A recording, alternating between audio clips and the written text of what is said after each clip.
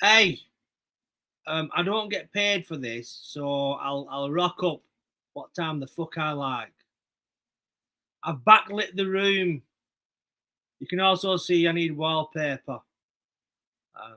I don't care what you think, really. Luke Briers, fuck yourself. I'll turn up what time I like. Nicole, also, I will turn up what time I want to. I am Lord James. James O. Good evening. Are you well? As you may notice, the StreamYard fund link is at the top of the comment section. We're up to £110. I think we need about 60 quid. And then StreamYard is ours and yours for another year. I'm just telling you, it's up to you. Although you can see I need wallpaper, which I can't be asked by. I'm not putting wallpaper up. It's backlit. We're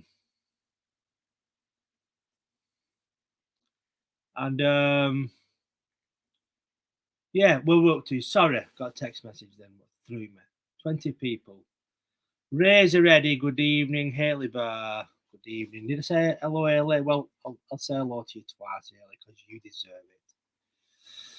Phil Chadwick, good evening. Becca, good evening. MJO, good evening. Mr. Ian Frost, good evening. Terence is fine. Terence is enjoying the new backlit room. I was just worried. Thank you, Nicole. Caden, good evening. Yeah, I'm here. I've come on. I feel a bit better, actually, to be honest with you. I was in a right old fucking state. And I was in a lot worse state than you think. I've just popped on to say I've listened to Spotify. Thank you, PJs. I've not been. I love my PJs. Welcome. You're off TikTok. Yeah, I'm a dark horse. But I'm glad you like the song, and just come over to YouTube. I'm bored of TikTok.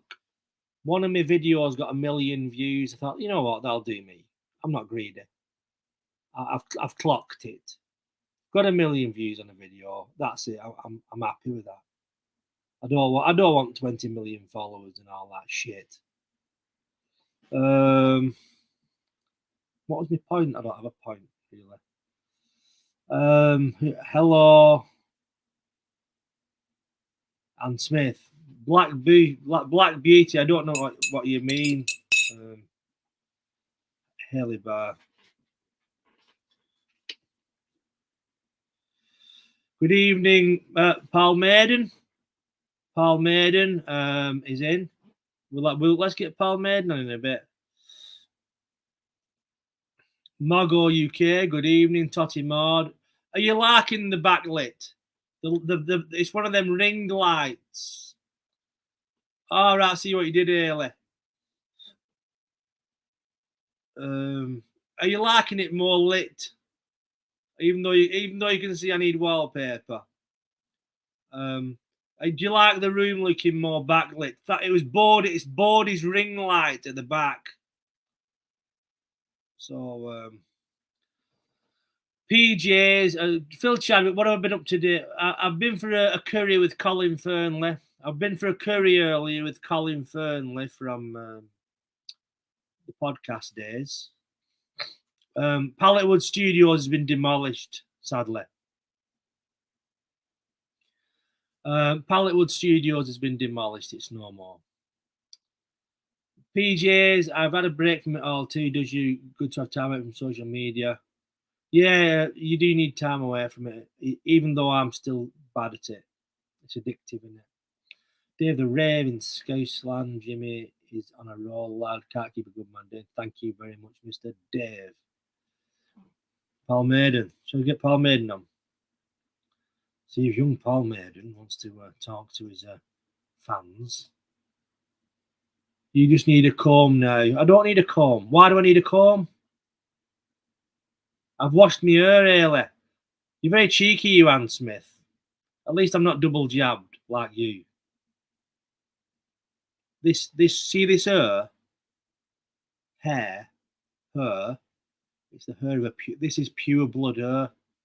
This hair has no Bill Gates shit in it. The DNA of my hair is pure. As is my blood.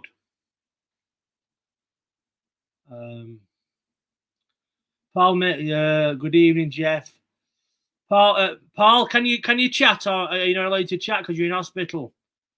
Paul Maiden hit Mulfer is Paul Maiden, and I hope you're okay, Paul. Thank you very much. So it's backlit. Bodie gave me a ring light for Christmas. You know what? As well, Will Devocki's give me a fucking snowball microphone. Should I plug that in? Is that that should work? I don't know if the audio's any better now. Unless I talk into it like that. Yeah. Good evening, Dave Sutton. We're backlit. It's not much better. Those curtains, the new sacking. What is it, Anne, with you? What is it, Anne, with your sarcastic comments about my living room? Hello, you're on loudspeaker. Paul, can you hear me? Paul, hello, Paul. Can you hear me? This house is shit for service. Can you hear me? Paul, can you hear me? Hello. Can you hear me? Can you hear me? Yeah, I'm on. Do you want to come up? Do you want to jump on? Yeah. Where's your link? It's in comment section. Do you want me to email it to you? Yeah. I'll email it to you. All right. Yeah, I'll jump on that. All right.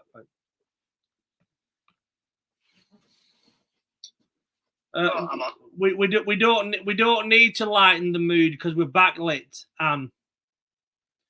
Good evening, David. Good evening, David Eves. Right, let's send Mr. Maiden the link. Bear with me, it's only me on.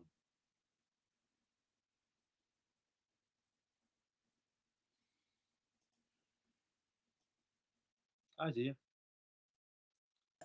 How are we doing, guys? You all right? I'm Rough and Mary, straight from Salford Hospital. What's going? Good evening, Paul. What's going on? Can you hear me? Can you hear me? Yeah.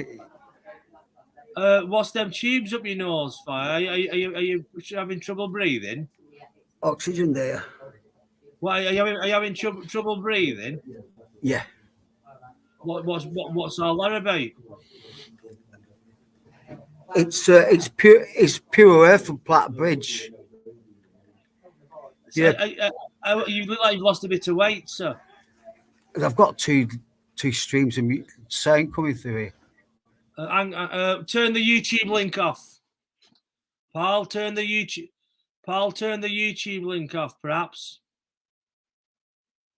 Jimmy, I have very long. Perhaps Dave.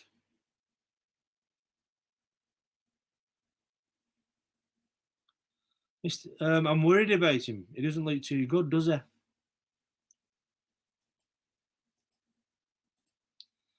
I've been working at the hospital today. Hope somebody's bringing you. Paul, click on the link. Hello, Paul. Here we go. Can you hear it any better? Yeah, I can see you and hear you. So what's going on with you? Well, here we go. Can everybody hear okay? Yeah, we can hear you fine, sir. Yeah. Well, I went for my dialysis on Sunday. Yeah.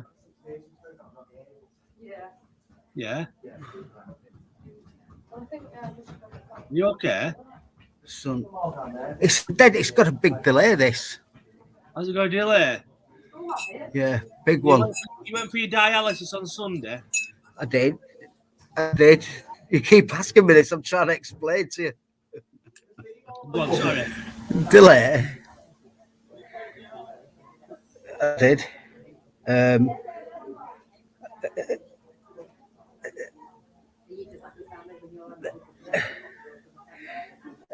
Yeah, and then what happened was he said there was a lot of complications going on, and I needed coming in.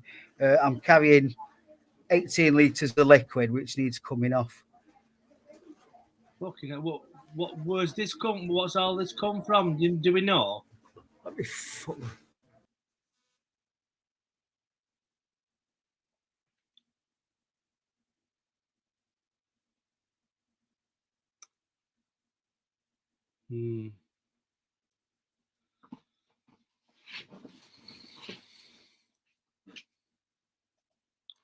I'll put the link up again, Paul.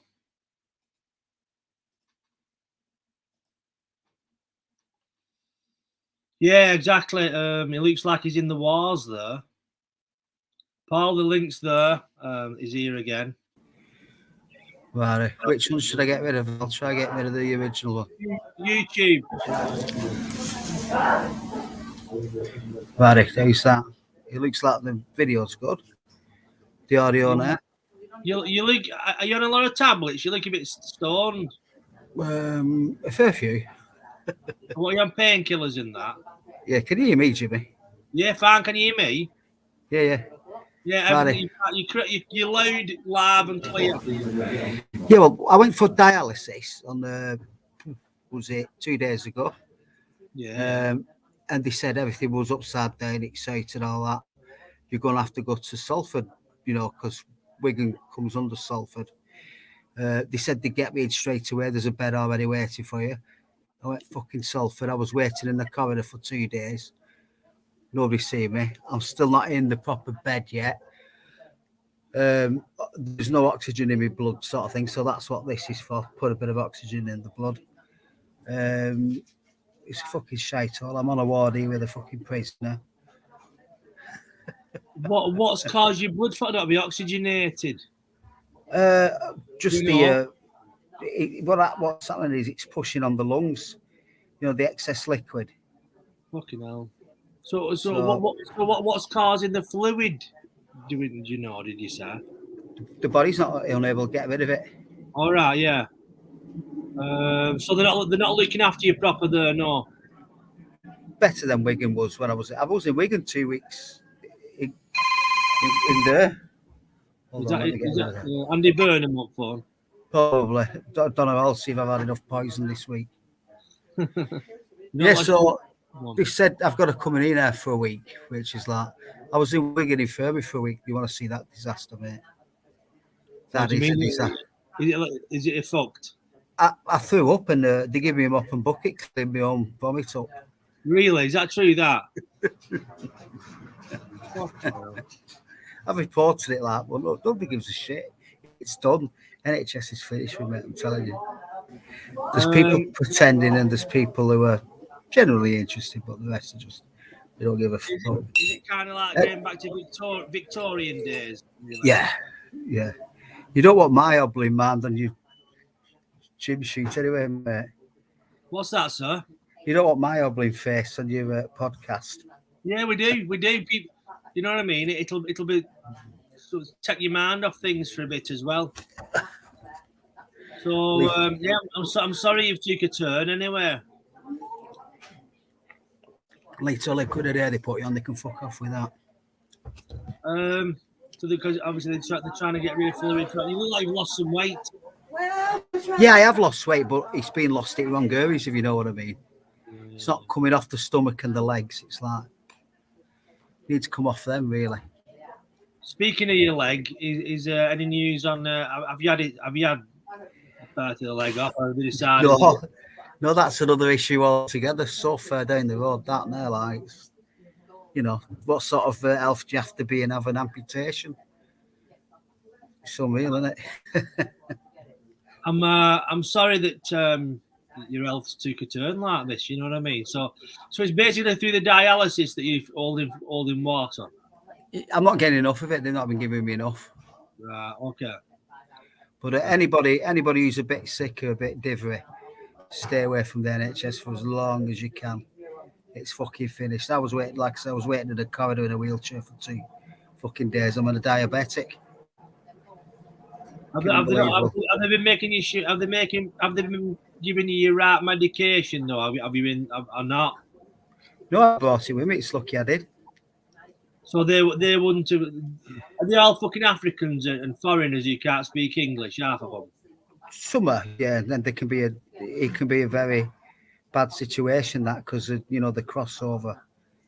Yeah, cross wires and communication breakdown. I can't call them all because some of them have been fantastic, but some of them have been a fucking nightmare.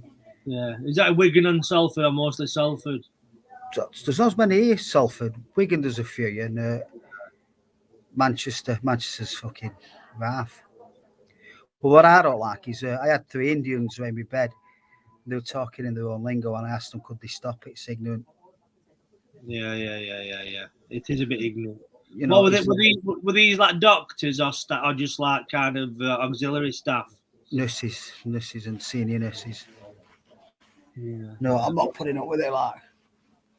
So you can see I'm. So that we can all send Mr. Maiden some good vibes. You know what I mean? Thanks, Jim. I appreciate it. So what's the hot topics? Get me onto an hot topic.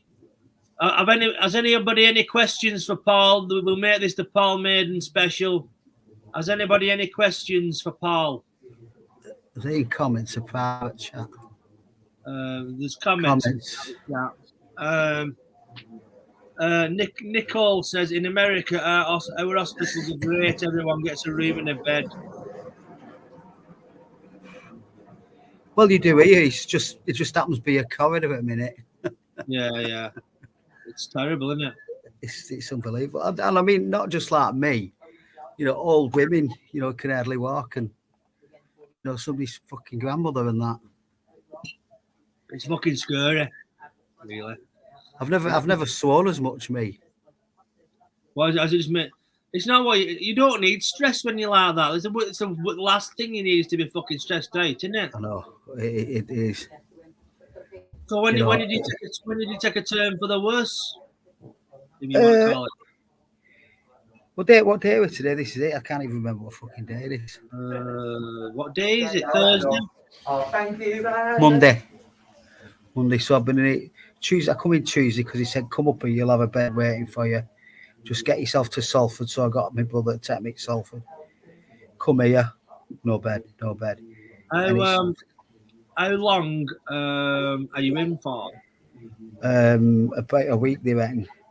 A week. Well, hopefully, will you be then back to Wigan or back home? Back home. I signed myself out to Wigan. I couldn't deal with all that. What was going on? Rich T says, is the hospital full or have they closed half of the wards? It's fully up now. This is like a triage ward where you come off the casualty and they put you here. But they've had to put me on this because I need dialysis every day.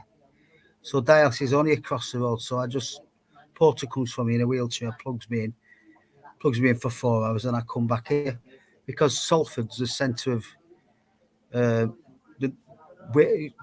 it's our centre really for dialysis. Wigan's a bit of a scrubbers place. Salford's the main place for it. So, sorry. I don't think one hospital's bad other than the other. I think they're getting their hands tied. It's like this hospital here, Salford. It was allowing visitors, and today it's not allowing visitors. Probably because I fucking turned up at it. It's shocking, really. It really is shocking. I had something said to you a minute. Oh, sorry. What? Yeah. What's the excuse for crammed out? Is it the COVID? What's the excuse for being short-staffed? Is it the COVID thing? Yeah, of course it is. But what else is there? But are they all are all the nurses giving vaccines out? Is that what the fucking shortage has caused a shortage of fucking... Absolutely. The army are doing the ambulance driver's job. Really? They're doing the porter's job. You know, wheeling people from one bed to another. Why is this? To give you the false image that there's a staff shortage. Right, put them all on the ping, 5 days, they have to be off. Right. Bring the army in, all in the uniform they sign. Jeff, Sergeant at, you know, Royal fucking Navy. I'm not having a go at the Armed Forces, I respect them, but to have them doing shit like this is disgusting. Bristol is the same even before COVID, says Haley Bar. Remember my gran being left in the corridor, the cunts. Yeah. Has anybody any more questions for Paul? It could be political, health, you know, and any relationship advice. Are you struggling to breathe, sir? Yeah, I could take this off. I mean, you know, you just take the oxygen off when you don't need it, but it's good to be on it, isn't it, really? That's why I just don't need to be on it. Keep it on, you know. Don't take it off for us. No, I don't need it on anyway. Really. But they'll be coming around with Bruce in a minute anyway. So, there is this debate though, because you won't be running, you don't like you've gone somewhere again. I think a bit better in the face with it on. I'll wait till they shut up. When It's nice. Okay, well, if I fucking lost my thread. So you're on dialysis every day now? Yeah, just to take that extra off because it needs to go off. Like I said, Jimmy, I'm carrying 16 litres of liquid. It's a lot of liquid. You know. That's like a lot of bottles of pop, isn't it? It is, mate. It is. Margot says, what is Paul's current kidney function percentage, EGFR? Where are you going now, you? It's at 4%. All right. That's very low, isn't it? Yeah. What should it be? What should it be 100? You only go on to dialysis after 14%. Well, I was at 14% for ages and they were happy with that. I think it's 7% you go on dialysis. Fucking hell. So you can get around and handle that. Mogo UK probably knows more better than me, actually. Gary Hard says there's a place down your way that does ozone therapy to oxygenate your blood. He's also one half of a sheep farm studio. Where is it, Gary? This oxygenating the blood place? Mogo says, are you on the transplant list? No, because I've got to have open surgery in this foot, so they won't put me on it till that's done. Mogo, I was a type 1 for 31 years. I don't know what that is, mate. Is that type? What's a type 1, Mogo?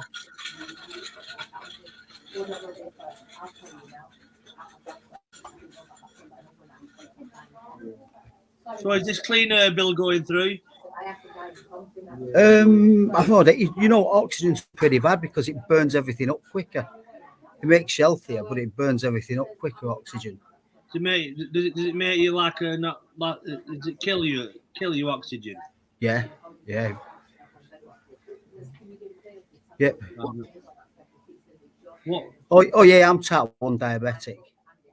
Yeah. I've been type 1 diabetic for, I'm gonna out-chunk you 46 years. So how come you're no longer a diabetic, Mogo? Mogo, how come you're no longer a diabetic?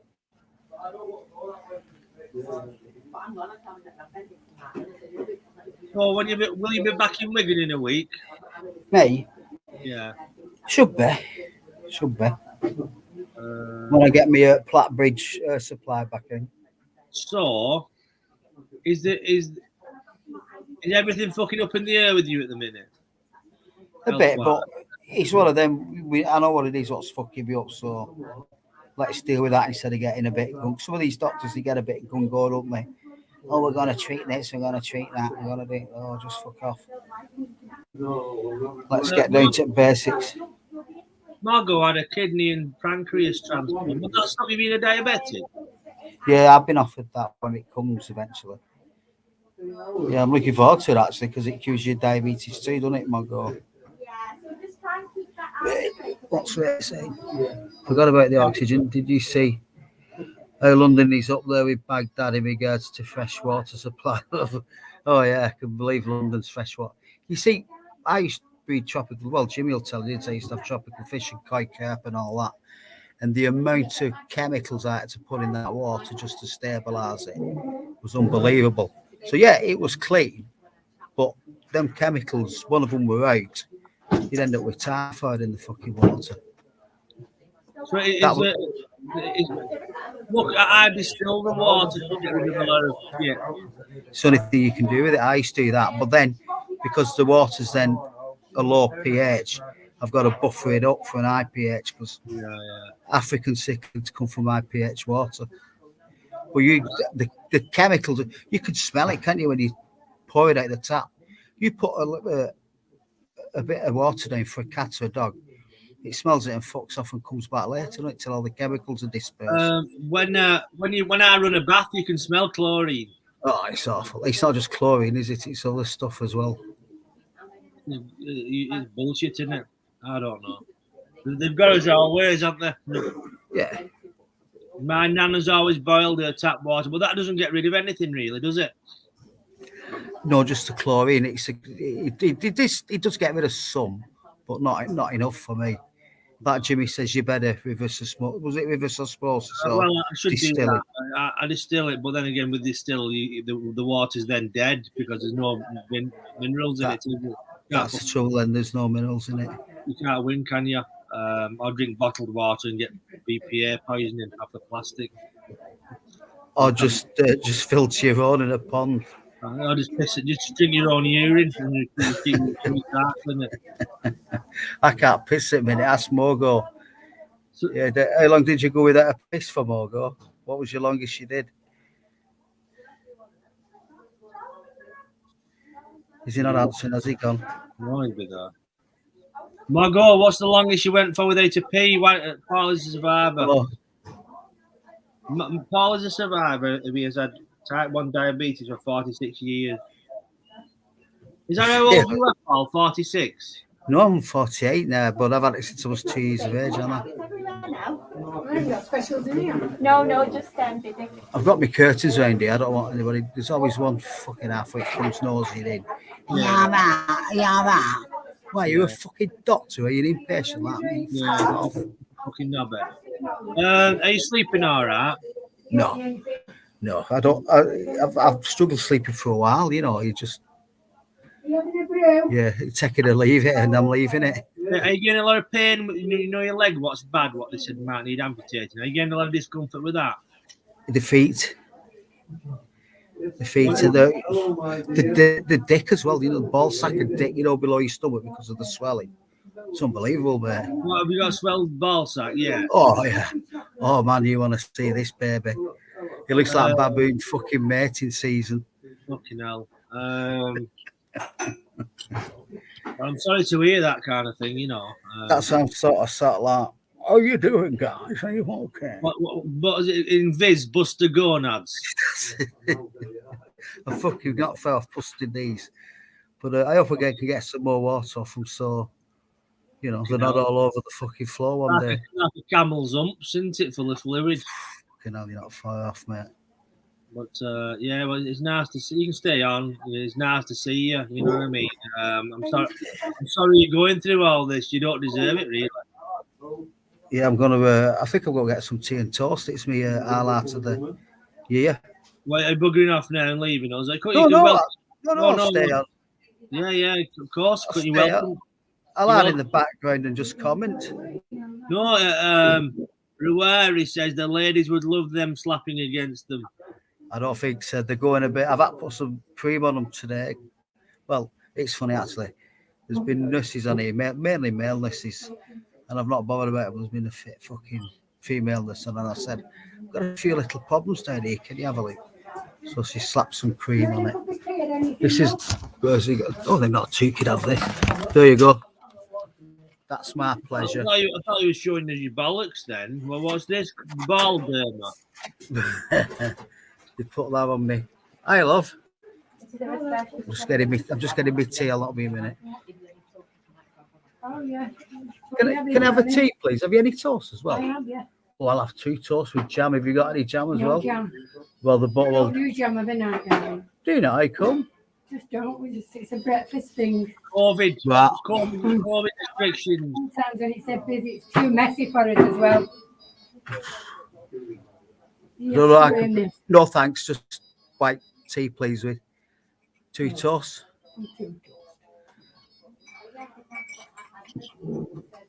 There you go. No, they can't do jam at night through COVID. Jam spreads COVID. It's like a Brian Cox has worked it out. Right, you're creating drowned. But I'm in a bit of an inconvenience here. They've told me keep it drawn really because I'm. Okay.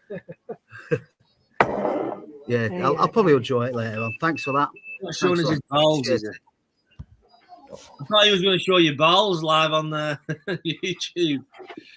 Hey, that toast looks good. Is it nice and warm? At least you're being looked after. Nobody looks after me. Hey, Well, you know, I know what you mean. you look forward to it because it's like something I can put in my mouth. No, there's nothing wrong with that. It looks good, that toast, actually, to be fair. I don't know why you can't have jam at night. What's all that about? COVID regulations, in it. Whatever. It's Omicron is made out of raspberry jam. You have to have a lateral flow test coming here now and visit folk. Yeah. What do you make to them all slackening the COVID restrictions in the outside world? Well, I don't know. That's come on. I must have been helped on. The emergency alarm's been going off.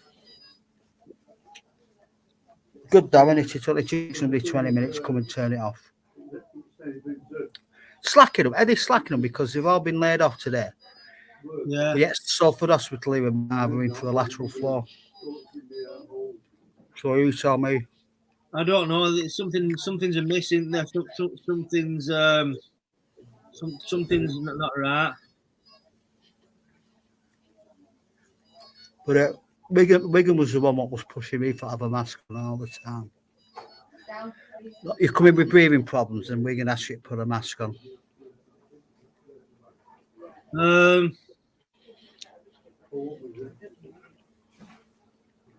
Sorry, I just got a text message.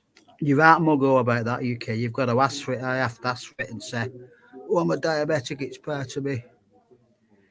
Diabetes, can I have some, please? And they usually just make you some. If you're clever with them, what you say is it's long-acting carbohydrate and the jam on it's fast-acting, so can I please have one? It balances me carbohydrate, so it is a diabetic.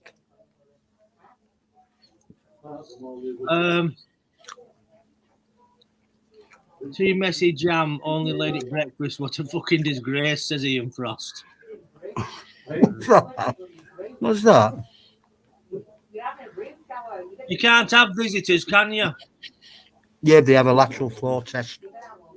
So I'll come seeing you again if you want. Are you only allowed one visitor at a time, or is it are they family members? Are they relaxed that night?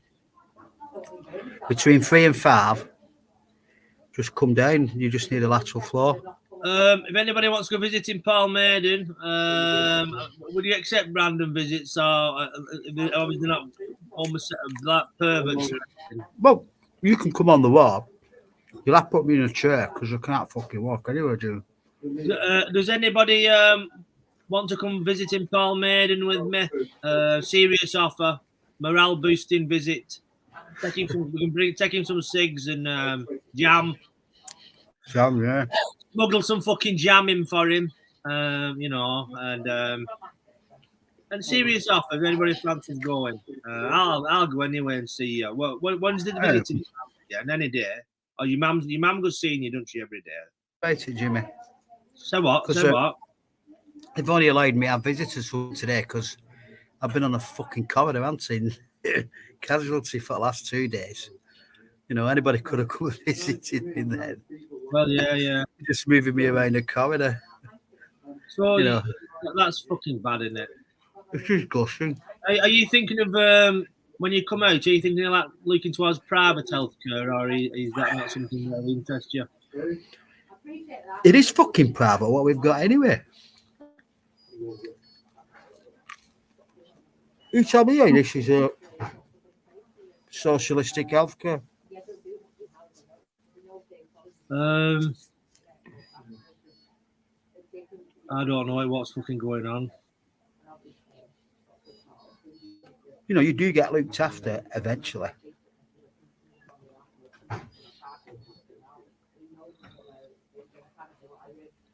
Yeah, but Mick Ramos says they are wanting to make the NHS look like it needs.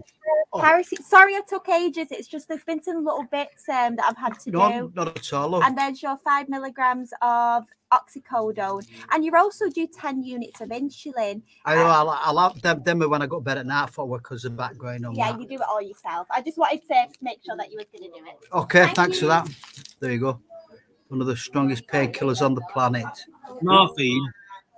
No, it's a bit strong. It's oxycodone. Oxycodone and toast. You're still rock and roll. Paracetamol. I did get a cup of tea, didn't I? I did, yeah.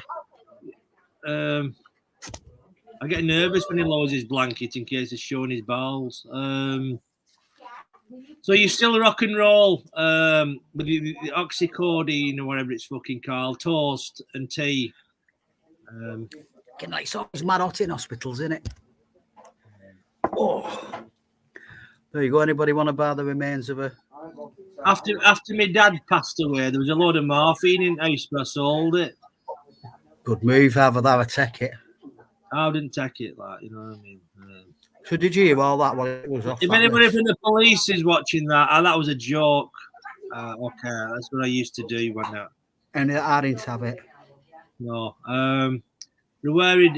Salesy, good evening, Salesy. I love you too. You know. 65 people watching this shit. We're 37 minutes in. It's Thursday night. And we're joined by the one, the only Mad Dog Maiden. And why am I fucking making announcements like I'm a fucking DJ on fucking Wish FM? Sounds good halfway through. It says that Talk Sport. You know, that kind of thing. Morphine's a terrible drug, says Ruwari Davis. It is, but it's fucking good when you're in pain. Hang on a minute. Morpheus. Morphine is named after Morpheus. Is it the god of dreams? Hang on.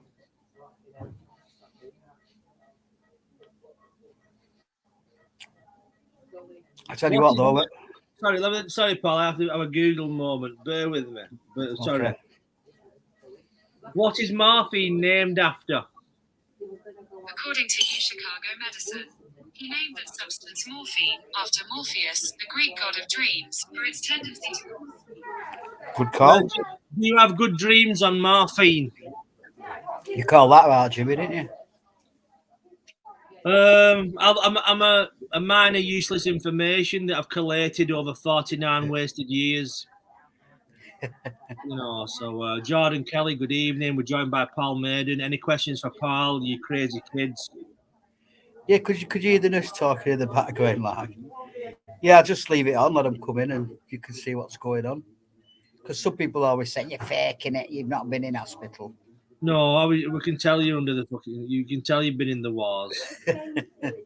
So I don't think there's any chance you're going to be standing for election in fucking May, is there? Or are you? Well, I know I'm going to be at Alex. Like Davros. Yeah, we'll go for it. Well, seeing some of them, Jimmy, I'm more fucking mobiles than some of them cunts in there. Oh yeah, you could perhaps borrow a fucking a lawnmower, a mobile lawnmower, and sit on it. Yeah, just what do you call it? Well, me into the back of it, like Morpheus, not Morpheus, Davros. It is Davros, isn't it, Daleks? Yeah. Yeah. So, what's Jimmy's life doing anyway?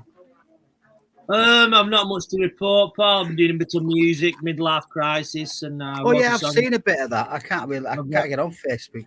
I wrote a song about the vaccines and stuff, and I accidentally wrote it.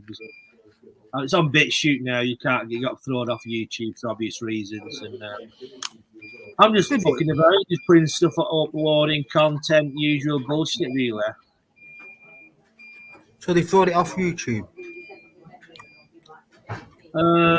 Yeah. Neil Young's becoming a bit of a prick to it. Hang on, didn't Neil Young start out against the vaccine and write a song about it? And then why do you think he's changed fucking tack? Because his record, because people have told him he'd be fucking raw. Is that what he's done? Yeah. With Neil Young, innit? I always liked him. Stood up for the record. Hello, Taylor called Uni Black Sister. He was on. He's from America. He was on the other night, and he was going on about Jews all night. He's it's not a problem, but I just think he needs to kind of readjust his focus, because you can't just want to be one thing all the time, can you? It was like me when you first got me into conspiracy, and I nearly had a breakdown. Sorry. Why was you just blaming Jews for everything? No, I was no, but I was. But my point is, when you have a point of attention on one thing and you think about it all the time, it makes you. It was you who gave me the best conspiracy advice ever of putting it back on the shelf at times. Yeah. With anything like critical thinking and this new world order and whatever you want to call it, conspiracy research, alternative research, whatever you want to call it, you have to put it back on the shelf. Yeah. Otherwise, you'll go fucking bananas. Yeah, I tell doctors in here that. I said, like that fella, what was his name? We won't mention his name. He said the CIA put a metal plate in his head and loads of child porn on his computers and stuff. And it happens. Might be true, but not enough evidence to disprove it or prove it. Well, did he say it happened at the dentist's? Yeah. Yeah, we won't go on, but conspiracy can send some people fucking bananas. Once they find out the world.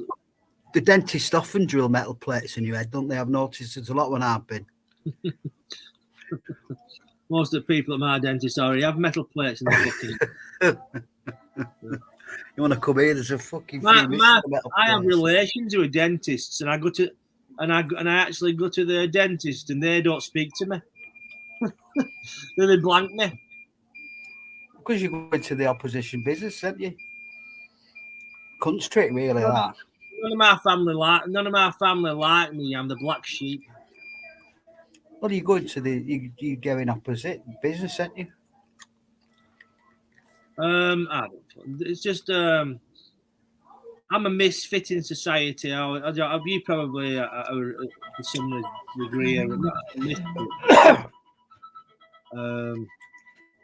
Seems like he makes a tubular bells here. What's going on? It's like John Carpenter. Are you in a John Carpenter film? It's some fucking Snake Plissken go fucking running. Escape from Salford Royal. I'm not attached to anything. I'm only attached to. No, I'm disconnected. No, but it's nice to see. How was your toast? Was it all right? All right. It's better than when you've eaten out and you get out and then something turns up. You're always happy, aren't you? I'm from the fucking council estates, me, Jimmy, like you, innit? You can't beat a toast butter, can you? I've got a nicely made toast butter. What did I have the other day? I had 2 sardines on toast. It was like fucking heaven. Was that for your dinner? That? Yeah. You've got like a co-op in this hospital here, so. Well, I came, didn't I? But them were good from Subway with them chicken bits or something. Oh yeah, they were good then, weren't they? Oh. Chicken bits, I think they were, weren't they? Yeah. Who's that making all that racket? Is it the nurses? Yeah, some nurses picking some aid fellow up off floor. He's not quite in a pool of his own blood yet. Have they been trying to, Andy Lomax, good evening. Have they been trying to encourage you to have the old, you know what I mean, jib jabs? never been pushed for that once because there's a bit of a underground movement here where they're very anti it, so they're keeping quiet on it. Everybody's like, I think there's a back. I don't know. I think. You think? Have you heard about this Nuremberg trial they're on about? That some fucking German lawyers taking them all to court for a violation. that what's his name? And I Rainer, read all his. Rainer Fulmeck. That's it. Is it Rainer Fulmeck? Anybody? That lawyer, the German lawyer. He's got the evidence, and it's whether you get a judge who's not bent enough to take it on. Good night, Rory. Thanks for your get well mission. Well, good night, Rory. How did you know?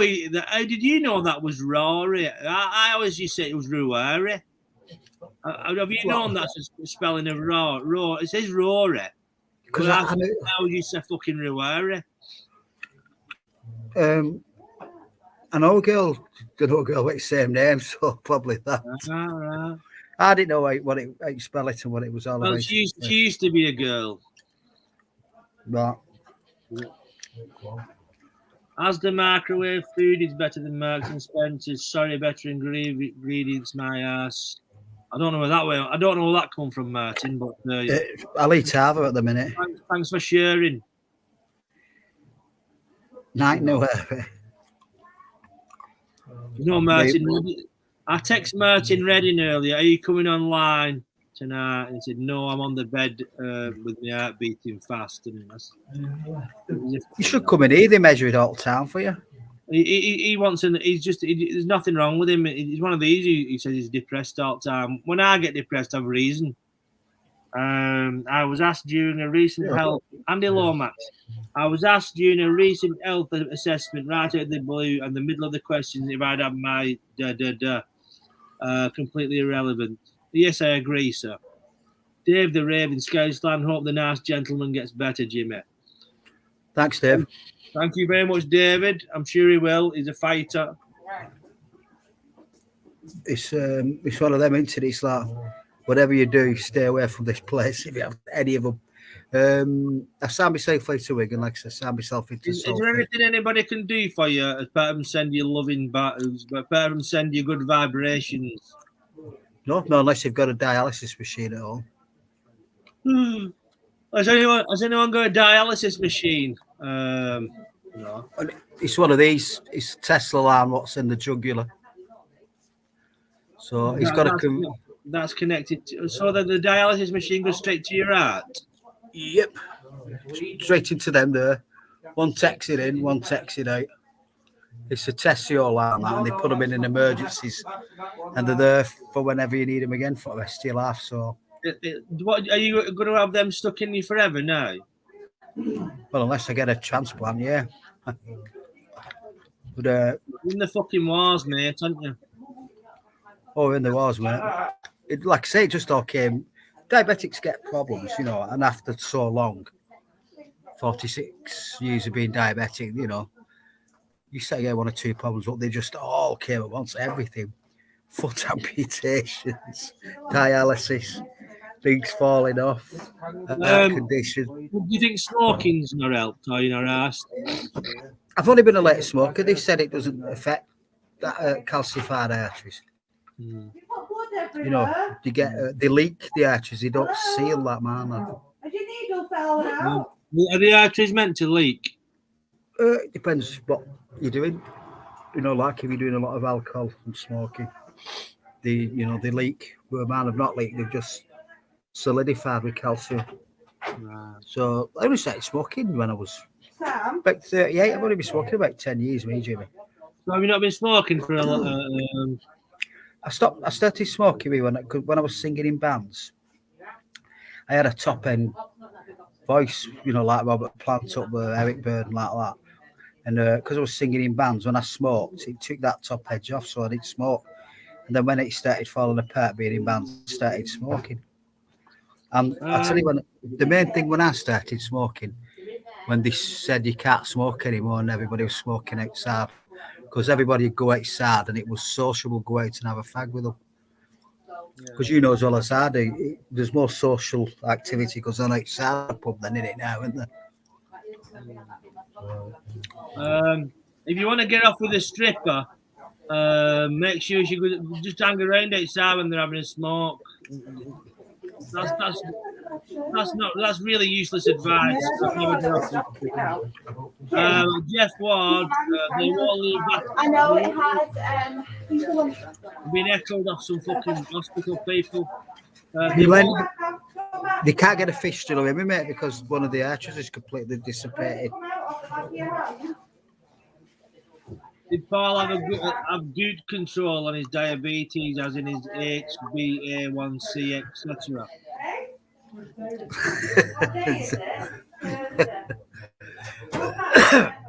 I don't quite. I know what the HbA1c is. I don't know what the rest of it means. So.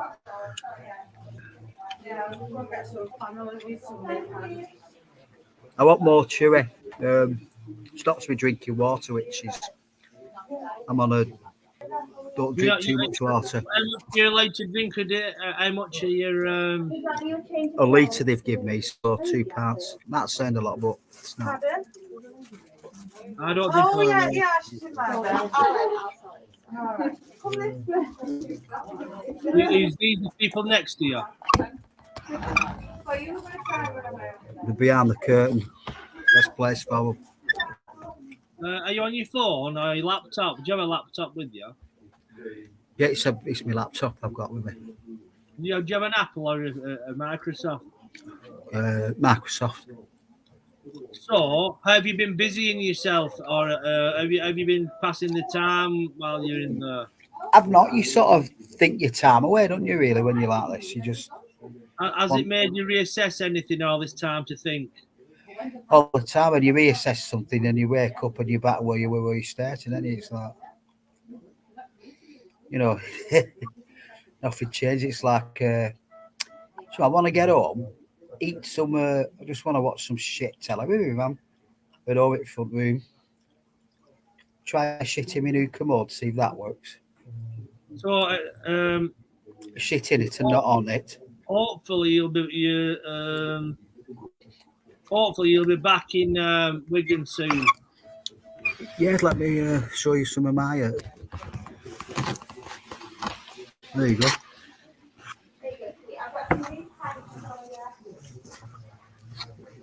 Hey, commode. It is. Josh Taylor says, "Good evening, Jimmy. Good evening, Josh. Good evening, Paul." There's my window. Josh Taylor, evening. Last time I came seeing you, I couldn't find my fucking car on the multi-story. My fucking head was. That's big, isn't it?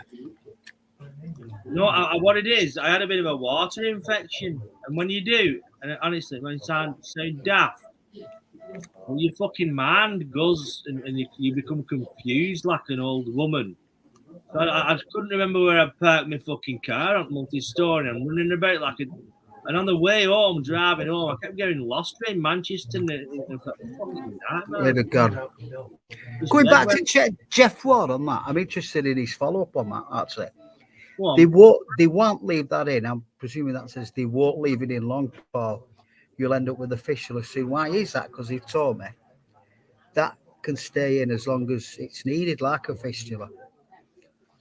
You know, if you can answer that back to Jimmy, I'll be much appreciated, really. Yeah, throw us a comment, Jeff. Jeff, do you want to jump on for a minute? Anybody who wants to jump on and have a quick chat with Paul? Why's my voice gone gruff? I don't know. Yeah, I've always had good control of my diabetes, Smoggle. Always.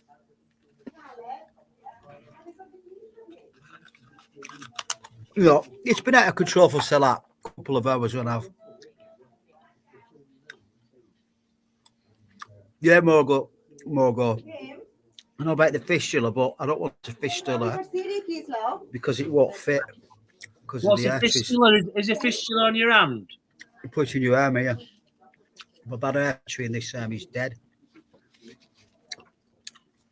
So I can't have the bugger.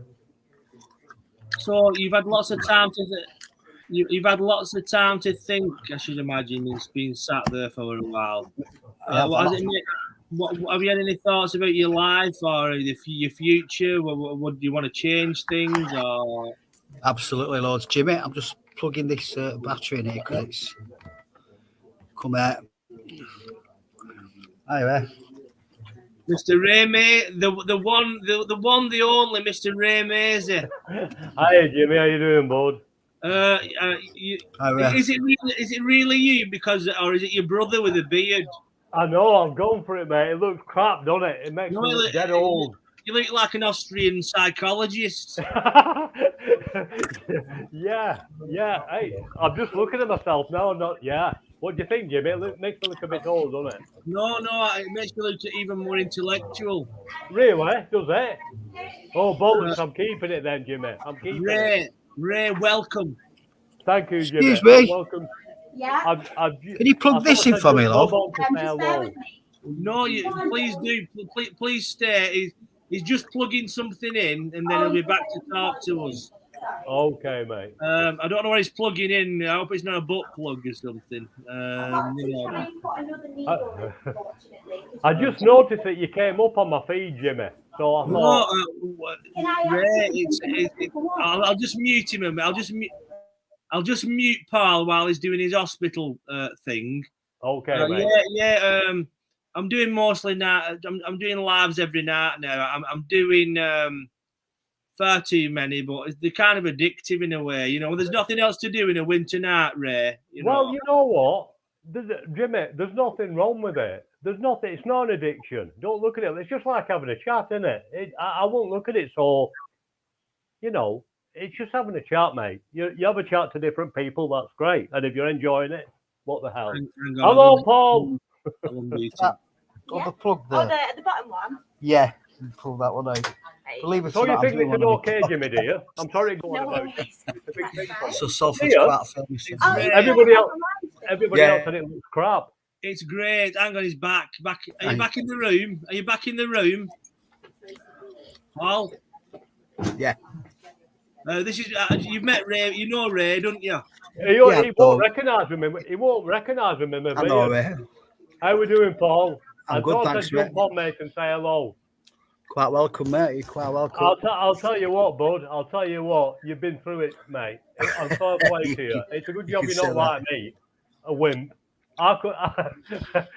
You've coped with it better than me, mate. Fair play to you, Paul. How you feeling, bud? Like I've been through it. Yeah. Yeah, and still going through it, really. I know. And you know, it's tough, mate. I've not really heard anything, Paul. To be honest, I just noticed when I've come up into the office, I thought I'll jump on and say hello. Quite. I thought you were all sorted, Paul. I thought you were sort of over everything. Has this been a sort of a bit of a relapse?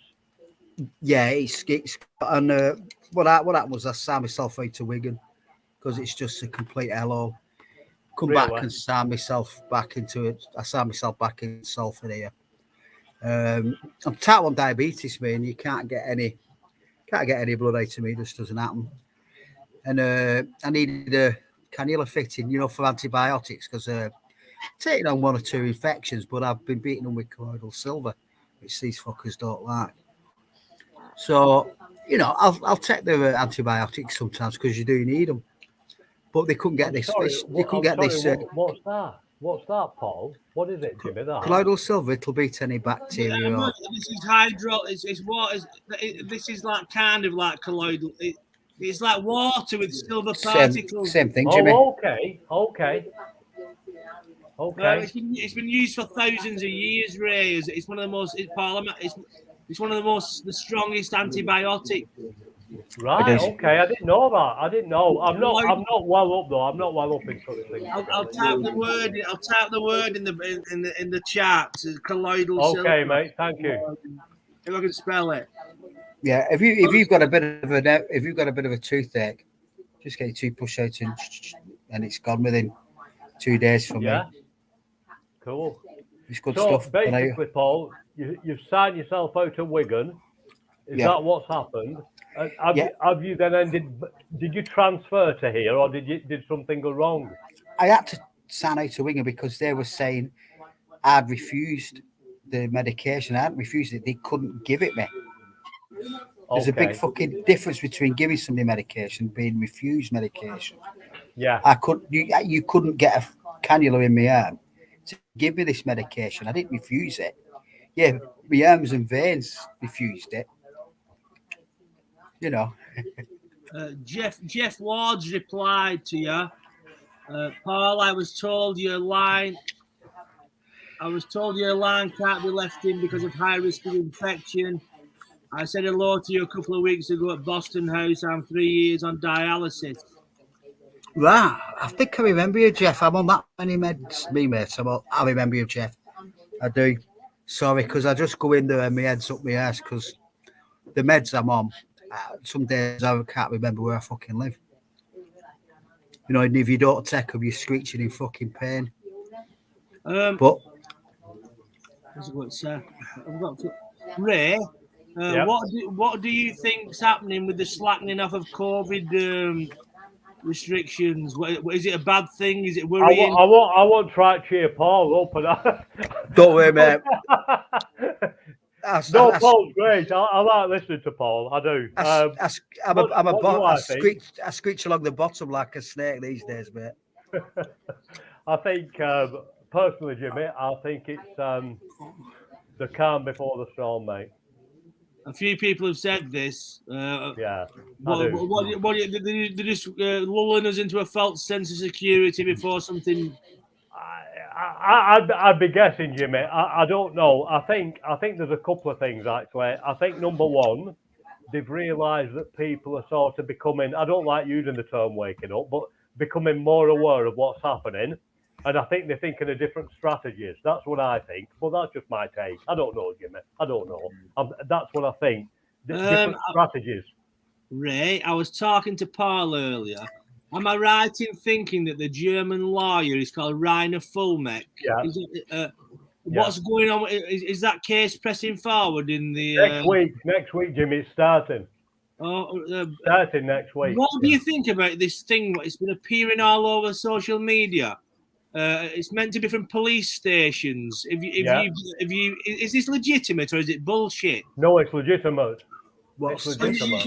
You can lodge a complaint if you had the vaccine. No, what you can do, Jimmy, and this is what's been happening, I think. And again, I'm not knowledgeable on such things. Paul will know more than me. But what they've been doing, I think, where they've not been on the ball and not knocking them because at least they're doing something. But I think they're going into these police stations and they've not even got a crime number. You have to get a crime number before you can go in and, you know, you're saying there's an ongoing case. Well, there might be in London, but not in Wigan. Yeah, well, GMP have not crime number first, and then it progresses. But tonight, Jimmy, I've only just seen it's just come on my feed about an hour ago, and apparently it's been going around social media that, and again, it's all false information, and it is because it's just been proven to me that this is not, that they're not investigating this complaint which they put in London. Well, they are, because the inspectors just told us. He's admitted to it. They've just said to him, and he showed him the thing. He said, "No, it's under investigation." But Paul, it'll just be whitewashed, won't it? Sorry, it'll just be whitewashed, won't it? It's the, well, this is it, Paul. Where'd you draw the line again? Where's the line into the sand here? How long do you leave it before you say they're kicking the can down the road and doing nothing? Because they've had it about 4 weeks now, or something like that, maybe longer. Do you know what? You go on Facebook and there's not that many people who are kind of like us, call ourselves critical thinkers, independent thinkers. But you go on social media platforms like the one called Getter, which is GETT. And you want to see the stuff on there and the people, and it's like fucking hell. Like, you know, these uncensored platforms. You know, it's a different world. There's a lot of people who have kind of, like you said, to use a cheesy term, walking up. Yeah, you know what I mean. Yeah. And, it's definitely happening, Jimmy. I mean, when I first started, I've been on this now for 2 years, I think, or whatever. Since it came out, really. And, I remember chatting on chat These Yeah, that's right, 2 Paul. years Yeah, ago. you were on the thing, weren't you? Webster. Yeah. Was it the Webster report you was both Yes, on? it was. It was, Paul. Webster It was, report. Jimmy, yeah. Your Yeah. gas is free. Yeah. Guy, fair play to him, though. Do you know what, though, Jimmy? Do you know what? Seriously, it must Yeah, get bloody just trying to keep us frustrated on when our you toes. knowledgeable about something You know what? and people don't get it. Because I don't get it. I've not looked into it dead deep. But you know it when you know something and you can't sort of communicate it or whatever. It must, So if I leave it like that, That's it must great, get that, yeah. quite frustrated, mustn't it? You know. But, We all mean it in a playful. I know. We all I mean know. it. When it's dead, it's like it's Paul's got some noisy people around him. Not kidding. When we set a Webster, your gas is free. It's like it's just like I know. it's It's just funny. It's funny. it's just ribbing him. But I know, it's obviously, funny too. It's funny. obviously, he must get frustrated. But you know, Jimmy, though, it's a great strap line. I think it's dead funny. You can use it so often, Yeah. and it never loses its value. You know what? I was going to rename the podcast that Webster was into. Your gas is free. You know what I mean? Fair play. He knows his stuff. He knows his stuff. Have you been on Raconteurs News, Ray? No, I haven't. I've heard of it because when I was on Webby's thing, I've not done a lot, Jimmy. I've only been on a few. I've been on yours. I went Steve was and Webby. And I've only been on a couple of times, about 3 times, I think, or 3 or 4 times. And once Paul was on, I think you were supposed to come on one night. Yeah, I've only been on a few, man. I don't go on them a lot. I've stopped going on Steve Waz's because I think they paid shills by the MI5. Well, the reason I ended up on am I shouting, Jimmy? Tell me if I'm shouting. No, mate, no, you need to Am I okay?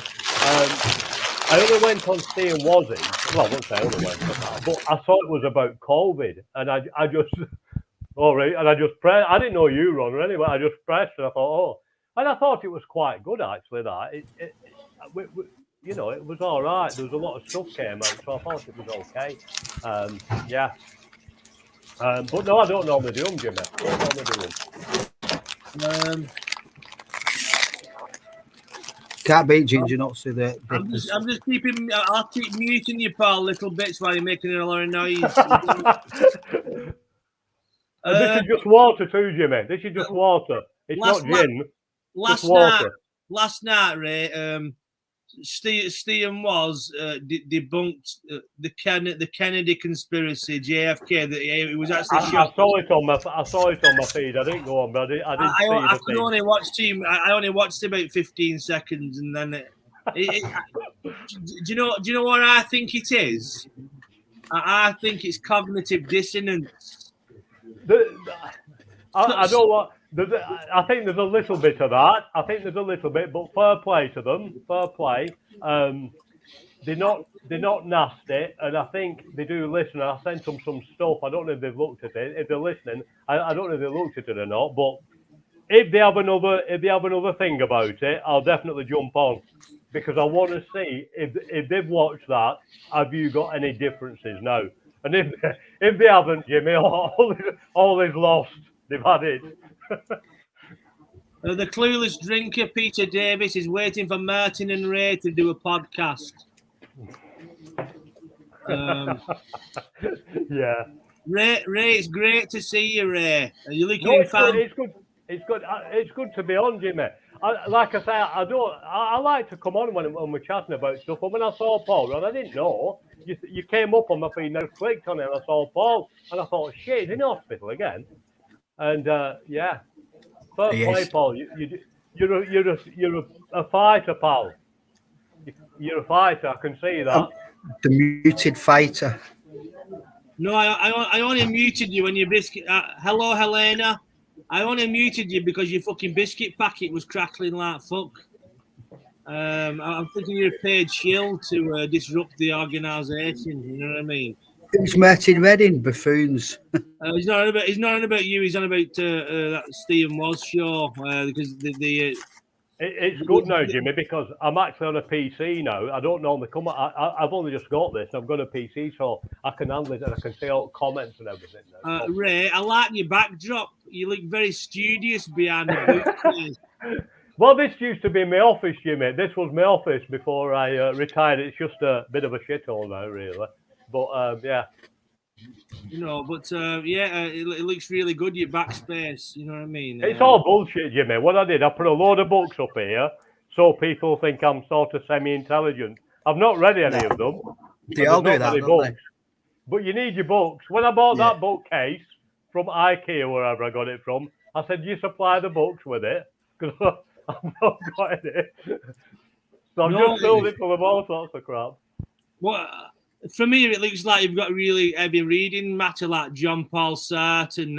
I'll tell you one of the best books. I'm going to show it you, Paul, Jimmy. I bet you've got Ray. I bet you've got Harry Potter in the Chamber of Secrets, aren't you? And fucking. I had most of that because it's like I don't want them knowing I read that. Go on. What reading matter have you? Oh, Che Guevara. Get that shit out the window. He was a shill, wasn't he? Was Che Guevara a shill? Yeah. Sorry, what's that? Was Che Guevara a shill? Was he? Was he? Yeah. I didn't think so. Was he, Paul? Yeah, he was a racist too. Was the Dalai Lama a bit of a knobhead as well? I think he may be. Was he like looking for the CIA or something? The Dalai Lama? Yeah, he was butchering his own people, wasn't he? And then he wanted them back. Okay, right. But let's talk about this. You're both on it with the real history of the world, right? The 60s, America. Laurel Canyon in America was a military-industrial complex. Interestingly enough, most of the bands of the time came from Laurel Canyon. The parents were usually high-ranking military. Jim Morrison's dad was an admiral in the Navy. The Mamas and the Papas' dads. There are quite a few bands I can't think off the top of my head. Most of the major faces in the 60s were from Laurel Canyon. And they reckon the old 60s summer of love shit, hippie love, was engineered by the CIA, and the flooding out of acid and things like that to kind of to break down society and bring in free love and all that. Well, you see, these days, Jimmy, nothing at all, and I mean nothing at all, surprises me. And to find out now what the actual truth is with things now, I don't know, and you can just only go off what you feel sometimes because you just don't know anymore. Put the boot back on the shelf here. That's what I say. Well, yeah. There's not enough all I do, Paul, when people say they're a shill and he's a shill and all the rest of it, all I do is this. I think, prove it. If they are, would it have affected the way I feel and my actions? And if the answer is no, I don't give a shit. I just get on. Somebody said, I look at a lot of David Icke stuff. In fact, I was on a Zoom with Gareth. I'm saying I was. There was a group of us on a Zoom with Gareth Icke last night. And I like Gareth Icke. I think he's brilliant. And I like his dad. Now, if somebody said the shills, and they were, I'd have still done exactly what I've done in my life and same actions. So it doesn't really make any difference. But I like listening to them. Listening to them. I listen to them and it's like nobody's proven to us. Everybody says to me, what you listen to Say it again. Shill. Everybody says to me the shills, but it's like prove it. Because everything they seem to say at the minute, it's coming out. Well, they don't offer solutions, do they? They don't offer a solution to it, do they? He does, Jimmy. He does. He's always said exactly the same from beginning, and that's what I've rated about him. He's always said exactly the same don't look for any saviours. He's always said that. Don't look for any saviours and just non-compliance. Just don't comply. And you know what, Jimmy? If people hadn't complied from beginning, it'd have been over in 20 minutes. It'd have been over in 20 minutes. The non-comply dance as well. I do the non-comply dance. Who did? Have you not seen David Icke at one of his gigs? He does the non-comply dance on stage. Oh. We did it as well. We did it in the Bellingham. Well, you did it, wouldn't you? That was funny. It's on YouTube somewhere. That. Oh, I've not seen that. I've not seen him. The non-comply dance. I like listening to Gareth. He did a good thing with us. I like way he communicates. Sorry, he always blanks me when I message him. I message him and he blanks me. I sent him my song and he never got back to me. So really, how come? You know, and the Helena says, and the contraceptive pills too. That was the 60s. Free love, no after costs. It wasn't all bad then, was it? No. But it didn't happen for me, Jimmy. I didn't see anything. Man, you were a bit young then. I was a bit young for all that. I remember it. But Sorry to mind you. Can I check your did they have? Can you what? Sorry. check your blood sugars? Of course you can. Even though I've just done I know. I'm muting Paul Maiden. Some woman's taking his blood sugars, but was there a summer of love in Lee or Lawton? Where you from? only in Lawton, mate, not in Lee. Only in Lawton. I was the centre of it all. In the 60s, was there a summer of love in Lawton, or did they miss it out? Well, actually, Jimmy, in the summer of love, I was actually living in Lee. I was actually in Lee at the time, so no, there may have been, but I didn't see any. I hope Paul Maiden's not going to show us his bollocks at this point in the conversation. So Martin's saying Shea was a nasty piece of work. Well, he was, wasn't he?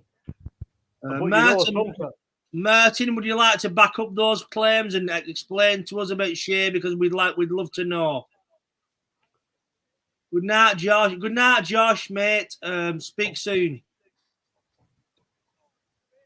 I'm very worried about the camera angle near Paul Maiden's scrotum.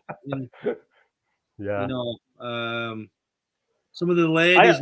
I'll tell you what, Jim. It's been worth coming on, because you've lifted me. You've lifted my spirits with my beard, because I've been getting some steak. Ray, I get I'm abused. going to keep it on. Ray, if you're enjoying your beard, just go with it. I mean, I'm a voltage.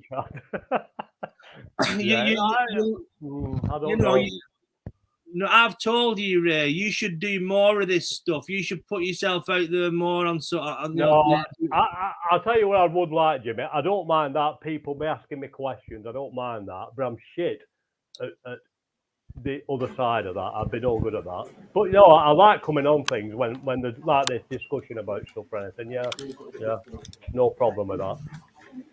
Right, some bad guys just started. They needed to test me blood. You see, Paul educated me, Jimmy. I'll tell you what Paul educated me on. He doesn't know this, because I was an ignorant bastard. Because I'm good at that. I'd forgot really, because I've never been involved in politics at all. I've always thought it's always been a bit of theatre politics, But when Paul said about like local councils, a sort of light bulb went off, and I thought, of course they have loads of power, and they do. Agenda 21, I just thought, yeah, of course, because up till then, but the power councils have now, it's huge. And one man holds it as well. Yeah. People think, I don't told it, it's been taken away from me as a councillor. It's so hard for you to form a party. Yes. And get into local council. So you name me any other local party other than Labour, Tory, Lib Dems, Greens. Same people, same faces. I think UKIP did it once, didn't they? UKIP did it once. And there was all hell to pay when they did it. Gentlemen, I'm going making a cup of tea. Would you be all right to hold the fort while I just make a quick brew? Yeah, we'll be right. Yeah, we'll be right. Yeah, take some questions from the floor and all that. And thank you, lads. What's the topic, say? I don't know, mate. What we got? Ginger nuts, that's what I've just been eating, mate. I think they're the best biscuits for dip myself. They're not too sweet and they hold up. That's why I have ginger nuts. So you see, Paul, I know nothing, absolutely zero about the mechanics of politics. I don't know how it works. I don't know what people's roles are. Like you as a councillor, I don't know anything. I'm useless at that stuff. So when I was listening to you, for me it was quite educational. Was it on Jimmy's podcast, that? Sorry? Was it on one of Jimmy's podcasts, that? No, that was Webby's. Right. That was Paul Webster's podcast. Right. What you wrote with me, it was Paul Webster's. That was more. Yeah, that was about how easy it is to. Probably about 12 months ago. It's like I say, how easy it was for put bedroom tax into the country. Test bed it in Wigan, works in Wigan, bang, it's in the country. And off you go. And I can sort of see it now. Like when I listen to people from council and that, I'm going, bloody hell, this is like full like bloody. What's that called? What's it called where they go for? What's it called, Paul? That like forget what it's bloody called now. That like training, what they go for. Oh, common purpose. Yeah. Oh yeah, there's plenty of them in there, and you can see it. You can see the training. That'll trigger one or two on a year. Do you think the BBC plot to get rid of Boris? You are the nicest man in the world. But Boris, you better tell my wife that, Keith. You better tell my wife that. I don't think she'd be in full alignment with you on that one. But Boris, thank you, Keith. Boris's position has been planned long ago. He comes in, he's a star. He was the biggest Europhobe out there, Boris. Biggest Europhile going, and all of a sudden he's anti-EU. Have a look at him before the last election. He was so pro-EU, it's unbelievable. Now he's anti it. Everybody votes for him. You know, let's get Brexit done. He's been a complete shyster and a shell over this. Took all your human rights away. This was all written and staged long ago. Do you think the BBC plot to get rid of Boris will get anywhere, Ray? It's all staged. It's staged. That's what I'm just answering. It's staged. Yeah, it's a done deal. It's. Sorry, Paul. It's my hearing. Even with these on, I'm like, bollocks. Yeah, it's staged. Yeah, it's nothing. It's just nothing to see here. It was already done. You know, the most popular man in politics comes in. Yeah. He gets all the shitty stuff put through. Resigns. He clears off. Exactly. As soon as he got in, I thought he'll soon be out. He's done his bit. The machine's still going with civil servants. The agenda's still going. Agenda 21, Agenda 30. Just look in Wigan. The deal 2030, the deal 2020. You know, even Wigan, even Wigan's incorporated the deal and common purpose, the deal, and what do you call it? Agenda 2030. It's all the same thing. You know, the common purpose is the training for it. The deal 2030 and Agenda 2030, just the same thing, different badges on. Makes it more swallowable for Wiganers, apparently. To be honest with you guys, how I would put politics, and like I said, I don't know about the mechanics of it all, but I just see it that our democracy was hijacked, a hostile takeover of our democracy some time ago. That's what I think. There was a hostile takeover. There is no democracy anymore. No, it's gone. And it's all theatre. It's definitely theatre now. I don't even watch it. Of course it is. And how you can watch that question time, and you know, here we go live to bullshit centre. I don't watch any of that now. I don't watch any of it. I can't watch it, mate. I've gone past it. It's like I'm done with it. Yeah, no, I can't watch it. So, Paul, educate me. Are you still a councillor now? Then Yes, still an elected member till May Oh, are you? 2000, Okay. 2000 till Do you have to go for 2022. election? Do you have to go for election again? I do. When's that? May 2021. No, May Are you going to be 2022. Sorry, Are you going to do it again? we'll have to see. I think we'll have to see. Okay. You know, maybe not. Keep them guessing. Yeah. That's what I prefer to do with them at the minute. Because they're concerned about my election. They're, you know, so Who's at the top of the tree pulling the Muppet strings? Who's at the top of the tree, Paul, pulling the Muppet strings? It's got to be. I don't know the individuals, but I'd have to say maybe like your Vanguard, BlackRock. No, I think it goes above that. I think it gets into religious. Oh causes, yeah, though. if you go right above that, yeah. We can keep going up with that one. I think. Yeah, on the ground. Who knows? Don't think Who anybody knows? on the ground runs the shit myself. You know, it's you know, I mean, them on the ground, it's like, how could they even be enjoying it? It's like you've just completely sold out. And your life's as much hell as it is mine. I don't think Boris has a better laugh than me, do you? You don't think what? Boris has a better laugh than me. Well, he obviously does at the minute while I've got all these complaints and stuff going on. But no, I don't think he's got a better laugh than your average man. I think he's sold into something he hadn't a clue about. No. The Pope is the king of the contractual realm. Yeah, well. Well, I don't really read too much into at the that. top. Well, they're in at the Vatican now, aren't they? Yeah. Civil means Roman.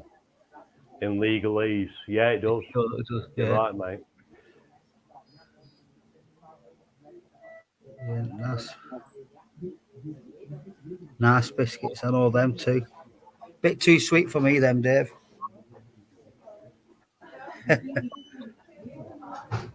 What does he do normally? Jimmy just leave it running while he goes and makes. I think Jimmy just does anything, doesn't he? He just does, doesn't he? There could be nobody on it, he'd still be making his brew. Yeah. I don't know why I asked, really. Yeah. Yeah. No, I'm not talking about biscuits. Who brought biscuits up? I'm not talking about biscuits and which are the best. So how long are we going to be at shitstorm for, Paul? How long are we going to be at shit? It's not started yet, has it? We're always going to be in it until people start saying, like you said, no to it all. No, just don't comply. The non-comply. That's like what Jimmy says. You know, don't comply to any of it. BlackRock. Can I ask you the intellectuals, colossuses that are you two? BlackRock, Saturn. The BlackRock is Saturn, isn't it? Yeah. What the Muslims worship. Mecca. That's the BlackRock. Yeah. Well, it fell off Saturn, didn't it? Tell me more about the BlackRock. Yeah, tell me as well, because I don't know. Me? You see all the Muslims when they walk around. Yeah. They walk around a big square thing, don't they? Yeah. That was a meteorite what fell from Saturn. Really? And hit the Earth, and it's got powers in it, and it can do things and all the rest of it. It starts doing certain things on certain days and all sorts of shit. I didn't know that. So it's if you have a look at the scribings on, you just tap in Mecca Rock. Okay. And it's not. And in the Transformers, wasn't the BlackRock? There was like cubes that from outer space in the Transformers, wasn't there? Yeah. And in the Avengers, Thanos, the baddie in the Avengers film, wanted to wipe out half of the world's population. True. Why only half? It's usually all of it, isn't it? Must be enough bad players. And all registered slaves. Yeah. So, I think religion. I think it just got hijacked, didn't it? I don't like Yeah. saying it, but it just got hijacked, didn't it? Of course it I've did. no doubt in the beginning that everything was sound, whenever that was. But it's all got hijacked, hasn't it? Like everything else. Yeah. Just like everything else. well, Everything's inverted, as Ike said. He's right too, I think. Everything's inverted. do you know something? Who does the most powerful man on the planet answer to?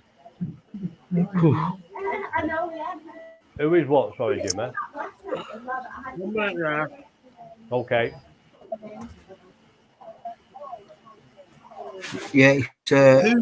Who does the most powerful man or organisation on the planet answer to?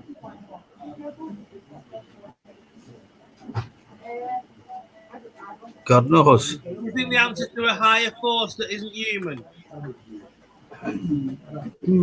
Yeah, absolutely. Yeah. Absolutely. Yeah. Do you think there's aliens on this planet, or like I think there's people who are. I think there's people off world, not of this Earth, on this planet. I they've think come there's from out people there on somewhere. this planet, who are not from. Yeah, I do. I never used to think any of this shit, but I do now. Usually queuing up at Buckley's at 8 o'clock. Isn't it funny? When me and you were kids, Paul, there was a television show on called V. About this race of aliens that came down to Earth, but really they were lizards in disguise. Do you remember that, Ray? No, I don't remember that. No. It was in the 80s, a television show called V, and it was about a race of aliens that came to Earth as friendly people. In reality, they were rubber masks they were wearing, and they were lizards. Ah, okay. They made two I'm series getting of that. a bit of a vibe there. I think I remember something about They made a modern one too, Jimmy. Did you see the modern one from a few years No, I didn't back? watch the modern one. It probably better when you was a kid, really, you know. But like I said, in Hollywood, there's loads of clues and stuff they give you, don't they? Yes, There's loads of kind of things they give you. Do you not see that Jimmy, child? I'll come clean. I've not like. I've always sort of looked like, if you look at my books here, some of them I have read, honest, and one of them is this one here. Let me just get this.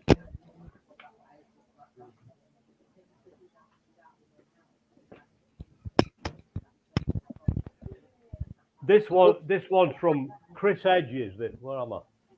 Chris Hedges, America, the farewell tour. Okay.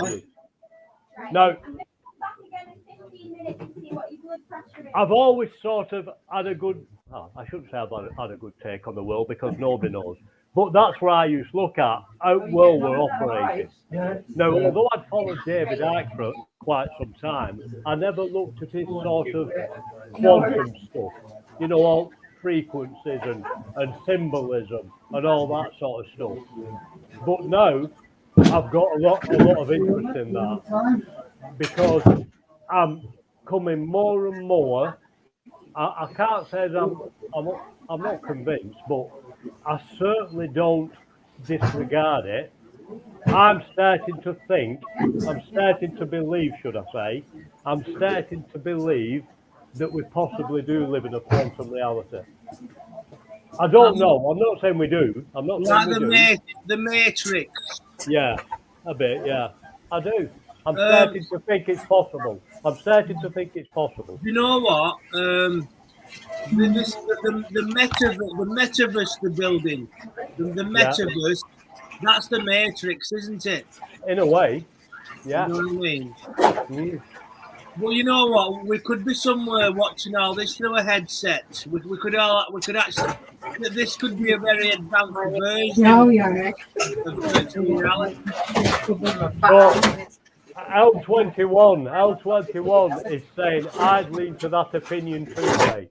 So Hal must think it's possibly a quantum reality. I don't know, but it would answer a lot of questions, I guess.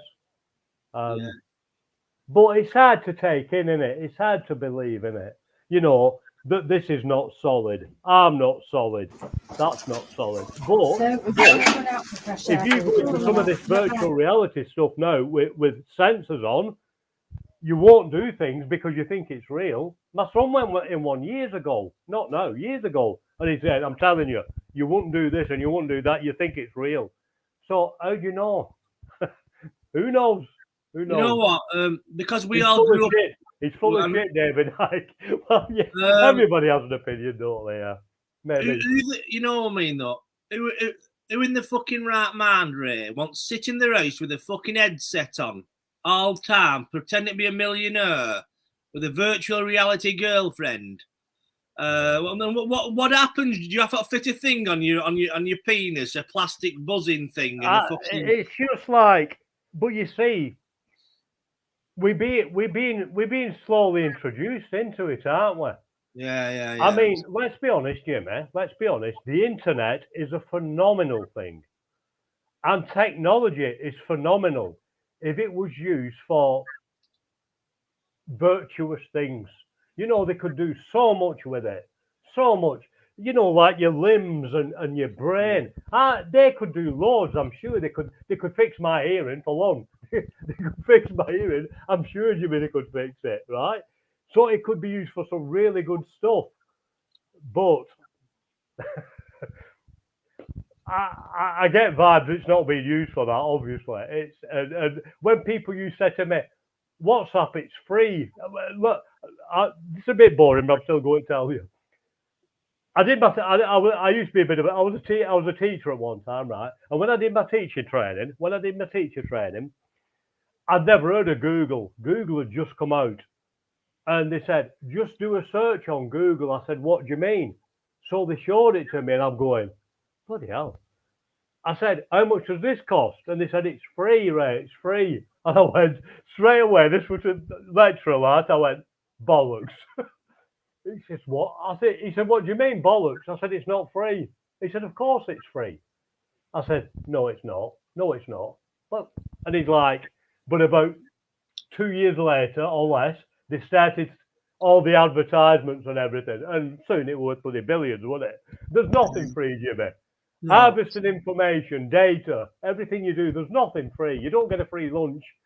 There's always a catch. There's always a catch, you know. And obviously now social media, it's screwing people's heads up, isn't it? Which is a shame. In a way, you know what, Ray? In a way, we actually live in this social media is an introduction. It's a very slight introduction to the metaverse because we are all living virtual lives now. Yeah, sort of. Yeah. Me and you are communicating. Although we aren't. It doesn't exist. It's all electrical impulses and frequencies. Exactly. All these people in chat. You know, we're all in a space now that doesn't exist because if the electric goes now, it's all gone. That's right. You know what I mean? And that's why, Jimmy. Go on, sorry, mate. Go on. No, and then you've got cryptocurrencies which don't exist. Yeah, cryptocurrencies are stores of financial value, but they're all in the metaverse. They're all in the computer. That they don't physically exist till you cash them out. Yeah. And there's everything. Our whole lives now are based around the internet, and we've all got. I'm addicted to my mobile phone, and it's a problem. When I'm in company, it looks ignorant, but I just can't help. Just an addiction. I can't help but scroll and just look at shit. And I am addicted. I am really addicted to my mobile phone, and it's the dopamine thing, you know. And you could look at it like, and you could argue all that's planned. But I think it's good what Ike said when he sort of puts that across like that, Jimmy. He says this. He says, you pick your mobile up and you look at it like we're doing now, and I can look at you. You could be at the other side of the world now. I'm having a chat with you. There's no wires. And yet I'm there having this conversation with you, and I've got this box. And when you think about it, you go, shit, right? Now, people will laugh at this being a quantum reality, but just do this. Replace that with your brain. How do you know your head, your brain is not one of these. And what you're doing is taking this information wave field, taking it, processing it like that does, and projecting an image like that does. What's different? Do you know what? I remember I didn't watch all of the lecture, but there was a bloke called Rupert Sheldrake. Right, he was a speaker. I think he was a physicist or something. Right. And he was talking about the mobile phone and how it emits a field of energy. Yeah.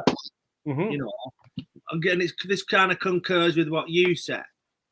And our own brains emit a field of energy, because it happens a lot to me. And I'm sure you think about somebody and they message you, or you, and all that kind of thing. We all know. You think about somebody around town and you bump into them. Yeah. I think once, right? This is getting really deep.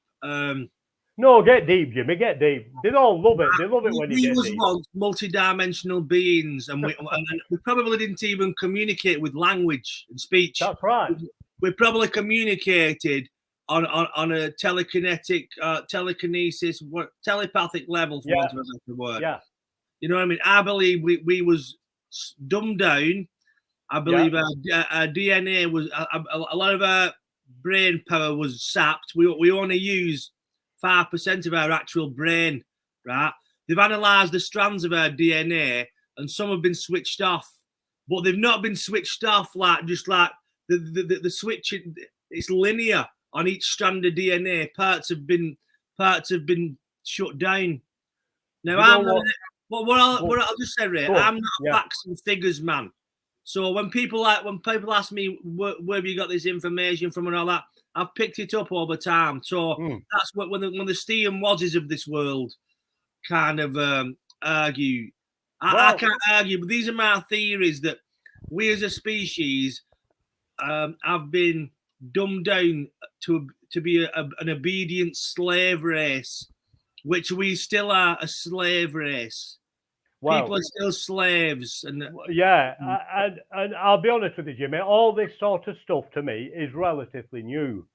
This period has really reinforced all these things and got me really thinking deeply about it.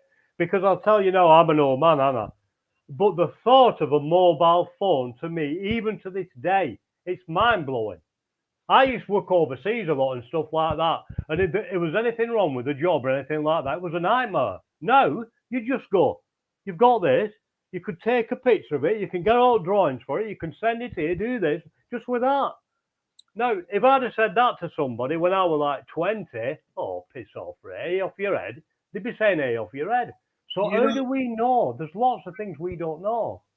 You know what, Ray? I remember when I was a kid and you'd watch a show. I think I used to watch a show called Space 1999. Yeah, I remember that. They'd have a fucking video watch talking, and you'd go like, fucking hell. Wow. And now there's people FaceTiming on a fucking Apple Watch, and you think, fuck. Yeah. I'm still blown away. Jimmy, I'm still blown away with technology. I am. I much as I think it's bad, but when I listen to people like Elon Musk, I was listening to him ages ago with Joe Rogan, and when he had that interview with him, a bloody brilliant interview. I'm not saying I like the guy or whatever. I think he must be a bit of a wrong un. He must be. But I love listening to him. Now, what he did say with this, and I'll never forget it, and he said to Joe Rogan, he said in a bit, he says, we won't be having a conversation. We won't be having a conversation like this. And he says, what do you mean? He said, we won't be talking. He said, what do you mean we won't be talking? He said, well, there'll be no need to. He said, why? What will we be doing? He said, we'll just pick up each other's frequency and it'll be quicker than a computer, what you're doing. He said, what do you mean? He said, well, you won't need talk. He says, and how long will that be? What? He said, so nobody will ever talk. He said, well, you could talk, but it'd be more like, just as like a change, a nice thing to do, but nobody will be talking because you'll just do it by waveform. And I'm like, wow. No, do I think that's possible? He said, and when will this be? He went, 10 years max. And you think, Jesus, right? Perhaps though the technology has always been there. Perhaps we've always had that ability, but they're trying to con us. Yeah. Perhaps I'm just thinking off the top of my head, Yeah. And perhaps this chip can restore the powers that we used to have that were switched off fucking millennia. Yeah. That's just a mad thought. Perhaps this chip can like bypass whatever has been done to us to stop us be able to doing that. And you know. Well, although this period is very, very concerning, which obviously it is, my God, it's intriguing. It's intriguing. And it's sort of like, I mean, to me now, things are blatantly obvious. Some stuff just blatantly obvious. But nothing, oh, Jimmy, I mean nothing. And I never thought I'd say this, really, but nothing would surprise me. Nothing. Honestly, anything could happen. You know, I reckon we'll probably see an alien attack, or should I say, well, we might see a real one as well. But I think we'll see an holographic alien attack. I think we'll probably see that happening. And people, oh, that's mad. But it's true. It happened. It's happened before. It happened in 2000. That village over America. Have you not heard about that, Jimmy? I've seen it. I saw. Was it China? Was it America? No. Well, there are some things like that, but no, they actually did it in 2000. Right. They tried it out and it went over this village in deep south. No, deep south in America, and all these villages came out. There were about 1,000 people looking at this spacecraft coming over, and it was an holographic image, but they didn't know that. And it was the Project Bluebeam. That's it, mate. Yeah, that's it. Sorry, I forgot the name of it. Yeah, so that definitely happened. So that were in 2000. So we're 20 years down the line, for God's sake. So you could have like an hologram, but inside it a bloody B-52 or something.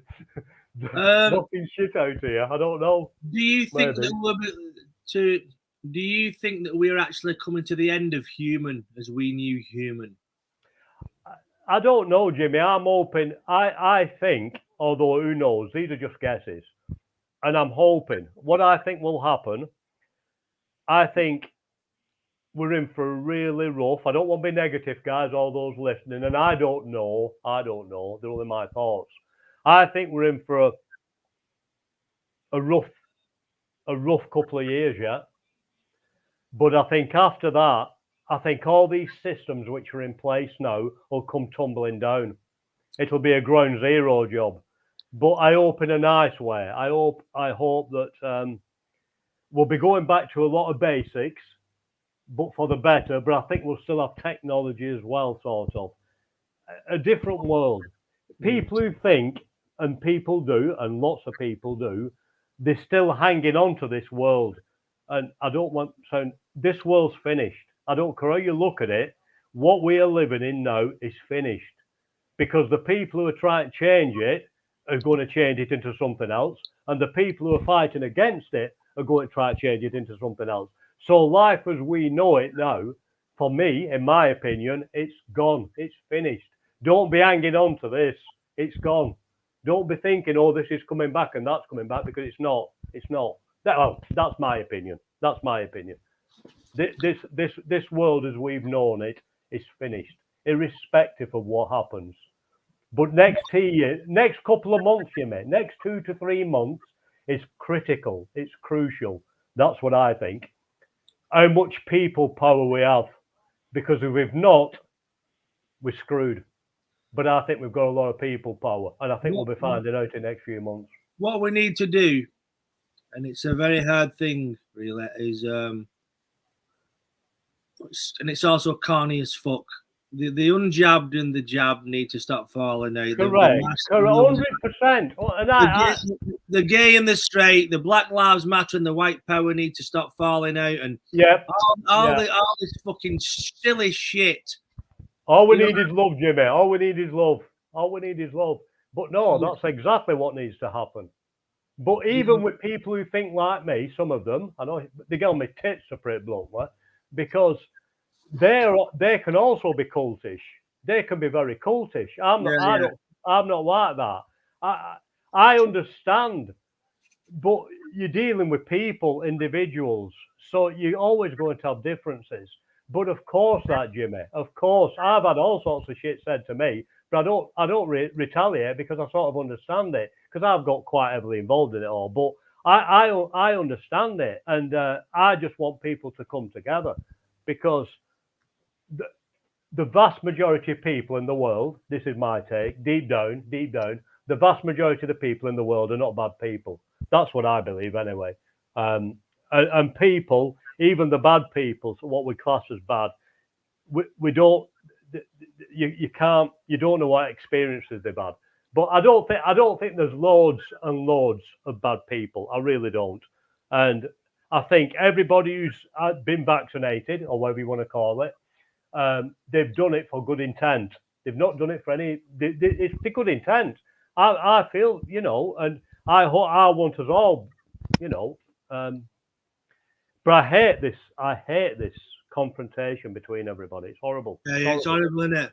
Yeah, it is, and it needs to stop. And I think it will, Jimmy. I think it will because people are coming together more, and there's been a massive psychological operation. It really has, a massive psychological operation, and it's awful. It's just sad. It's very sad for everybody. Everybody, me, you, and everybody else. It's just sad. It's just shit. It's just shit. It's been a very rough fucking 2 years, hasn't it? Really. Very. But in all honesty, Jimmy, and without sounding negative, and I don't mean this to anybody, no, you've got to brace yourselves, guys. That's what I think. Mentally, prepare for what we're going to be tested. We're definitely going to. That's my take. That's my take, guys. We're going to be tested, big time. I think we'll have food shortages. There's going to be energy problems. They're screwing everybody, so they're going to have no money. They try to make us totally reliant on the state. The poor beggars now. I was looking at a bill the other day, an energy bill, and I'm like, shit, look at this. So you're a low-income family, and you've got to try and pay them bills. There were food banks, Jimmy, stretching for bloody miles before all this started. What's it going to be like after? It's horrendous. It's horrendous. So we're in for, and we need to come together. We need to come together and help each other, and don't get in these confrontations. Don't get in these confrontations with people, because we're all, and we are. I'll tell you this now, guys. I know it's a cliche, and not the government one. They're not in it with us, but we're all in this together, and that's fact. We are. None of us are any different. Me, you, we're all in it. We're all in it. We're all going to be affected by it, and we need to come together, and put these. Not this. People won't win all the time, and you idiot, and you were wrong, and this bullshit, all that. I don't give a shit. I just want people to get on, and we're all individuals, and that's how we should respect each other as individuals, because we're all different. We're all Absolutely. Different. We've been joined by Taylor. Good evening, Taylor.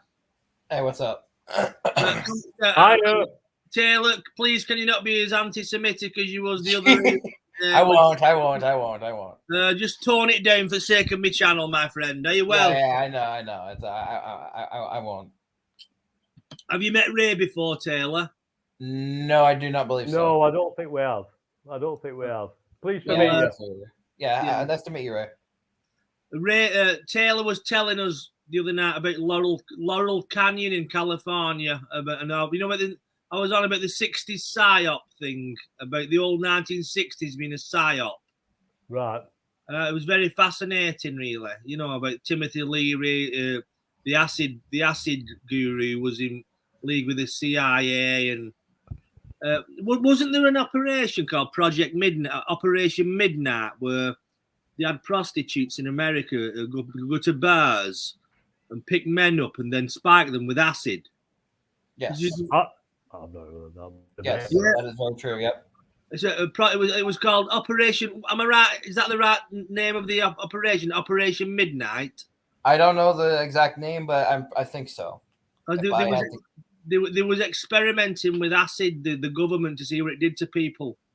Yeah, just this was at the same time as stuff like MK Ultra. This was around the 50s and 60s was the time they were really trying the whole psychological experimentation on the public.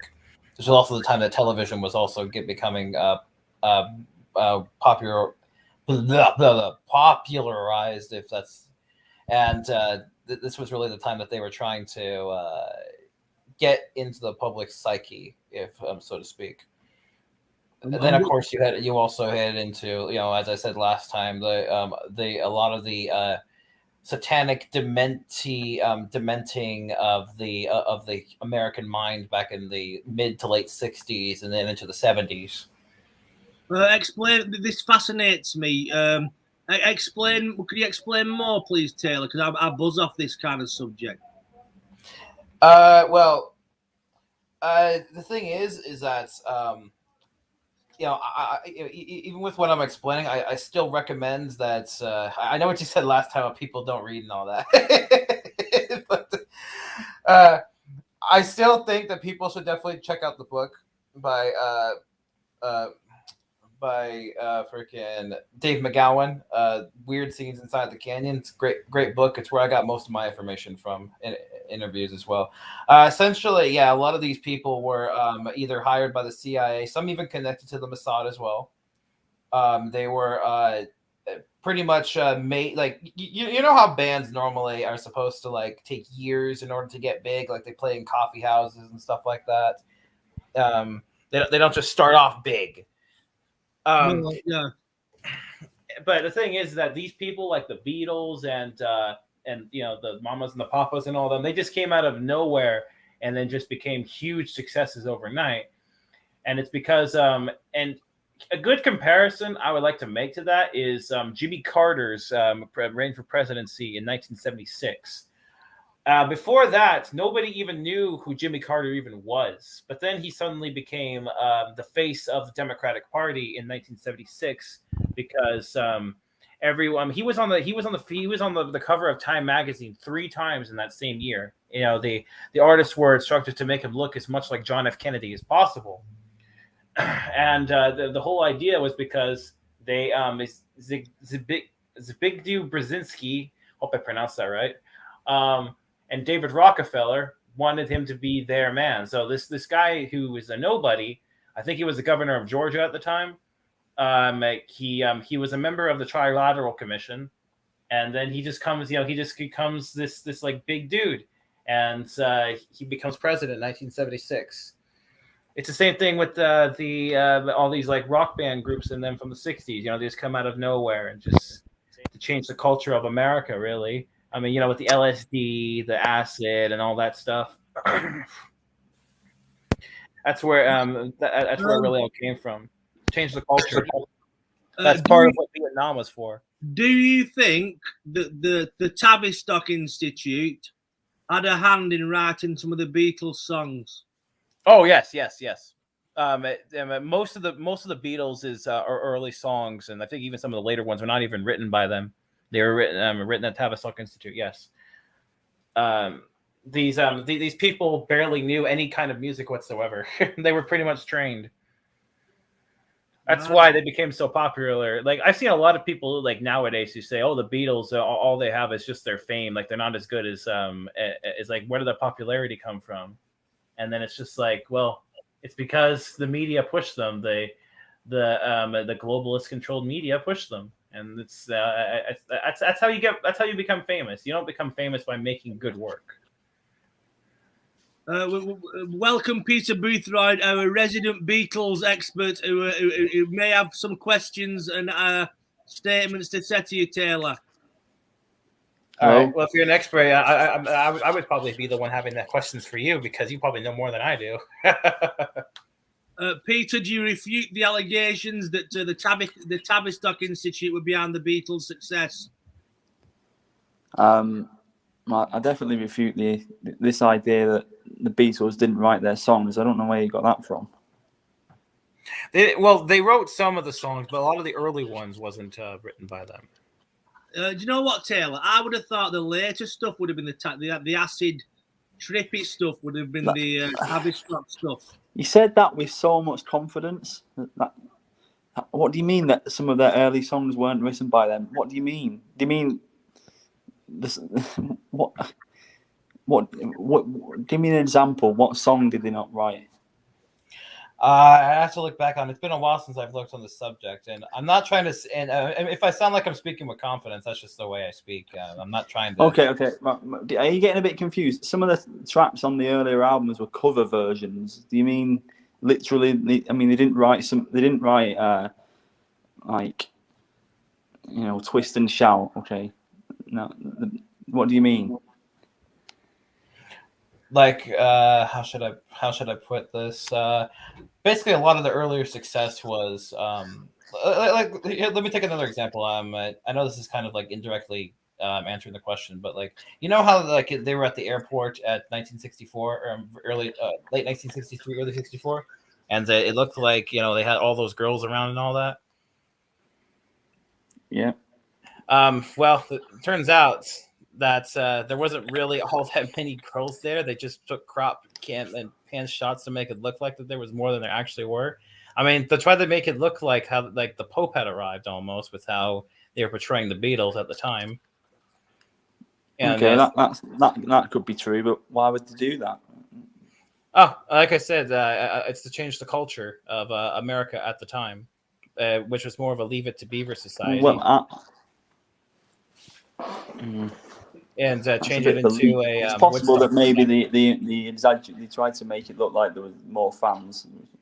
Yeah, pretty much. It was pretty much the intent was to make them look like that. It's kind of like how you have more like successful and more popular, so they can. Yeah. I don't get that bit where the intent was to change the what. Sorry, I hate to be devil's advocate, but if it came to the truth that the Beatles were part of a movement that would corrupt society, which would later lead to people pegging each other, would make you not love the music anymore? No, that has happened. Yeah, the Beatles. It all started with Elvis in his hips and all that. We're just further and further down the rabbit hole now, where we've got cockeye screams and pegging and all that. It's true, but that's liberalism. But the Beatles made some good music. The idea that fucking they didn't write the music is mental. And these fucking nut jobs, there's loads of them, and they just talk shit all day, and they come onto random live streams chatting shit, and they have a script, and they just say things with so much confidence. Well, the Beatles didn't write their songs, the early songs, but maybe they wrote some of the other songs. Fuck off, yeah? Shut up. Peter, don't be so angry. Well, it's just, I don't know. Unless he's winding everyone up, which is quite fun. That would be quite funny if you were just winding us all up. You don't have to. Can we not get personal and angry? It's a debate, so can we kind of like keep? How? What the fuck? Look, I'm sorry, I'm not making it personal. I've heard this a few times. A few people have come up with this recently. Oh, the Beatles didn't write their song. A film just came out, a fucking 8-hour film showing them writing the songs. You know what I mean? Watch that, okay? And I've never heard of this film, so I would have to see it myself to be able to say. It's just ridiculous. I mean, as I said, the Beatles, they are to blame. I mean, John, but come on. This idea that they didn't write the songs is just silly. And I don't like it. I think it's destroying your argument. Yeah, liberalism, it's a disease, and we need to fucking, have a bit of a rethink. But I think, don't have a go at the Beatles. I love the Beatles. I've met 2 of them, so I know they exist. Well, no one's saying you can't enjoy their music. I mean, I enjoy some movies, even though that I know that their writers were pedophiles. What films are those, Taylor? Back into pedo talk. It's just fucking garbage. You fucking weird American twats going around the internet spreading this bullshit. Peter, stop being angry. Listen, it's low class. It's low brow shit, this, Jimmy. You think it's highbrow? It's low, very, very low brow. The Beatles didn't write the songs. Fuck off. You're embarrassing. Peter, you're just being drunk and worse angry. than David Icke. This is just fucking embarrassing. These fucking autistics coming on the internet and talking shit. Now, fuck. I apologise, Taylor. He's obviously in a bad mood tonight. I apologise for his language. Well, what are these films written by certain? What are these films written by dodgy people that you like to watch? I'm just interested. Oh well, I mean, these are just like Hollywood films and all that, and Oh I yeah, don't know why he was like taking such a like. it gets very defensive about the Beatles. I mean, I don't really care much about the Beatles one way or the other. It's not one of my particular strong subjects.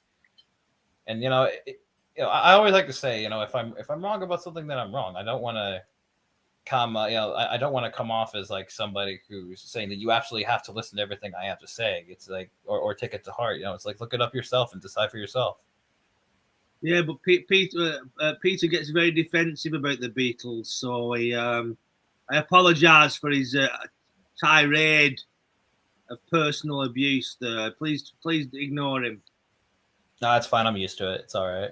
I think he's had a lot of. He drinks a bottle of whiskey, and when he's had his whiskey, he gets a bit.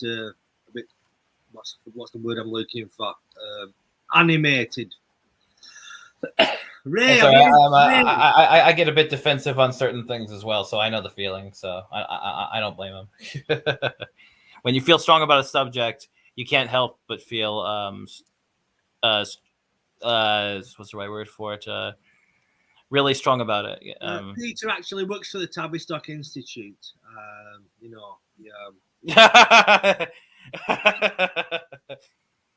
I'm going to be honest. I'm not even sure if they're even. Are they even still around, Tavistock? I think so. Peter works for the Pegging Information Board at Tavistock. Peter, we're joking. Peter, we love you. Don't be like that. Come back on. And where is Steve Capri? Steve Capri isn't on tonight. He's I don't know. Ray, have you any thoughts on the unfoldings of this kind of? Have you any thoughts? Ray, you've gone quiet. Say again. Ray, we can't hear you. Ray, no sound. Hello, Ray. Yeah, we can't hear him. And somebody type. Hello, oh, Ray. now we hear him. Now we hear you. Ray, can we hear you? Yeah, Ray. I can hear you. Yeah, Yeah, you was muted for a minute. Can you hear me now? We can hear you now.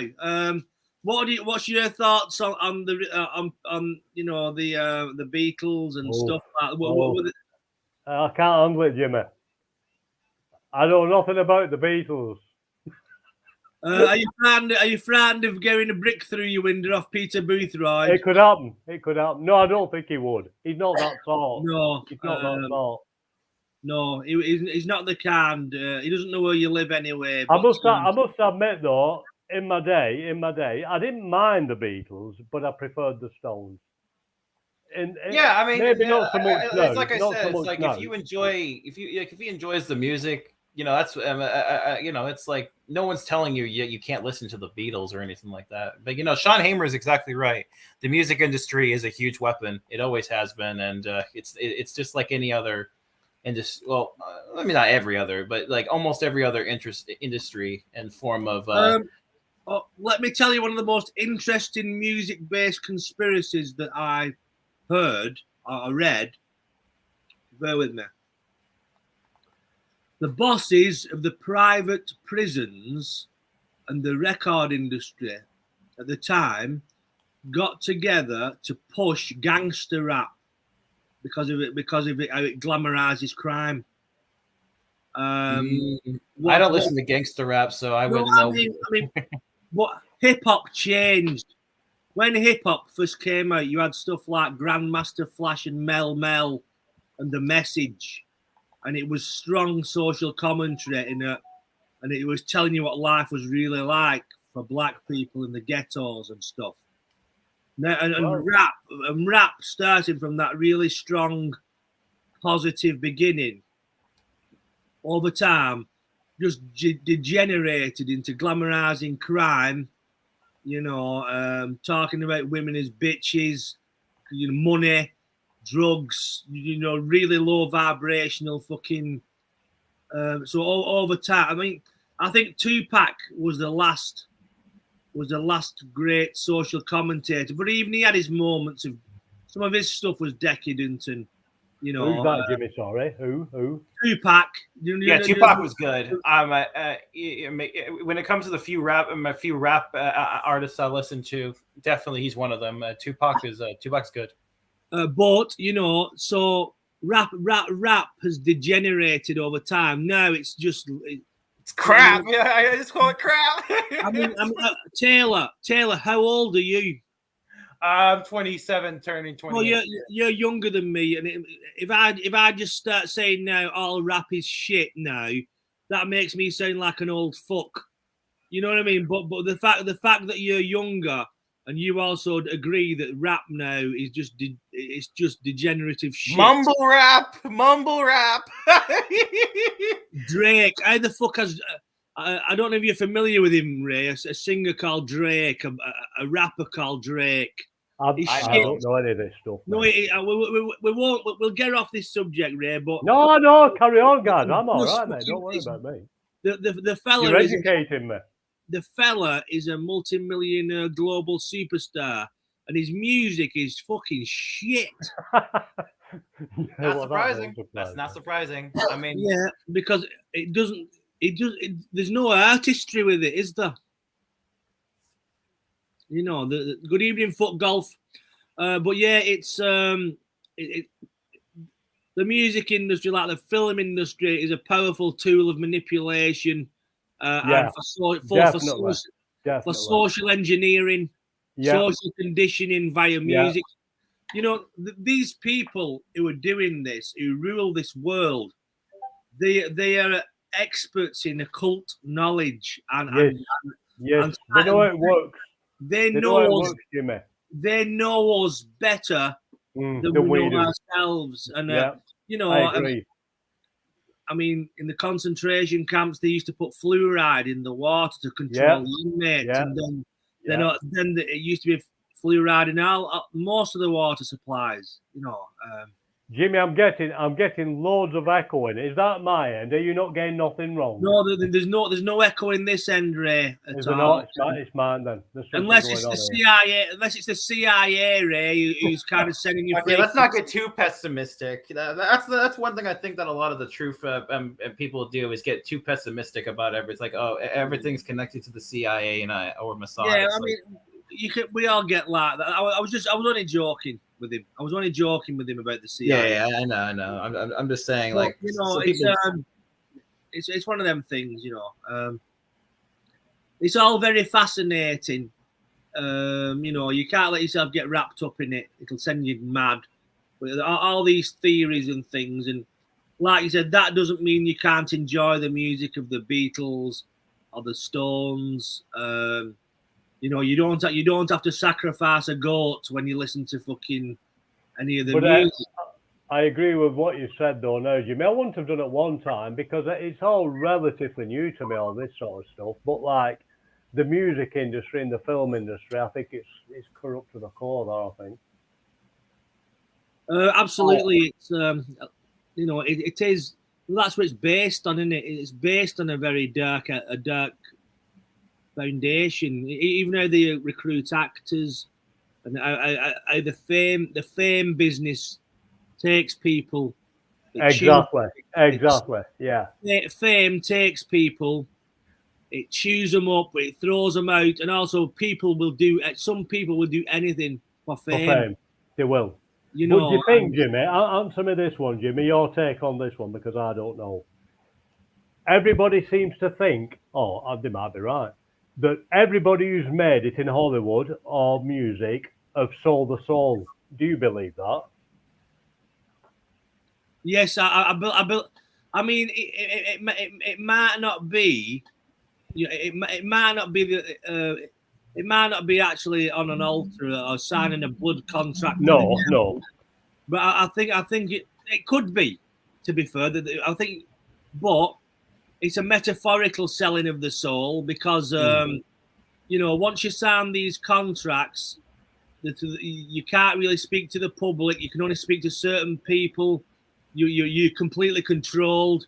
You have to carry on the narratives that's programmed. If they say you support Joe, put Joe Biden on your Facebook. Yeah, You yeah. have to put Joe Biden. If you put I support trans kids on your Facebook, I think that, yeah. they're rewarded. They're rewarded in fame, adoration, money, everything. But there's a price for that. Yes. I was listening to, I don't know if you probably, Michael Abernathy, do you know what I mean? Abernathy. The name rings a bell, sir. Okay, well, he's like the common law bloke who's been trying to take legal action against all this, what's going on. And I was listening to a podcast he did, and it was so interesting, Jimmy. It was almost unbelievable on what he'd actually seen. Yeah. And he was in, I'll cut a long story short. So he was invited to this guy's house. He was a film producer at one time, Abernathy. That's what he did. He did films, but like on a fairly small level.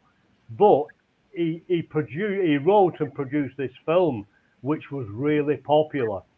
And he was invited to go to this guy's house in America. And so he went to this guy's house and he said, I'm going to tell you now, you're going to be massive, absolutely massive, right? He said, and as soon as he started saying that to me, he said, I knew there was a but. And there was. He was basically saying to him, you will be massive, you'll want for nothing, but you must agree to everything we say, what you do in your films and all this sort of stuff. And he wouldn't agree to it. He said, and when he came out, he only realised then, he said he was part of Bilderberg Group.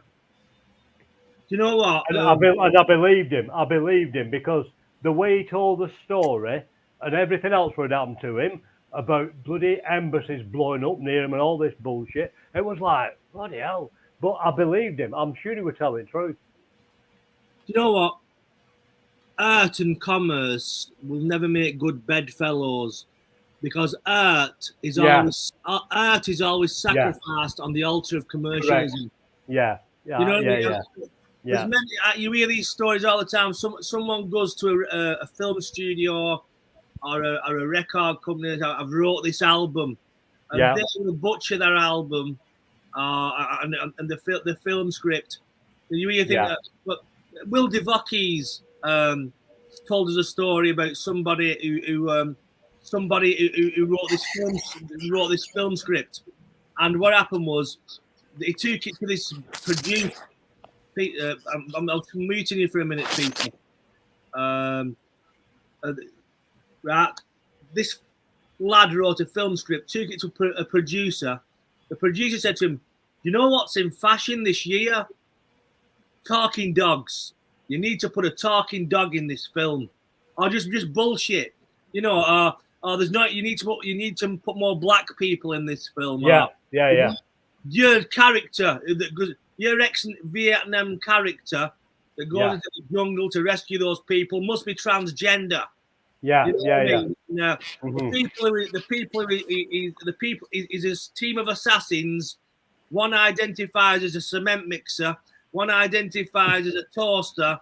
One identifies as you know, a fucking I don't know, a freeze pop.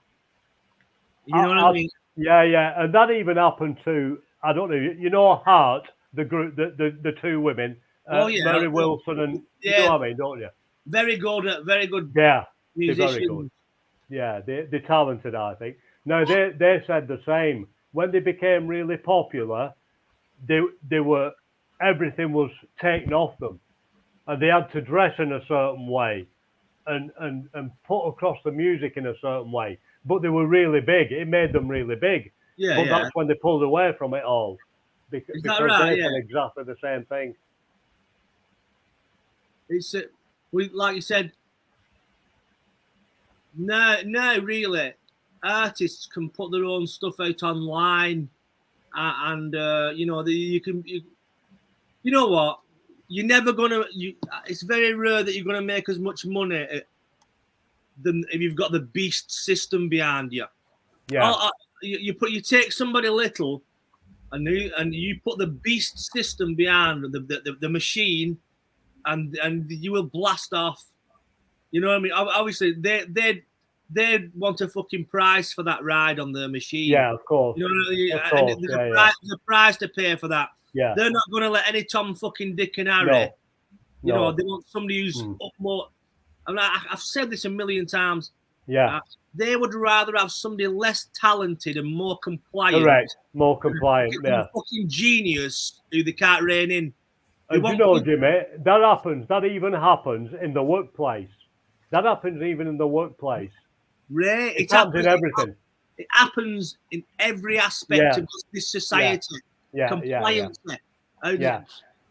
Your success in the mainstream world. Sorry, Taylor, 1 minute. Your success in the mainstream world is determined by your compliance. Yep. Above everything. I agree. Yeah. I agree with that. That's definitely true in music, for sure. Yeah. If you're not compliant, yeah. Because Peter, you've been I was a maverick in comedy, and I got cancelled.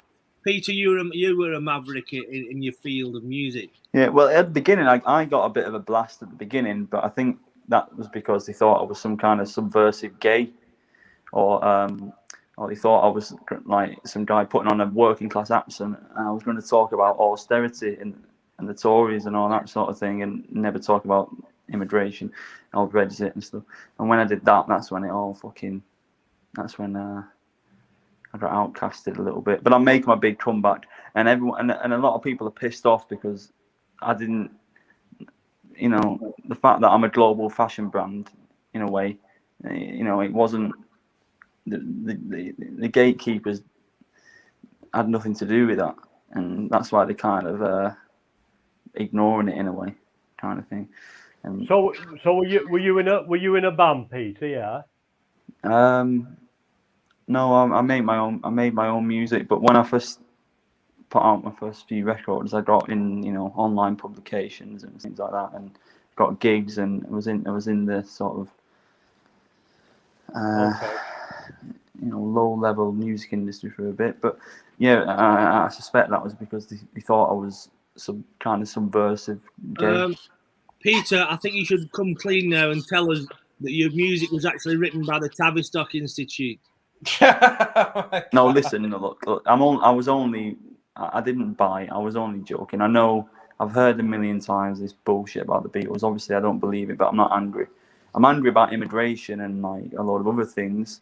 Yes, I agree with that one. I'm just letting off steam, and just because we all need to let off steam sometime, man. I'm mad about getting the bus and hearing about 10 fucking foreign languages around me, and being the only white man, it's in my area. But I know exactly how you feel, man. Immigration is, it's like multiculturalism is that thing that's I don't want to say the word, but that's what they use in order to. I'm not obsessed with Jews. I'm just saying. I mean, we're not going to be friends. So and that bullshit about the Beatles is absurd. But I'm just saying, I am angry, but not about that Beatles nonsense. And I am a bit drunk, so you were right, Jimmy. Yeah, I know. Just I know. read the Protocols of Zion. That's all you got to do. Read the Protocols of Zion. Taylor, we know. But there's certain groups in the world that have clambered into positions of power. But I just don't want it to make it a regular thing. I don't want to. I'm not trying to talk about that. You'll get banned straight away. You'll get banned talking about that kind of stuff. Yeah, like I'm not trying to I'm also referring to the Rockefellers and the Morgans and all that as well. It's the same thing.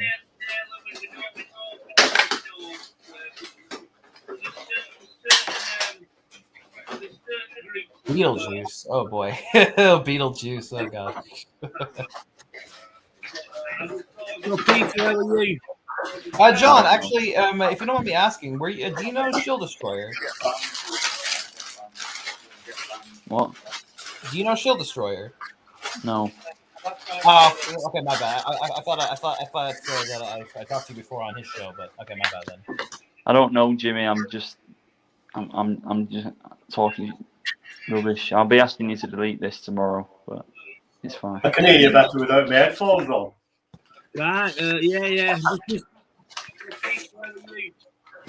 Another pair, Jimmy. I'm trying another pair of headphones. Oh, very good. Jimmy, do you prefer the sort of early Beatles stuff, the pre-65 material, or? You know what? I actually like I actually liked the earlier Beatles stuff.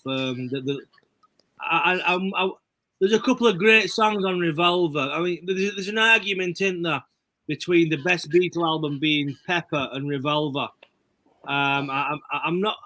You know what? There's some great songs on both albums, but I just like the strong pop edge of the early stuff. It's less experimental, and it's there's something purer about it. Do you know what I mean? I like that. Well, Pepper's just a lot of production. There's not that many great. There is a lot of good songs on it, but there's not that many compared to Revolver. It relies on a lot of production. I really like stuff like I Want to Hold Your Hand and all that. This Boy. I like them. They're just well written fucking songs. You know what I mean? But then again, Revolver has Eleanor Rigby, and that's a genius fucking song. You know what I mean? For some reason, they see Pepper as the greatest achievement. Like when they started doing the remix albums and the remasters, the box sets came out recently. They started with Pepper. They didn't go back to the earlier ones. I mean, hopefully they will at some point. But yeah, that's seen as like the big one, Sergeant Pepper. But there's some crap songs on there, to be honest. That Benefit of Mr. Kite shit, isn't it? Yeah, Benefit of Mr. Kite. That's it's one of them. It's just one of those druggy songs. John Lennon just copied. He took words off a poster. Sean Hamer says that was before they met Crowley. Did the Beatles actually meet Aleister Crowley? Do we know? Crowley. When did he die? Aleister Crowley. When did he die? Have you seen the Get Back movie yet, Jimmy? Have you signed up to Disney Plus? No, I'm not allowed near Disney through the court case. That's a joke, Taylor and Ray. I'm not really. There's only one nonce on this channel, and he's not on tonight. He's out watching kid videos somewhere. Yeah, it's. What was your question? Sorry, no, I've not got the Disney Channel. I've seen a clip. I saw that clip of Paul McCartney riffing Get Back. I just think the magic is in the earlier stuff. When then perhaps they didn't know. Some of the best artists, when the artists didn't know what the fuck they were doing. You know what I mean? And and it's cheesy, but some of the best albums are the early albums, like, and not always, because some artists just go on and progress it and just won't stop making good stuff. An example I could give there, but you probably won't agree. Iron Maiden. I mean, Iron Maiden is not everybody's cup of tea, but they have produced consistently good fucking albums for decades, which is unheard of, really. Most bands can manage to make 3 albums, 4 albums, and then that's it. No, Iron Maiden, you know what I mean? Iron Maiden, I don't know how many fucking albums they've got out, but they must have about 20 albums out. It's very impressive. Same with McCartney. He's like on his 27th album. He's prolific, isn't it? Yeah, it's like that's the whole thing. That's the thing about McCartney. It's the volume of stuff, and he always somehow manages to come up with a new melody that's different from the last one. You know what? It might be an interesting thought to merge both yours and Taylor's theories together. Perhaps the Beatles had people from the Tavistock Institute floating around them, suggesting ideas for songs. I don't know. Taylor, what do you think about that? Well, they're definitely involved. Well, they're definitely very heavily connected to Tavistock. No matter how you look at it, they are. Brian Epstein was a Jew. That's not the manager was a Jew. I don't know. I think you're crazy. I think you're mental. He was a gay Jew as well. Yeah, he's a good. He was. You know, it was good. He was good at what he did. But I don't know. I don't care that he was a Jew. I don't care. I don't think too much about that. Could I ask a really random question, Jimmy? Yes, sir. Has Lord Rothschild ever come onto your channel? Has he ever appeared on here? No, but he seems to be very good, and he seems to be very knowledgeable with Yeah. the stuff he. No, I've never told Lord Rothschild this, but one of my people, not one of my people, makes me sound like a fucking government department. So somebody, one of Lord Rothschild's responses on here, somebody copied and pasted it and put it into Google, and it come up from Google. So a lot of Lord Rothschild stuff he gets off Google. I'm not sure if he's as intelligent as I first thought. He just tends to go on Google and find things, and because he was exposed secretly the other night by somebody I know. You know. Hashtag exposed.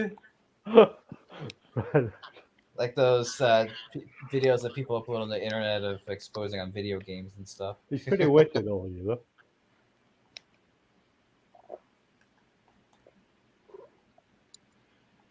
Yeah. Yeah, another thing about the music industry is it's so tied to Satanism, unbelievably. Are you saying I'm like what? Jimmy. I know it's a good in that. No, we're not saying that. We're not saying that.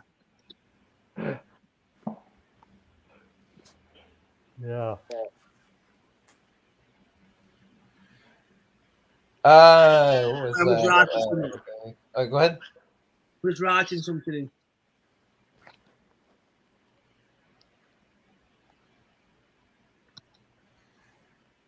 I'm just pulling ranking chat. Yeah. Anyway, I'm back in the room. Back in the room, everybody. So, Peter, you're not fucking having it in any way that the Tavistock Institute was involved with the Beatles?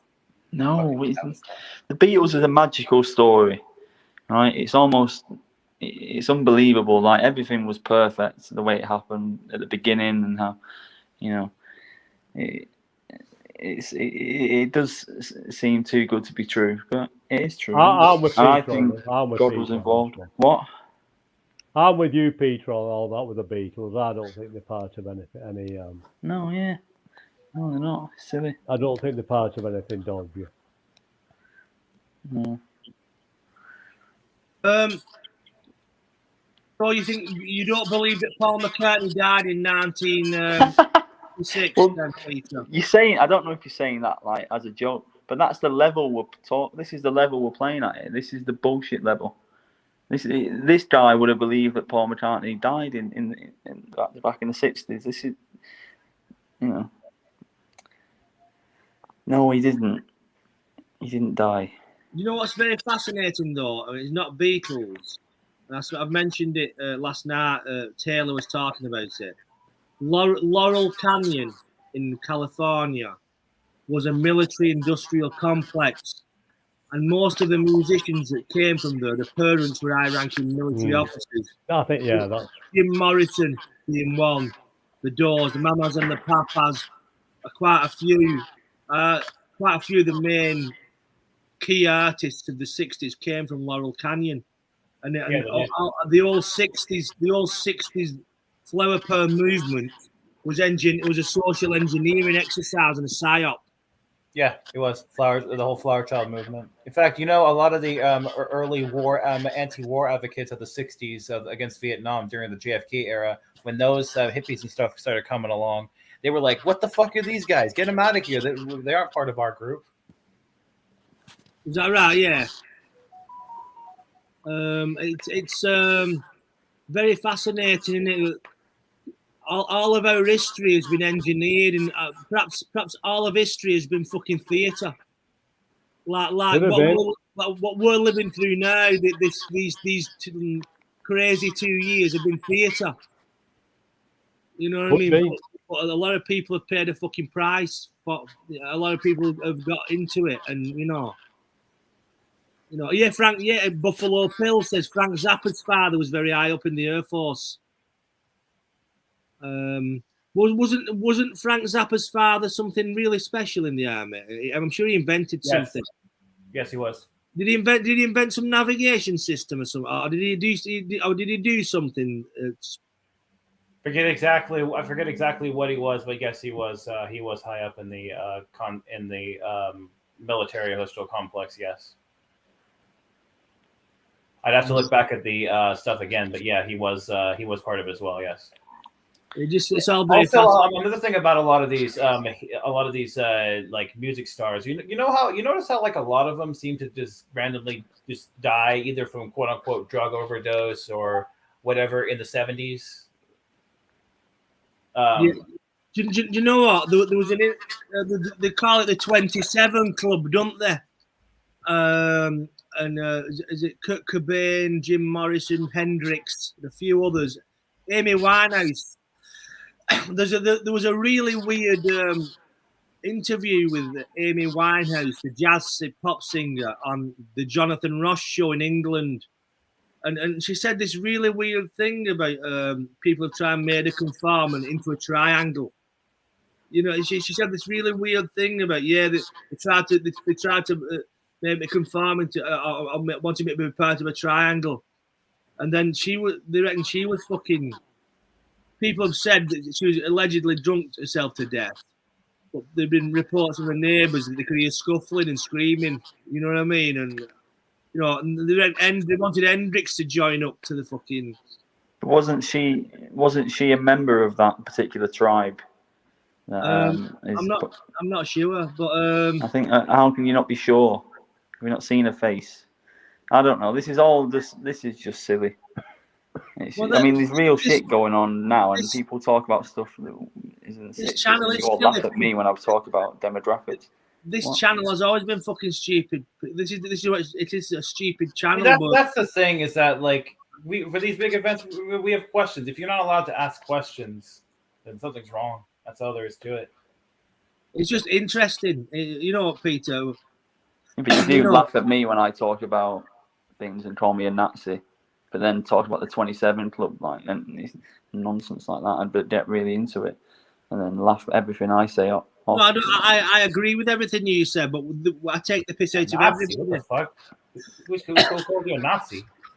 I take. We normally call him a neo-Nazi because he's a white nationalist. Oh, that's not true. I'm not a white nationalist. Rather, you want white Britain. No, I want British people to remain a majority. Well, there's a comment coming up here where it said we need immigration. We need immigration. That's what. Is that? I'm not sure if that's the real. Is that the real Simon or not? I'm not sure. I'm not sure if that's the real Simon. Come on the screen. I'm pretty sure he's joking. I'm pretty sure he's trolling.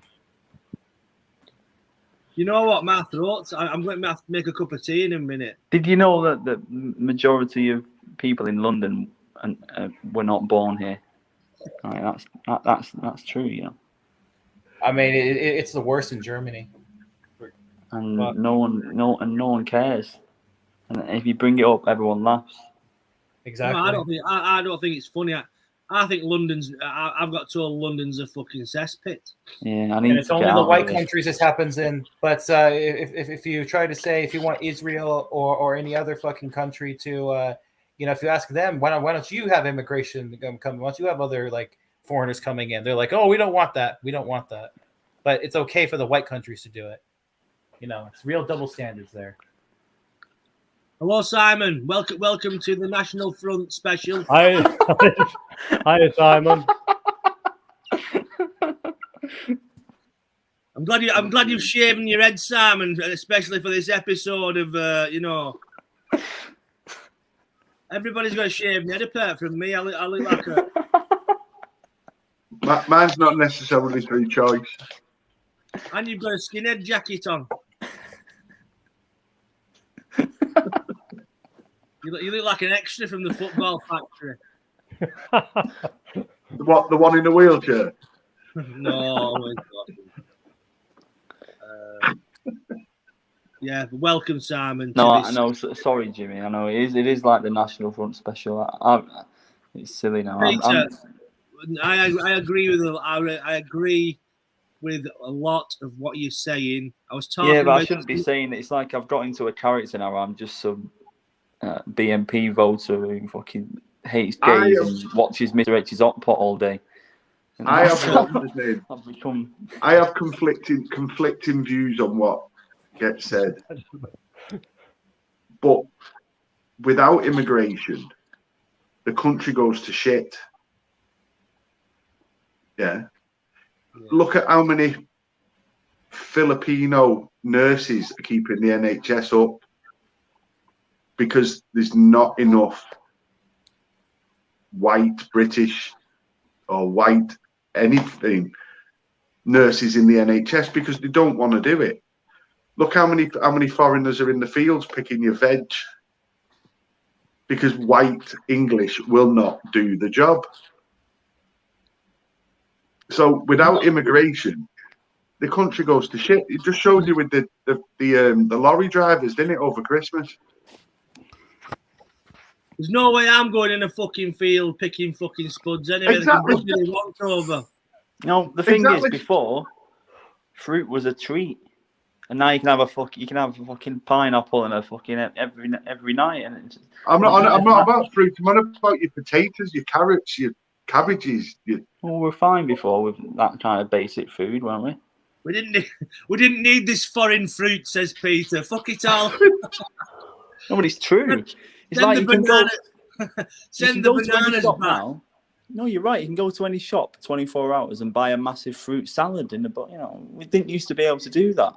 It's like you have that at Christmas, and now you can have that every night. You can have a fucking steak for tea every night and all that kind of thing. Where we didn't used to have that. We need to go back to just having potatoes and. Yeah, but do you know what? Do you know when you go into KFC, Peter? Who do you think's plucked them fucking chickens? Oh, I know. I don't. I know. I do take part in it, and I know. I get a fucking Somalian to deliver a fucking burrito at 1 a.m. to my job on a moped. I do. But I don't think there's much value in it. I'd rather, because it's like I just don't like it. I hate it now. I shouldn't be talking about this on here. Can you not pick the nationality of your driver? Your delivery. No, it's like it's all about convenience and efficiency and being able to fucking get it. But it's depressing. There's no value in it. There's a massive business opportunity here. You could start your own delivery service called Just English, where you have English fry-ups delivered by a skinhead on a British-built Triumph. Well, this is the thing. People always argue that. You can open your own fish and chip shop and call it Caucasian chips. Well, people always argue, oh, what's English food? Oh, English food is shit. Well, that's it. That's the only thing, the only argument. It's like, oh, we get all this different cuisine, and that's the great thing about multiculturalism. Food, different types of chicken. Who cares? That's all it is. Food and music. Not. We've plagiarized language as well. Peter says wagwan. Peter goes around London saying, calling everybody wagwan. Brethren. That's just stupid. We were fucking joking with you. No, I know. I'm not. No, I'm being stupid. I'm fucking. No, I agree. Bananas should be sent back to the yellow punks. No, but you know what I mean. It's like, no, we just need to go back to a more basic diet because that's all it is. We don't need all these fucking Uber drivers. Well, even your basic diet, we can't get without migrants picking it from the field because otherwise you wouldn't get any. You wouldn't get potatoes. You wouldn't get carrots, turnips, all that kind of stuff. Well, then again, you can also point the reason to the culturalization and change of society in white countries, and that was part of it. To create the situation to begin with, it's all part of this. It's all part of the Kalergi plan. And it's to do with the high-rise flats because when the high-rise flats come up, there was no back gardens for people to start keep on growing their own veg. So there had to be somebody to pick it. Do you know what?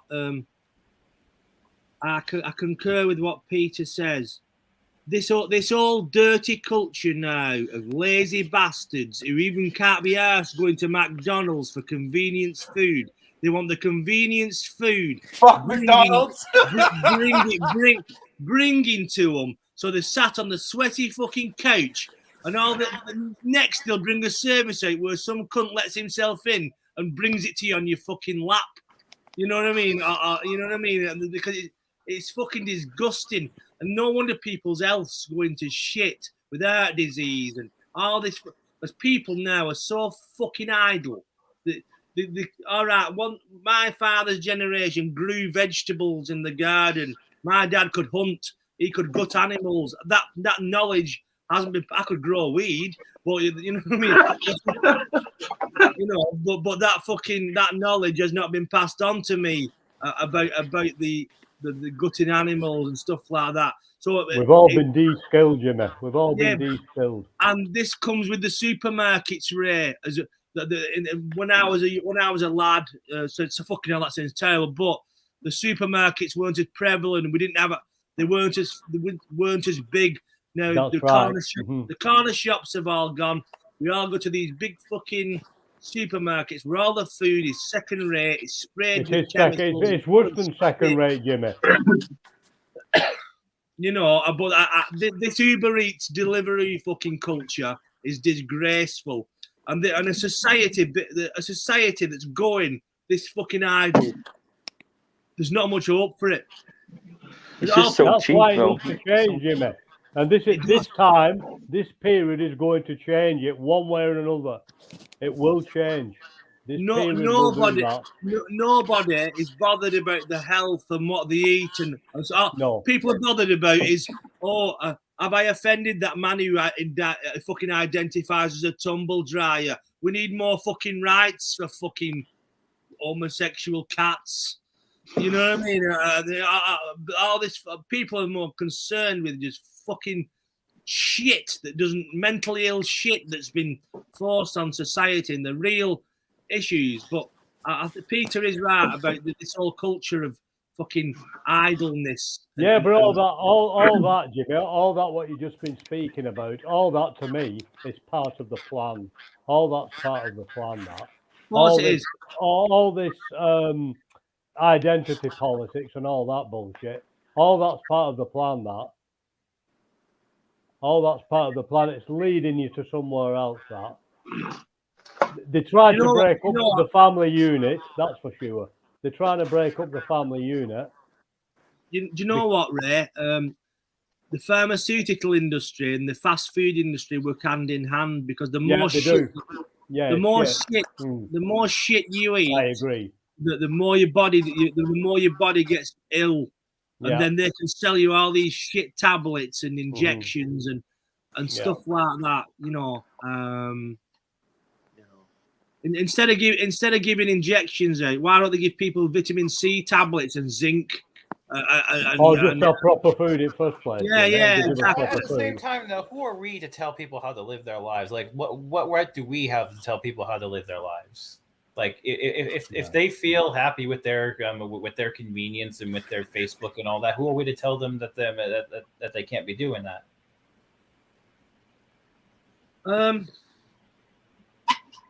White privilege. We're not white privilege. Yeah, I suppose you have to allow people to do things. But having said that, I should be allowed to say what I want on a stage.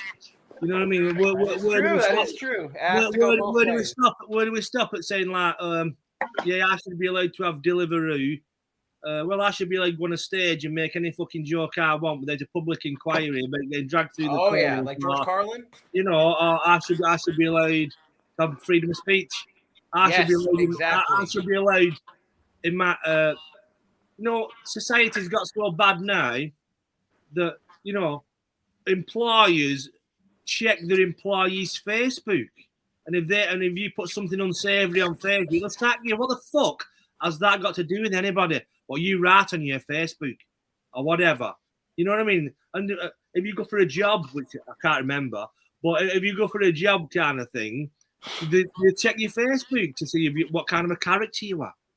You know, and it's fuck that. Yeah, it's like if people want to get the COVID jab, that's their choice, but don't force it on the rest of us. All if that you want to shit. identify as a fucking as a fucking airplane, fucking you do that, but don't fucking force me to have to identify you as such as well. Yeah. But this is mental illness. Like Webster said the other night. Yes. We're what we're doing is they're making allowances for mental illness. And I've said this a few times. 1970s in England, there was a joke. Doctor, doctor, I feel like a pair of curtains. And the punchline is the doctor says, pull yourself together. Yeah. Now, if somebody went to the doctors now and said, I think I'm a pair of curtains, the doctor said that, there would be an inquiry. The doctor would be suspended, probably struck off, and that person would be awarded like 100 grand in like fucking allowances, like compensation. And that's how the fucking world's gone. Yeah, but it's not that they give a shit that they're saying these things. Like I say, it's, to me anyway, Jimmy, it's all part of a plan. This to get your mind in a different mindset altogether. Like I said, they're breaking up the family unit. So there'll be no, it's been shown because that's why they've been taking consent away from the parents, because they want that family unit breaking down. They want the family, or they're trying to do, is the new state, or that's what. Do you know where all the fucking LGBTQ plus and all that comes from, don't you? It's when the government stop you from being allowed to give your kids a good ID. Because we was going through Wigan Town Centre on Sunday, and there was this girl walking up the road with this lad, and she looked like she'd been fucking. She'd let a kid sister draw all over her fucking face with makeup and everything. And I said to my missus, I said, if that was mine, I said, they got a fucking slap and told, get back upstairs and get fucking dressed proper. Yeah. And that's where it's come from. You stop being able to give your kids a good ID and telling them what's right, what's wrong. And this is what happens. The thing is, to go back to Ray's point as well, a society that has no strong sense of identity can be easily controlled and manipulated. Right. So if you don't have no cultural identity, like Peter was on about, if we strip away the cultural identity, then we'll strip away the family identity, then we'll strip away their actual physical and sexual identity. So they don't know what the fuck they are. Am I a boy? Am I a girl? Am I a dog? Am I human? Am I a fucking tree? I don't know what I am. Oh God, don't worry. They've done that with Englishness and Britishness. It's like, you go, what do you mean you're English? Well, that means nothing. I'm English. Bukayo Saka is English. They come up with all this stuff to try and. But behind all of it, though, none of it's done with good intent. It's not like they care about the people who want to be this and that or whatever. It's not about that. It's because it's part of a script, like you've just said, Jimmy. That's what I believe anyway. 100% I do. I mean, you see, in the 70s and that, Jimmy, to be honest with you, this is just my take. I do think sometimes things were over the top. And I saw a lot of racism. I saw a lot of police brutality.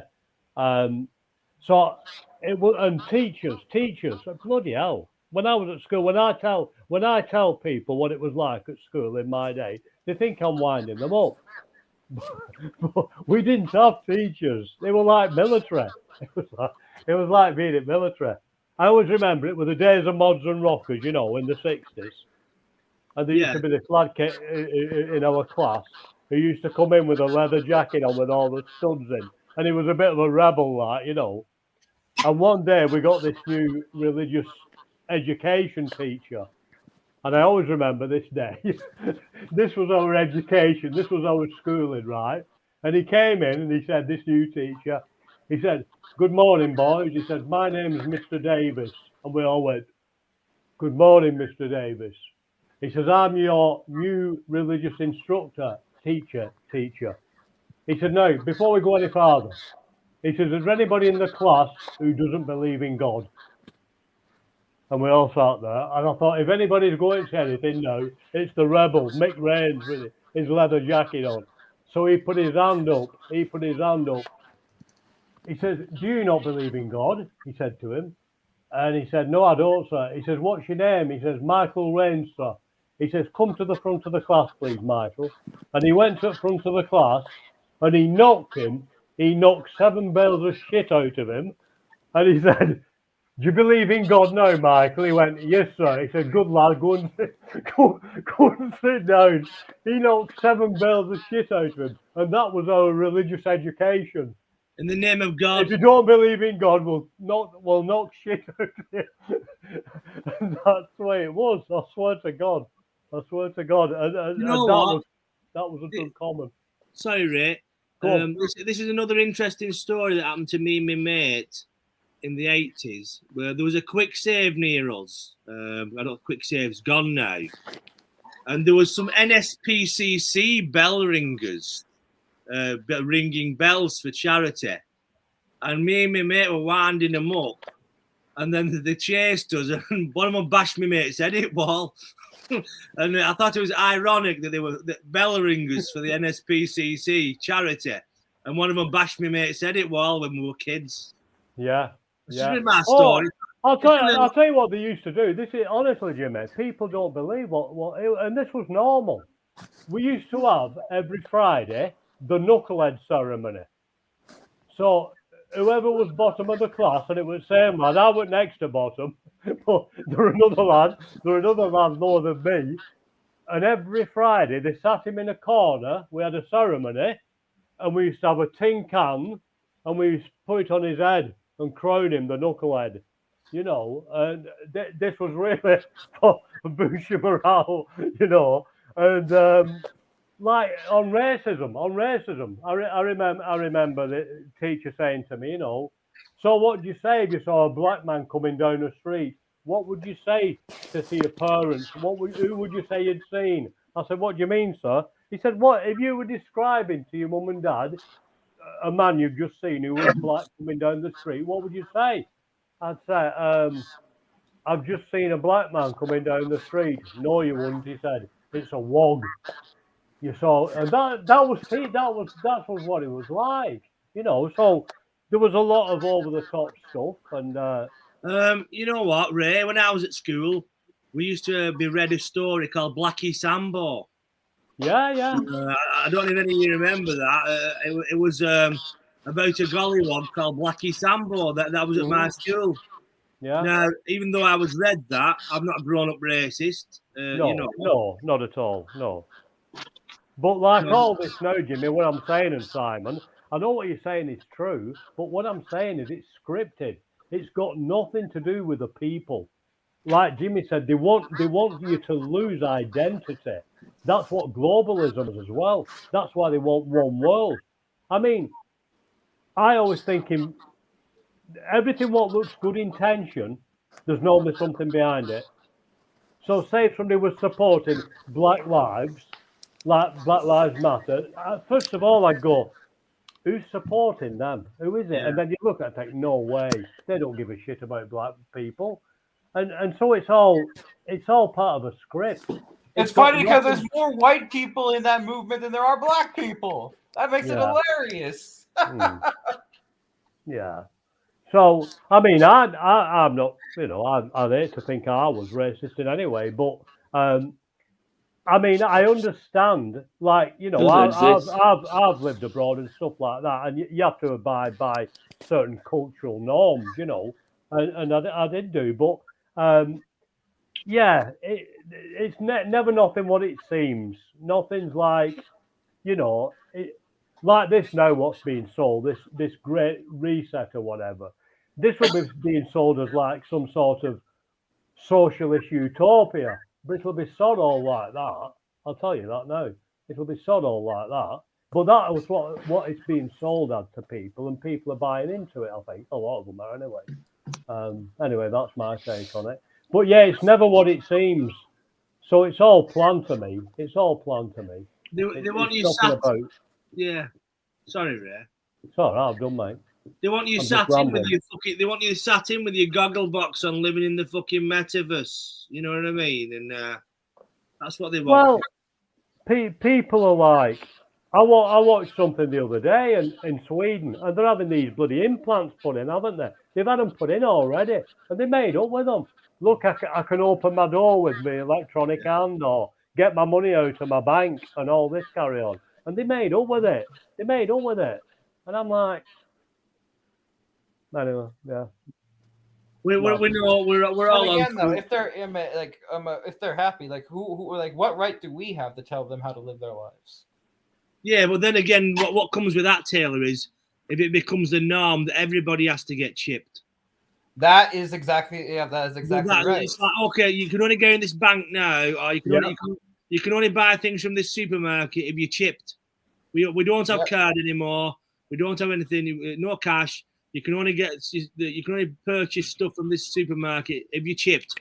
We only accept chip in this nightclub. We only accept RDFI in wherever. You know that herein lies the problem. It's not. Yeah, I completely see what you're saying.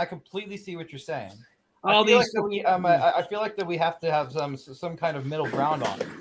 Yeah, I get that. I think Peter's fell over, I think. Sorry. What was you doing, strangling somebody? No, fucking hell. But you see, there's a lot of people switched on to what's going on now, isn't there? I mean, and like the comments I'm seeing on here as well, a lot of people are getting wise to what's happening, and you see, even this COVID business that might get dropped quite a bit now, and the littles then with climate change. You know what I mean? Or all these bloody taxes for the road. What's it called? This bloody carbon-free zone or whatever. Yeah, that's very worrying. It's all a scam. It's all a scam. It's got nothing to do with what it's. You know, it sounds. Oh, it's a. No, they don't give a shit about that. They don't give a shit about environment. It's all a scam. Did you read anything about Andy Burnham's meant to be part of the company that owns the cameras? Is that right? Yeah. I read something the other day about that. Did you see that on the Lancs the other day? Did you see that on the East Lancs Road, what they put up? It was only the other day, a massive board. It got Andy Burnham's a wanker, but it was massive. They got it on the East Lancs when everybody was going to work in the morning. So, yeah. You know what? I mean, people. War on drivers is well underway. Well, exactly. That's what's happening. We need mass. We need mass non-compliance on that. Well, you see, Jimmy, that in a way, it's been good because I'll tell you why. Because people can relate to that. They're ripping me off because it's blatant. Look at what this is going to cost me. So they're all up in arms about it, which is really good. But all these things are linked. It's all part of a script. You can't just look at one thing. You can't, honestly. It's anyway, that's what I think. It's all part of a script. And it's got nothing to do with anything moral or anything looking after the environment. They don't give a shit. It can't be anything to do with the environment, can it? I mean, look at all these factories, the amount of shite these factories are pumping out. That's what I'm saying. That's what I'm saying, exactly. Shite's getting pumped into the sea and all the rivers and streams and everything. Yeah.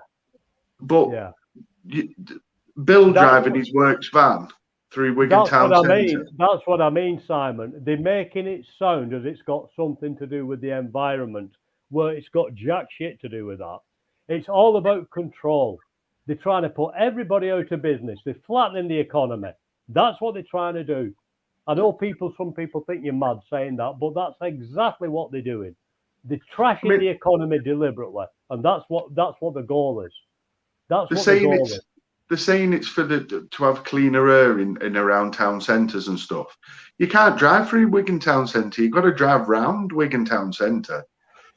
Yeah, but what I'm saying, Simon, I don't think for 1 second it's got anything to do with any of that.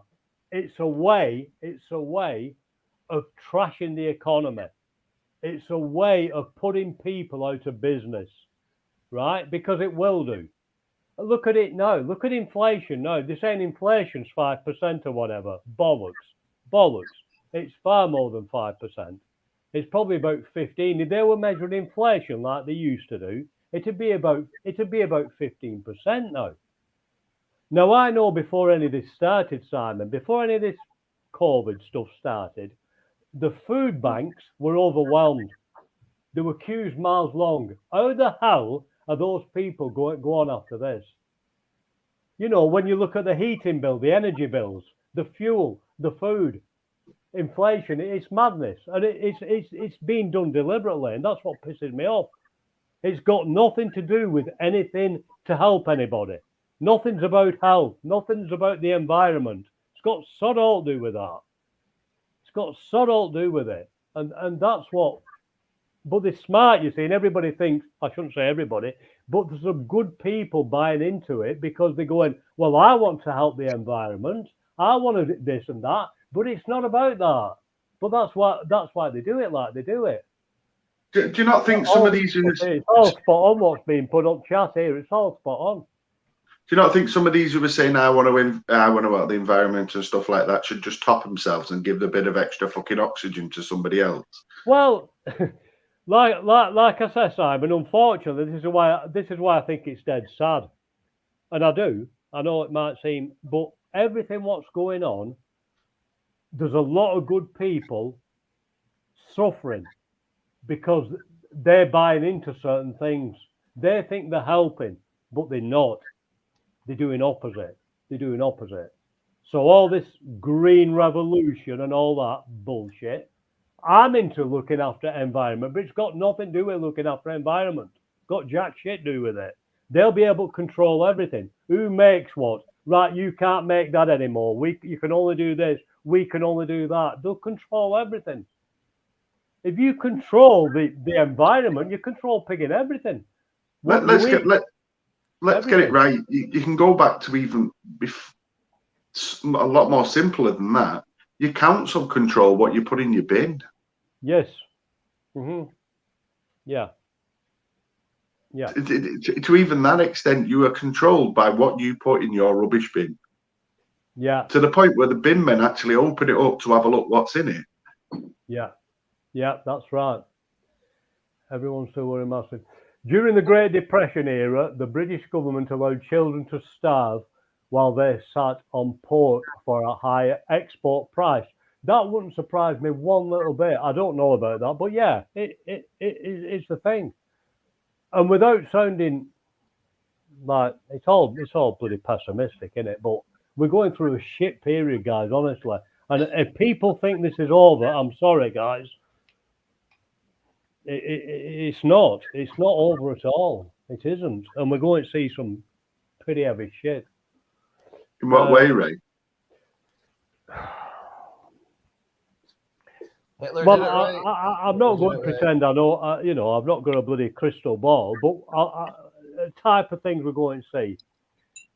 Obviously, inflation is going to go through the roof.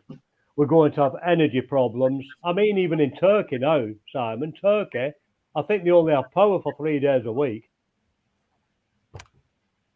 Their inflation's running at about 50%. It's scary. All this is being done deliberately. They're sinking the economy. And people think you're mad, but it's fact. They're sinking the economy.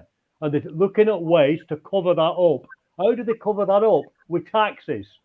So so like this now, your drivers, they won't be able to drive because they'll put it on the cost of the products, what they do, and then nobody can afford them. So then they're in the shit. When they're in the shit, they can't pay the mortgage. When they can't pay the mortgage, they get the house took off them. And guess what? They'll mop it up. They'll get that house. You won't own it anymore. So it's all being done deliberately. The economy is in the worst state that anybody could even imagine. They've never stopped printing money since 2008. They've never stopped. Since that first crisis, they're still printing money. And inflation, they try and cover it up. It's been planned for years. Exactly. Of course, it's been planned for years. Like that. Yeah, it has. It has been planned for years, and meticulously planned. And this is what people don't get. This has not just happened. They're saying, I mean, I'm no expert, and we can all have our input on it or whatever. But I think this particular thing now, this COVID thing, right, has been planned. The COVID thing for decades, about 40 years. The COVID thing. Been planned. It's been planned. This is not everything else. The green stuff, the green revolution, the bloody all the rest of the bullshit, the identity politics, the transgender issues. All this stuff is planned, and it's all part of the same script. They're not separate issues, and this is where people are slipping up. They aren't separate issues. It's all part of a big plan. They know as every, you know, yeah, it's shit. But No, we all will. We're here. We are. This is only the beginning. Yes, it is. It is only the beginning. Unfortunately, I think we're in for a pretty rough time, guys. I do. But on the positive side, we're going to come through it, and it's going to be a better world. It will be a better world. Everything will tumble, guys. Everything will go. You might think I'm off my head, but I'll tell you now. If the government side, if you want to call it, win, if they win, what that will look like is what Jimmy said the other week on that podcast. It will be just like China, except worse, right? If they win, that's what it'll be like. If the other side win, because there's massive battles going on, what people don't realise, there's massive battles going on. If the other side win, all these systems will collapse, because there'll be massive lawsuits, massive. So all the corporations to pay for them lawsuits will have to crash. They'll be brought down, and we'll be going into we'll be going backwards. We'll be going backwards. It'll be a lot more. It'll be a simpler world. That's what will happen, I think. But all this is connected. They're not separate issues. They're all planned.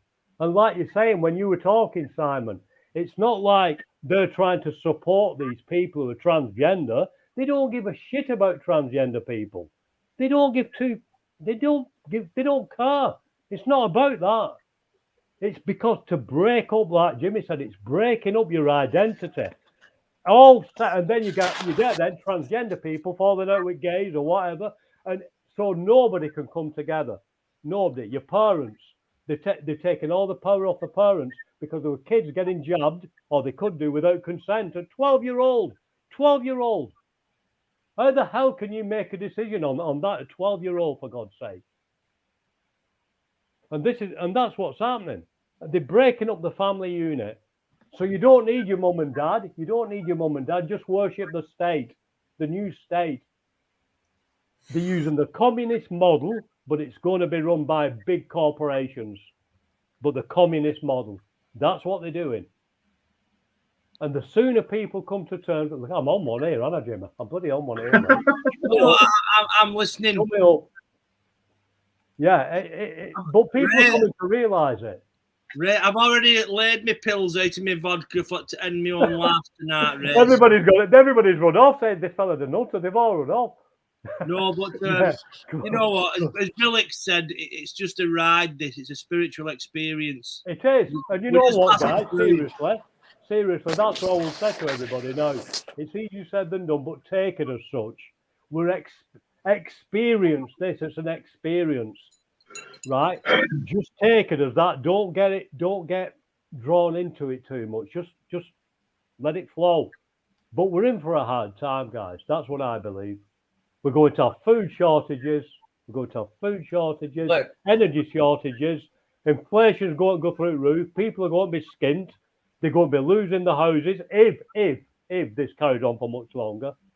Because when interest rates go up, which they will do, if you've got a big mortgage, guess what? You're screwed. I'm not being horrible, but this is look. I'm going to be honest. I don't disagree with you, but people have been saying these same things for decades and decades and decades, and people have it's like one thing about the alternative media that I do not like in general, and this is not to take a shot at you or anyone else here. No, it's okay. it's that people like is that everyone just keeps always saying that, oh, this is what's going to happen, and this is what's going to happen, and this is what's going to happen, and but for the majority of people, life is just carrying on as normal. Like one thing that really kind of annoyed me was ever since this COVID stuff started, everyone, a lot of people in the alternative media were doom scaring everyone, saying, oh, in the winter, millions of people are going to die from getting the jab. And that didn't happen. So I'm not saying people haven't died, but this over exaggeration of like what's going to happen to the world, what's going to happen to society soon. I think, yeah, I'm not saying, and people have got to come to their own conclusions. But what I would say is, guys, I don't know what you guys think, but if you forget anything what I'm saying, forget all that shit what I've just said. If you looked on the ground now, what's happening? If you looked at everything, does it seem right? Does it seem okay? Because it doesn't to me. Everybody's getting jabbed, and for what? For what? What they got jabbed for? I know I'm not knocking people who have been. I'm saying, what advantage was it? What advantage was it? Ray, can I just say, when we're talking about that thing, could we like? Yeah. Sorry, mate. Sorry. No, it's just Yeah.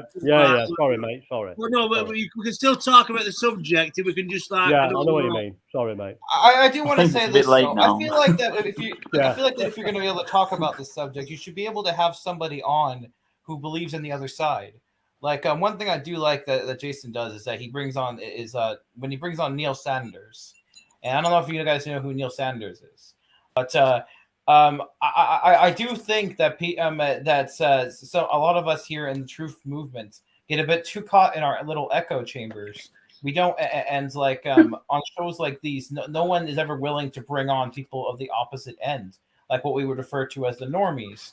I feel like that we should be able to bring, talk to people like that on air and be able to, like have discussions, like have honest back and forth discussions. Now, obviously, if it gets to the point of just insults and stuff like that, that's a whole different topic. But like if we could just have like a normal, decent conversation going back and forth about how we feel about the jab, maybe they support the jab, and we can come at them saying we shouldn't be forced on us, and back and forth. I feel like that we should be willing to have those conversations. And I'm not saying you guys aren't. I'm just saying that a lot of people in the truth movement aren't willing to have those kind of conversations. They want to stick in their little echo chamber, and this applies to pretty much any kind of subject, 9/11, JFK, etc. People just, like I said, just want to stick in their little echo chamber. I just think, I just look on the ground what's happening, even if you didn't believe, and I'm not, obviously people are entitled to opinions, obviously. But to me, just looking at what's actually going on, to me, it's just not right. It doesn't make sense. Nothing has made sense. I agree with you. I completely agree with you. I've not seen loads of people dropping dead from COVID. No. I can't see point of a mask. It doesn't make sense. Nothing makes sense. People have had 3 jabs and they still can't do any different than before properly. Yeah. You're exactly right. You're exactly right. So even if you just looked at it from that perspective, I'd have to be questioning it. But you're absolutely right. You're absolutely right. I'm just saying that that we should be able to talk. Yeah, to we should undoubtedly.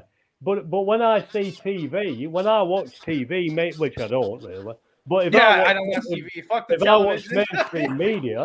I watch mainstream media, you don't see another side. There's only one voice, and always has been. That is absolutely right. I mean, totalitarianism. It's like North Korea.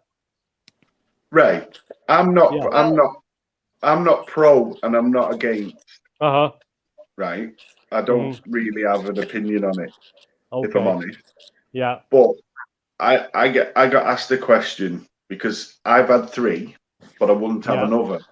Okay. But somebody said to me, "Have you got kids?" I said, "Yeah." And they said, "Have they had all their inoculations?" Good word. Said, Good wording. Yeah.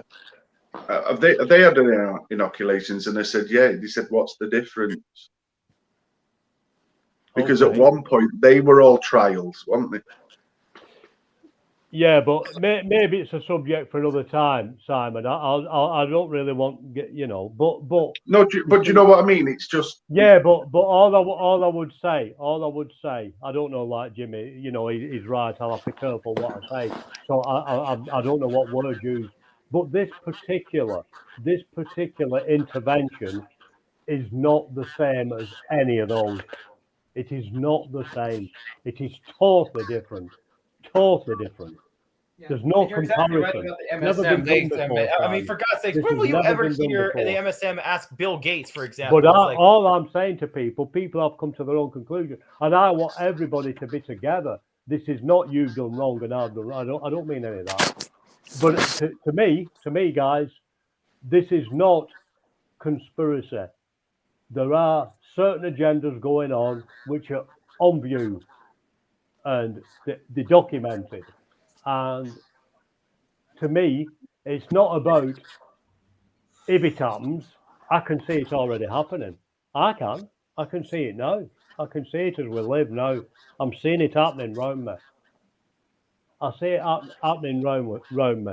I mean, hey, you know, I'll tell you what I do. I'll be honest with you, Simon. I'll tell you what I do. And I don't want confrontation with anybody. I really don't.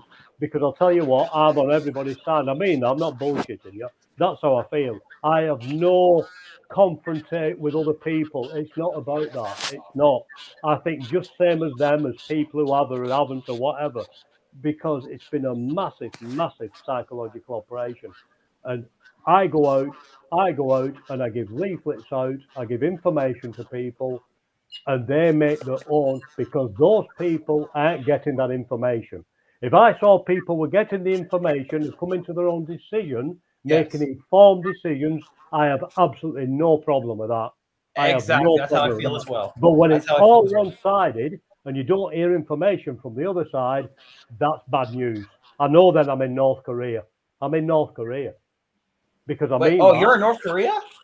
That's what I feel like. I am here. Oh, okay, but I mean, let's be honest here. And Like, I mean that. I mean that. And I'm not exaggerating. What's going on in I'm North not Korea? exaggerating, Simon, when I say that. I actually mean it. I've never known any. I can't get over it. I'm blown away. It's blown my brains out how bad it is. No alternative voices. Any alternative voices shut down.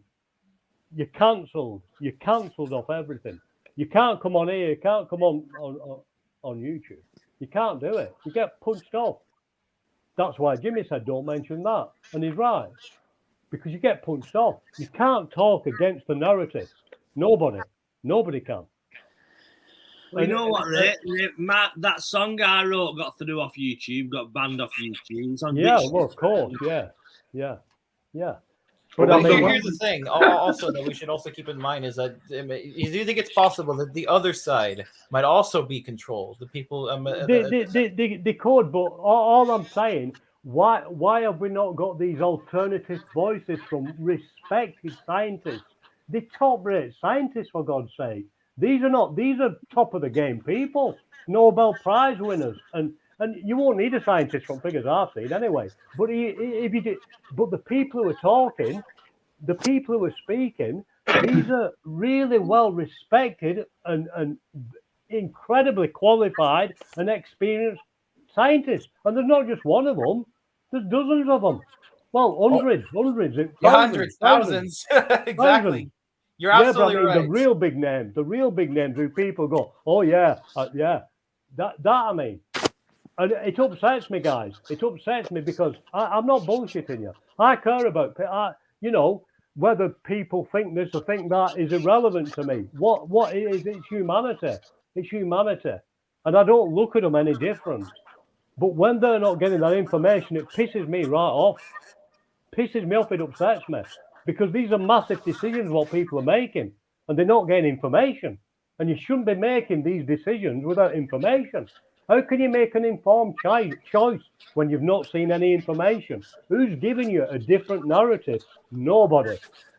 And that, I'm on it tonight, Anna. You slipped up here, Jimmy, let me on it, mate. I love it. You'll be banning me. You'll not let me on again. You're absolutely right. You're absolutely right, Ray. And the thing is just like, the MSM has lost a lot of ratings. Like over here in the States, CNN, which is pretty much the BBC of America, is like our main, like the number one news network. Yeah, they've lost 90%, over 90% of their viewership. That's right. Yeah. Well, no wonder. No wonder. It's just so. I just want people having information. People say, "What's your opinion?" They ask me, Don't ask me for my opinion. Who am I? Just give you the information, and you come to your own decisions. Not listening to me. Who am I? I'm not nobody. Listen to people who give you that information and make your own mind up. But they're hiding everything. Everything's hidden. Everything's, honestly, it's unbelievable. You can't even come on here and find it. You have to go to all the channels. You don't find it on here because everybody's banned. Everybody's banned. Or deplatformed or whatever. It's absolute madness. Absolute madness. Can I ask something? It's to the panel, really. Neil Young was anti the inoculation, wasn't he? And then apparently now he's had a U-turn, and because Joe Rogan's done a podcast with Dr. Robert Malone, and it's on Spotify. He's demanded that he wants all his music removing from because he's done a U-turn. He was anti the inoculation, and now he's kind of pro the inoculation. Have you any thoughts on that? Neil Young, the singer. Anyone? Anyone? He's just a singer. You know what's he's a fucking him, singer. Who cares? At the end of the day, he's a fucking singer. Who cares what he thinks? Exactly. He's probably trying to get attention. He's probably a mentally ill I narcissist. realised he wasn't in the Beatles, Peter, but you know, there's no. No, but when it comes to this stuff, you know what these kind of people. Who cares what he thinks? He's just a fucking singer. No, but I'm interested why you think that he had the complete fucking U-turn on being anti the inoculation. Then all of a sudden, fucking flipping a 360 and like kicking off because Joe Rogan did a podcast that was kind of showed the inoculation not in the best light, and he said it's either me or Joe Rogan, and obviously because Joe Rogan's more fucking popular, Spotify chose Joe Rogan, and you know. Maybe he's trying to sell some physical CDs. I don't know. Do you know? I think it's a case of the record company said you'll never fucking get you'll be wiped out from history or whatever. Or yeah, probably. I don't know. It's all over the news. That I don't know why it is. They've kicked him off though now, haven't they? Instead, did you know that, Jimmy? What's that, sir? They've kicked Neil Young off instead. Did you not hear that? Yeah, that's what I was on about. And oh, right, sorry, mate. No, I just thought it was interesting how he started out as anti it. Yeah. Then all of a sudden he flips to pro. Yeah. You know. One thing I don't understand is that fucking Joe Rogan guy. Why is he so popular? And he's supposed to be a comedian. Is he? He's never said. I've never heard him say anything funny ever. No, sorry, go on. It's because he has that podcast thing, and he'll literally have anybody on it. He's not bothered who he has on it. Mm-hmm. But it's like the biggest show in the world. I don't get it. I don't see. I watched a couple of them. I watched one with Robert Downey Jr. and a couple of other ones, but I don't see. You know what? This sounds like me being a bitter failed. Prefer this show. Right. This sounds like me being a bitter failed comedian. But to be honest with you, to concur with you, Peter, I've never heard Joe Rogan say anything remotely funny, and it's lost on me that he does stand up for a living. I don't know. It's not my. It's just lost on me. I don't get it. I get the podcast and all that, and he's built it up from scratch. Fair play to him, and now he gets all that really powerful, successful, influential people on it. But as a comedian, and it sounds like sour fucking grapes. I mean, while we're on the subject, and which also sounds like sour grapes, there's a series of nationwide bank adverts on television now. Now, all the actors on there are stand-up comedians who a lot of them I've gigged with. And they're on the telly doing nationwide adverts. But to be honest with you, what the fuck are they doing? Why are they selling it? The stand-up comedians. So what the fuck are they advertising banks for? Sucking the devil's prick for a few shekels. Because You know what I mean? that's what we like, aren't we? That's what we do. It's like Well, Lewis Hamilton, isn't he? Talking whatever. We're celebrity focused, aren't we?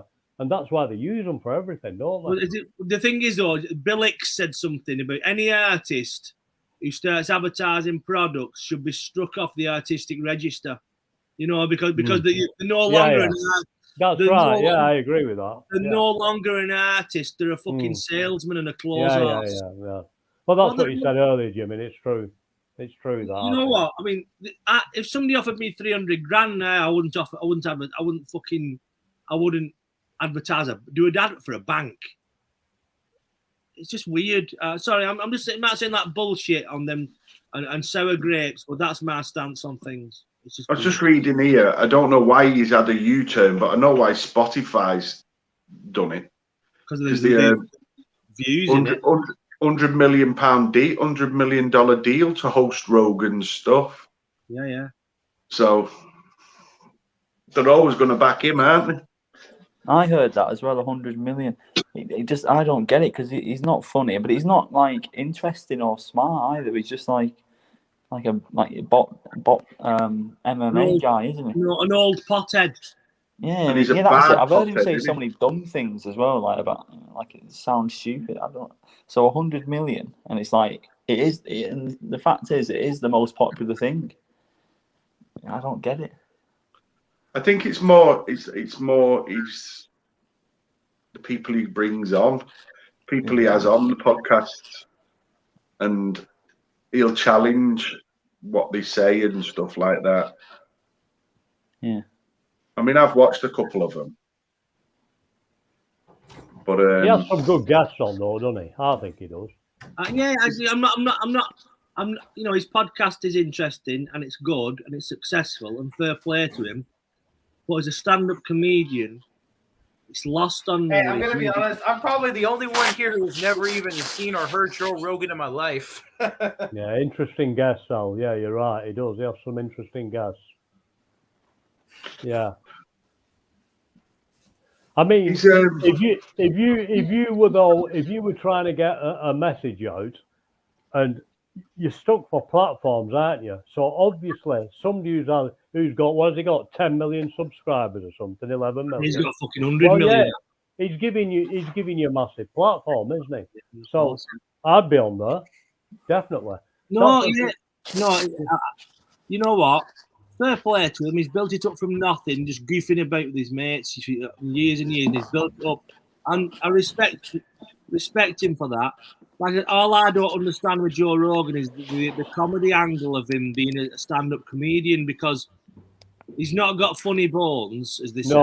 No, I've never seen him. Joe Rogan doesn't have funny bones, and I've just seen him shouting and ranting on stage, and I've never seen him doing that. You know what? Comedy's subjective, isn't it? You could watch somebody and somebody he's a fucking genius, him, and you could watch him and say, "What the fuck is this?" I don't. It's art, and it's subjective, but unless it's a very Californian American style of comedy, and that man's very British, you know, and it just doesn't.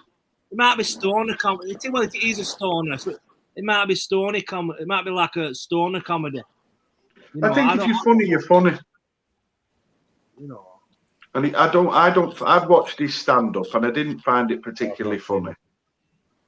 Yeah, I'm probably the only person here who has never heard Joe Rogan a day in my life, or even seen what he looks like. I'm gonna be honest. You've never heard of Joe Rogan? No, I've heard of Joe Rogan, but I've never seen him. He looks like a rough version of me.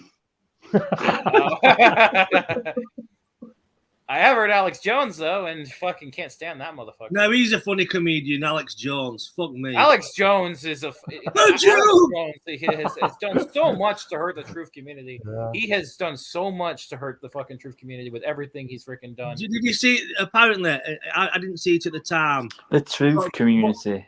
Fuck off. But when Peter stopped being angry, he said the Beatles didn't write their own songs. He's got no Peter, credibility. You've been angry. Peter, you've fucking been American off. But stop being angry, Taylor. I'm sorry. Nurse, Nurse's got her to bed again. Peter, what's wrong with Peter? Why is he so angry? He has been got at by this fucking Tavistock Institute. They've sent a frequency to him. this Ringo Starr's outside Peter's flat with a ray gun, like fucking pointing it at his window. And Peter's mannequin might be charged with it might have like 5G. Peter's mannequin in his room might be like a 5G antenna that links up to his kind of his inoculation chip, and it sends him to go off. But yeah, sorry Taylor about that. He just gets angry. I think it was the Beatles Tavistock thing that set him off. Ignore it. Hey, you saw me a bit angry though there as well, though, Jimmy, didn't you? No, I got a bit. I like you angry, I were on one a bit, wasn't I? No, it turns me on, Ray. I love it when you get angry. But yeah, it's just like Alex Jones has done so much to hurt to hurt everything. Like, I don't care if you want to call it truth community or movement or whatever you want to call it. All he's done, like for example, with 9/11, he created he is one of the key originators of so many false freaking ideas about 9/11. Him and Loose Change, and it's really, really freaking annoying. Yeah, yeah. Go on. Sorry. So no, I apologize to you, Taylor. You've been harangued by an angry bin man. Well, it's okay. I get angry too, and to be passionate about something, it's like I feel a bit passionate about anything related to Hitler, so I can understand where he's coming from completely. I don't agree with him, but I understand where he's coming from. No, yeah, I got a bit passionate as well, didn't I? I got a bit passionate. We love Peter. I love Peter. He's fucking nuts, but I love Peter. But it was out of order. Peter Griffin. And I've been getting passionate with myself all while you've all been talking. I would, you know what I mean. I'm sick of being passionate with myself. It's bad for you, apparently, to be too passionate with yourself. Peter, we love you. A bad race. You have gone to town.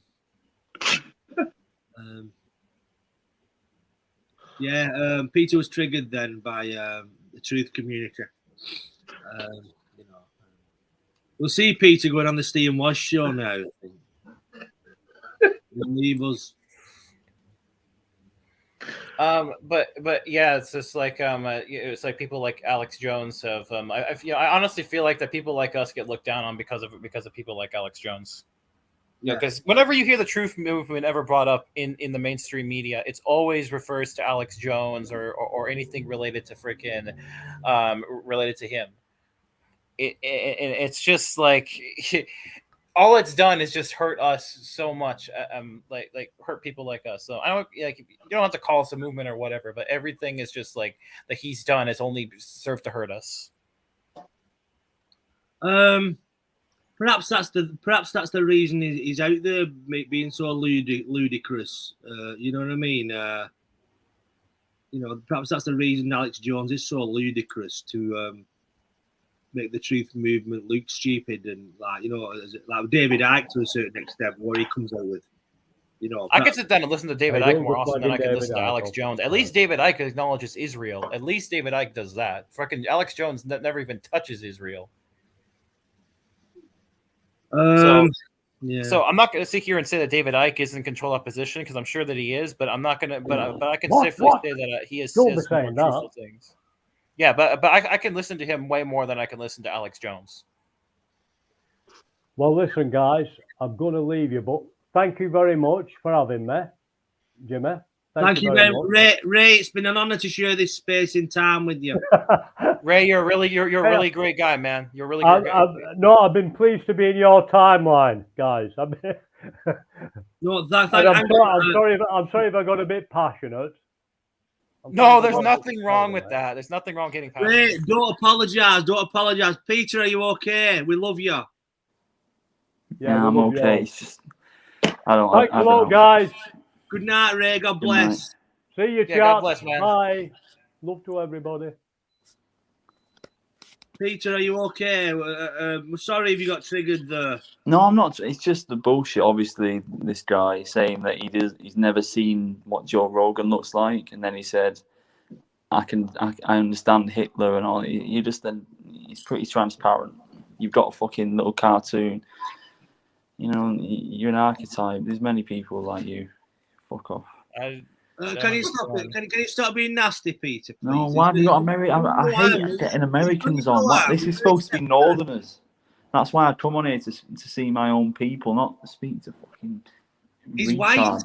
He's fucking white. He's American. He said the Beatles don't write their own songs, and then said fucking all this other shit. It's just nonsense.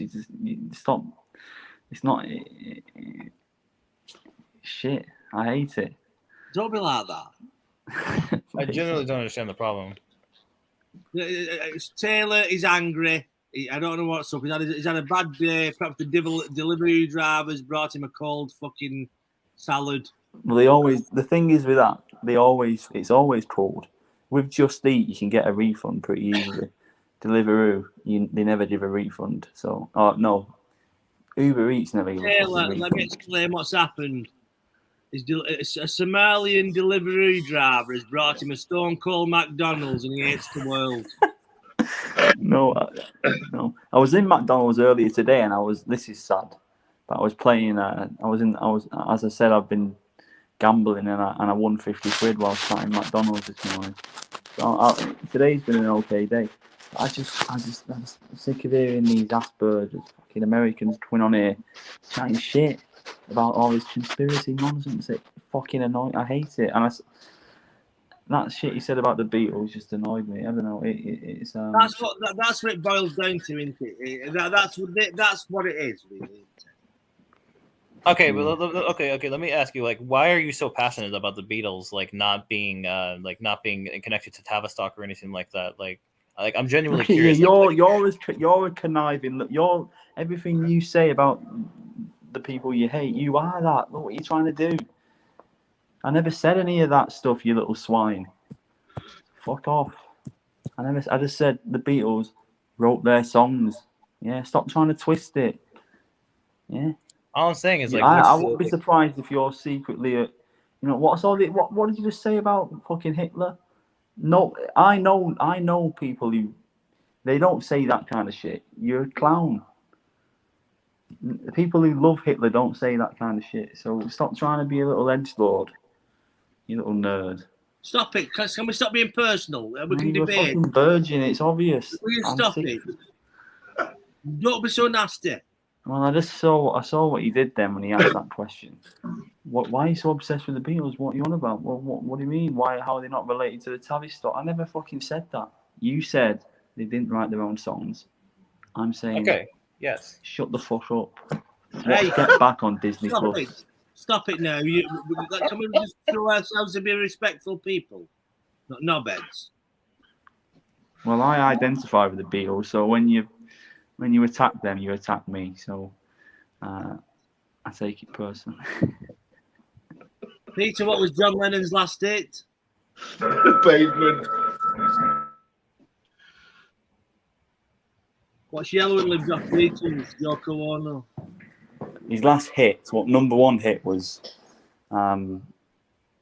Whatever Gets You Through the Night. That was his number one hit. Peter, you get me through the night. Peter, you make my life worth living, but Taylor does too.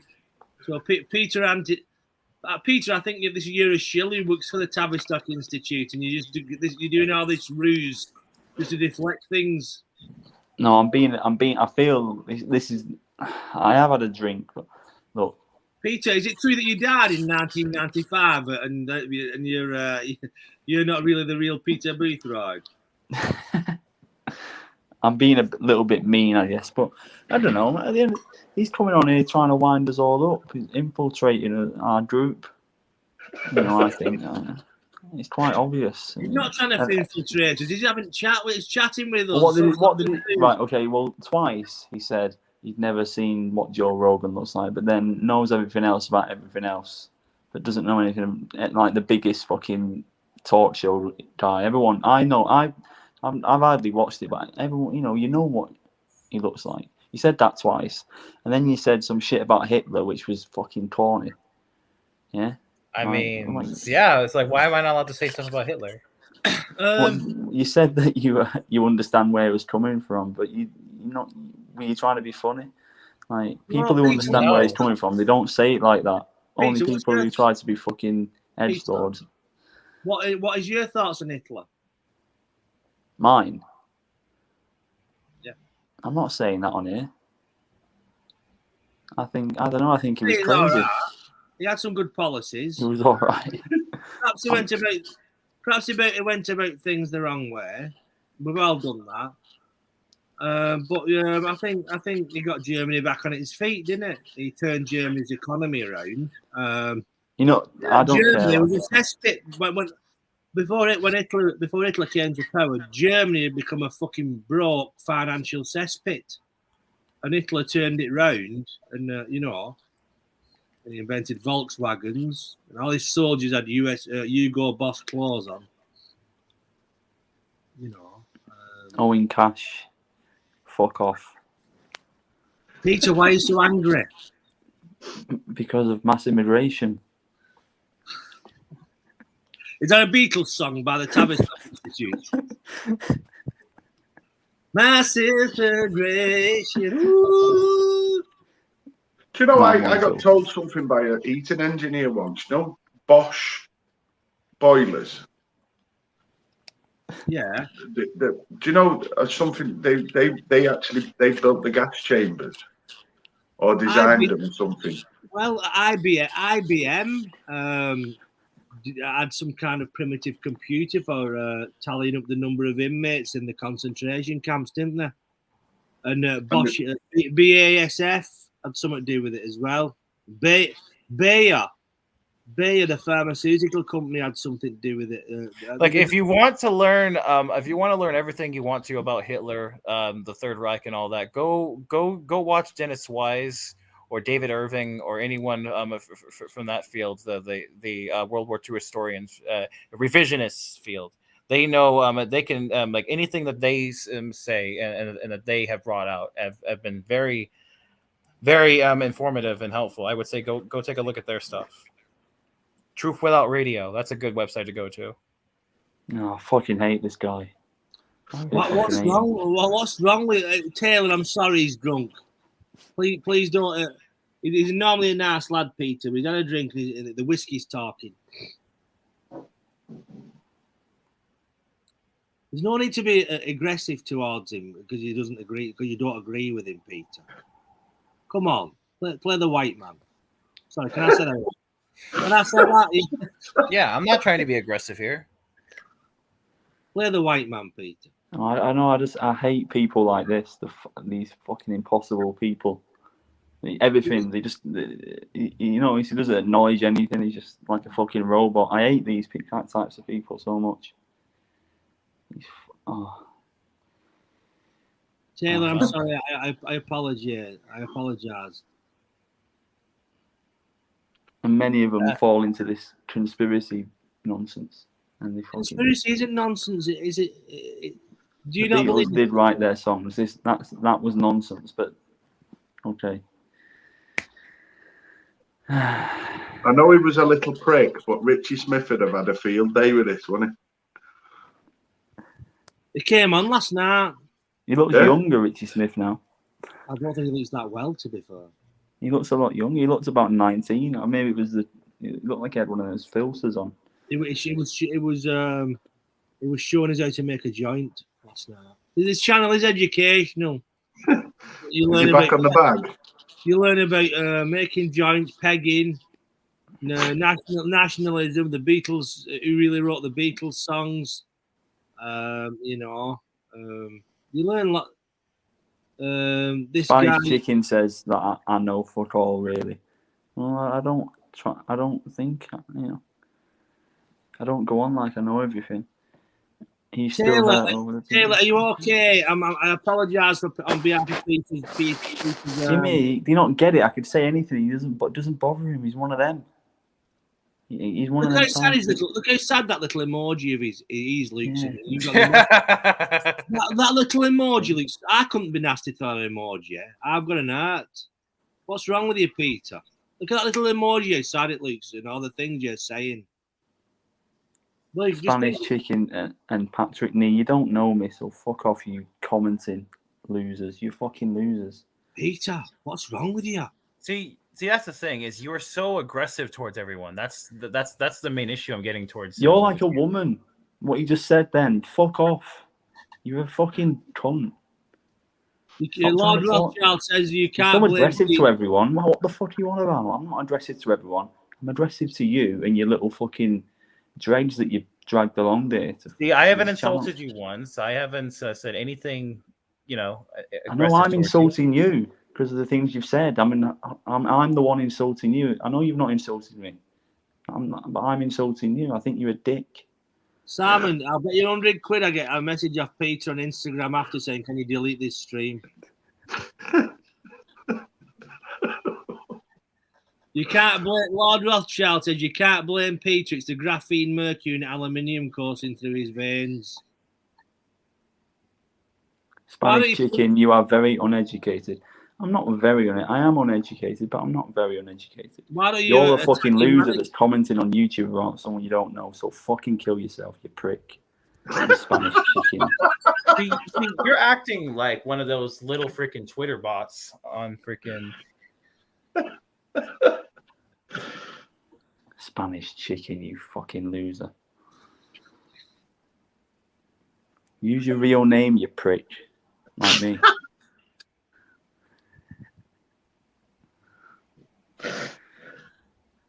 You see, when something's funny, it's funny.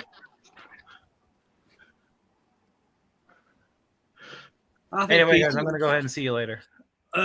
Good, fuck off, you American twat. Stop it! Stop it! This is an English stream for Englishmen. Taylor, I'm sorry, mate. Please don't be put off coming on again. Thought we got rid of Will Devockies and all the Americans. What's wrong with Will Devockies now? No, he's a nice guy. I'm just saying, I thought he was an English stream, and then it got Americanized. He got that posh logo, and you started thinking you were Joe Rogan. And I thought it was just Englishmen. Oh, you haven't having a got me chat. now. Actually, I work for the Tavistock Institute, so fuck you. They pay good money. See, Taylor's gone now. He's not even said goodbye, and you fucking shithouse. Good, he was a prick. He wasn't. Look, Jimmy, Taylor, they're like Taylor. robots. Another one will come along. There's Taylor, loads of I'm sorry. Taylor, I'm sorry. I apologise profusely on the behaviour of Peter, John. You're not doing yourself any favours tonight. People don't think. I tried to make this stream wholesome, and you've dragged it back to the fucking gutter. You brought on a guy who started saying, "Oh, the Beatles didn't write their songs." Da, da, da, da. Fuck, and then saying, "Oh, Hitler was all right," and all that. I understood Hitler. He was just fucking human garbage. There's loads of them knocking around the internet. You like Hitler though? No, what the fuck? No, I don't. So you don't like Hitler? You don't like Hitler, do you? I like Hitler. I don't like Hitler. So are you happy now that the stream's all Northern English? Yes, I feel comfortable now. I don't need foreigners. There's enough foreigners down here in London. I've come here to escape that. This is I don't know. I sound silly. Taylor, if you're watching this, I can only apologise. Please don't be put off coming on the stream again. It's boring. It's just, I don't know. Look at Spanish Chicken giving a fucking explanation for why he doesn't use his real name. You are a loser. Giving me a fucking explanation. Owen Cash thinks he's global. He's nothing. You are a fucking idiot. You stupid fucking Guardian read. You probably. Oh, you were the type I was taking the piss out of. Anyway. Peter, welcome. Is there anything else you'd like to share with the group? Get off your chest. Do you feel better for having a bit of a vent on poor little American boy? He wasn't a poor little American boy. He was a bullshitter, saying he's never seen Joe Rogan twice. He said that twice because he's trying to be. He thinks that makes him cool. Like he doesn't know about the most popular stuff. He's called a hipster. I don't know. You know, he's fuck off. Yeah, it's boring. You see right through it. You know, and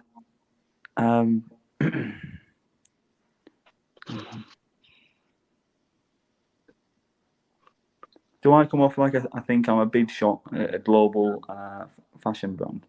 That's what I've been saying. No, you come across as a very angry person. Exactly. I'm not. I don't. I am angry for a reason. I've been ripped off. It was interesting what the other guys were saying. It was.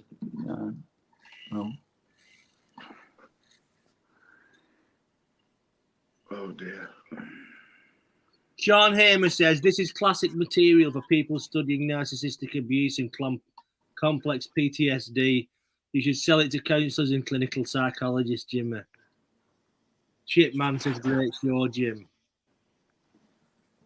Simon says that's not the poem. Peter is on fire. Patrick Nee, and you don't know us, Peter, do you? What? Well, I don't know. You're the one who started it, you fucking loser.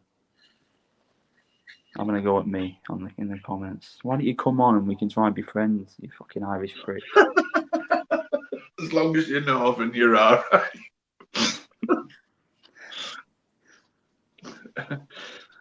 Any further down than Derbyshire, you're fucked. Peter, you do actually make me laugh with living.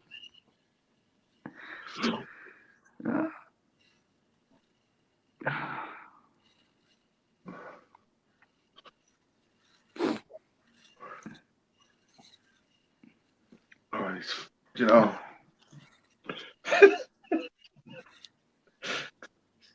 A 4-hour stream, lads. Nearly a 4-hour stream coming up. I'm not really tired yet. Two of that was Ray. I'm at work. Ray's gone for fucking charges headphones up for it on a 12-volt car battery. I've got to sit here for another 6 hours yet. I'm at work. You're getting fucking paid, aren't you? I'm getting paid to fucking rant. You're getting paid to abuse Americans. Fucking hell, you've got the dream job. Fucking hell. You're American. Well, basically, because Taylor kind of said the Beatles songs weren't written by the Beatles. It offended you on a great level. Yeah.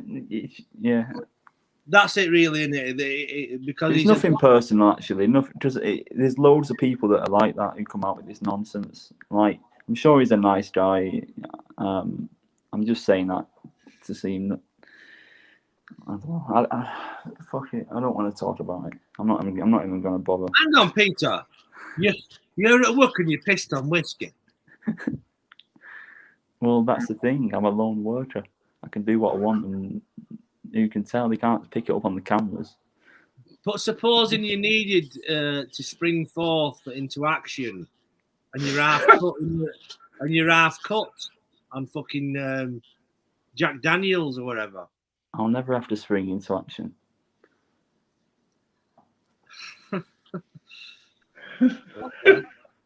Don't worry, I'm fine. I've got this worked out. I'm gonna have a nap in a bit. I'm gonna order a pizza or something. I don't know. God, this is why I live here. Like, I've got no. It's tough because I don't have that. I've got it quite. You were fucking Travis. You were fucking Travis Bickle from Taxi Driver. One day, a real rain's gonna come and wash the scum off the streets. Patrick Nee, Peter, I suggest a good walk in the country. Thank you. That's a good suggestion. The British countryside, not the American or Muslim countryside. You know what? I worry sometimes. I always imagine these people to be like my age, but they might be a lot older. You know, I don't want to disrespect people who are older than me. You know, I'm sorry if I've called you a loser. Foot golf's coming home. Is this Carl Pilkington's grandson? Can you imagine them two doing a program together? I wonder who Martin Redding is.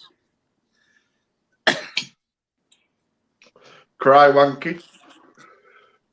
Probably.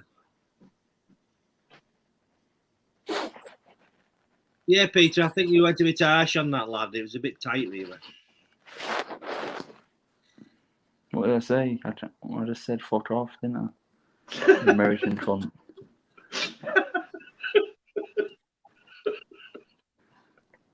It doesn't bother him. He's like one of these robots. He's not bothered. There was no reaction, Trust was me. there? Yeah. Patrick Nee, shut up. Stop going on. Martin, do you want to jump on for the last half hour? I think we need you. We need a summary from you. Martin, jump on for half an hour. The chip man, Peter, why live in London? Why not just move to Devon or Cornwall? Well, what?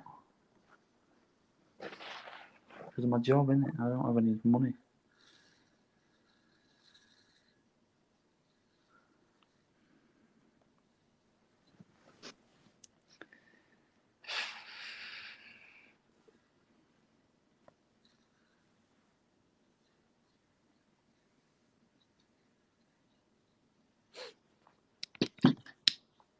It did look like him had a Full Metal Jacket though.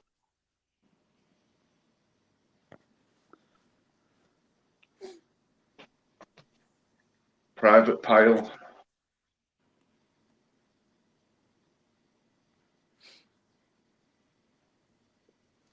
Oh, is that what you mean, Chip Man? Yeah, I've been there. It's nice, but it's not easy just to relocate to another place. You know, you have to get a job and then somewhere to live. It's so expensive. It takes a lot of planning, and if you get it wrong and you fuck up, it'll take a while. Hello, Jamie Boyle. Jamie Boyle's watching. Everybody subscribe to Warcry Publishing. Crime Books, Paul Sykes, Alex Reed, Alan Thompson, Football. Check out Warcry Publishing channel. Check out Jamie Boyle and my podcasts as well. That guy is impressive. The fact that he's done so many books, you know what I mean?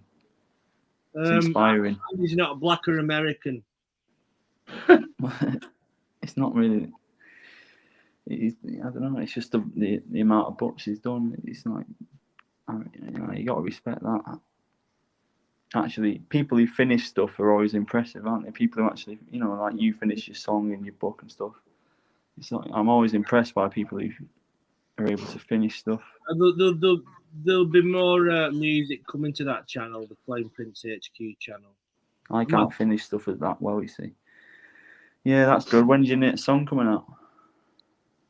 I'm re-recording 2 songs in 432 frequency. Next few weeks, because it's not a proper release, there'll be more stuff going on Spotify. That song though, Clot Shot, it's had 2,173 hits on BitChute, which is not bad, saying it's fucking in the backwaters of nowhere. Can it go on TikTok? The song, you think it's on TikTok? Well, it's on iTunes or Apple Music, right? So you can use it on TikTok. I think it's 20 seconds too long for TikTok, so I'd have to edit it a bit.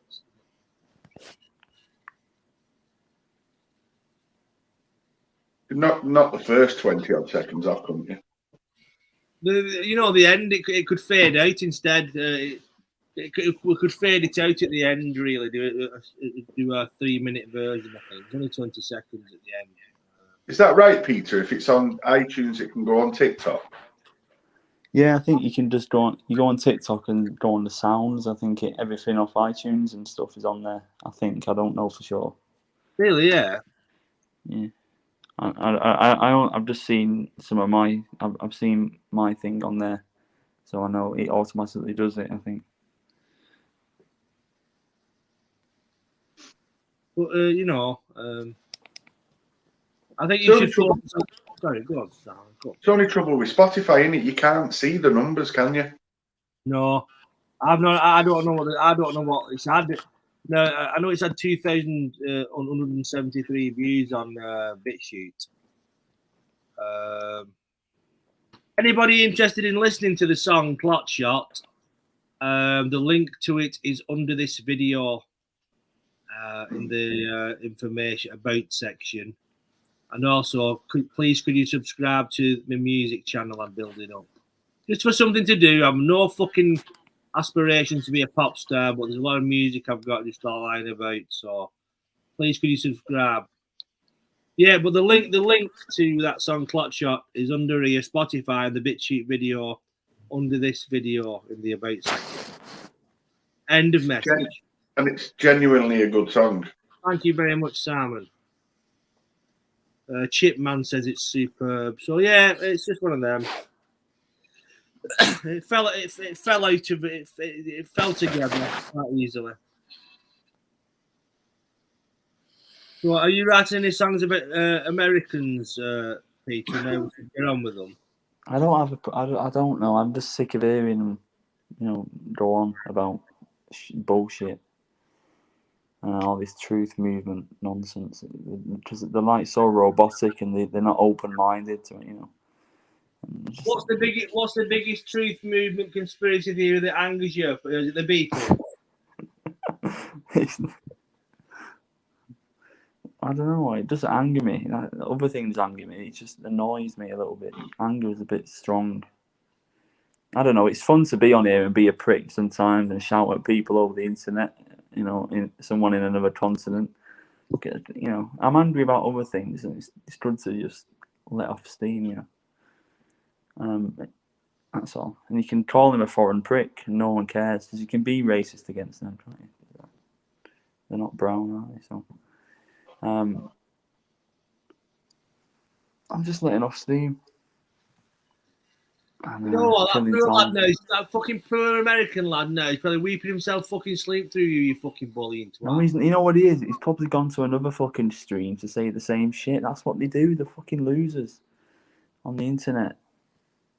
I mean, I can't talk, but I don't know. At least I just say stuff off the top of my head. They just fucking say this boring shite conspiracy bullshit that's distracting us from the real problem, which our country's being invaded, and we're talking about fucking Amy Winehouse and fucking bollocks about. What do you want us to do? 27 Club. Well, I don't know. Talk about stuff that's happening today. What good will that do? We need to get into our underground bunker and talk about it properly. We can't say it on here because we're on enemy territory. This is YouTube. I think you need to join Mr. H's channel.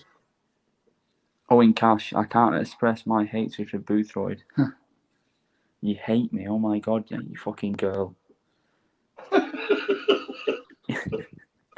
You hate me. Fucking, why are you listening to me then, you fucking girl?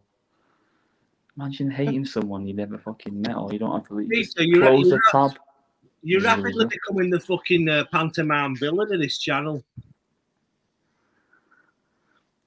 I can't express my hatred for Boothroyd. Fuck off. Who is letting my country get invaded though?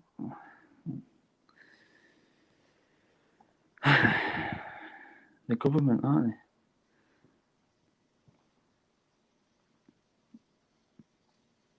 they? Mr. H in his bunker in the backyard of the CB radio. No, I need. You know what? I need to watch some Mr. H videos to calm down. You do? I think I do. I'm not. He is funny, Mr. H. There's just something funny about him. I do like it. His videos, sincerely. But there's just something funny about him. Who's your favourite YouTuber? I have watched a lot of his videos. You go through phases. I watch a load of them, and then I won't watch it for like maybe 2 years or for a while. And then you just, I don't know, you go through phases.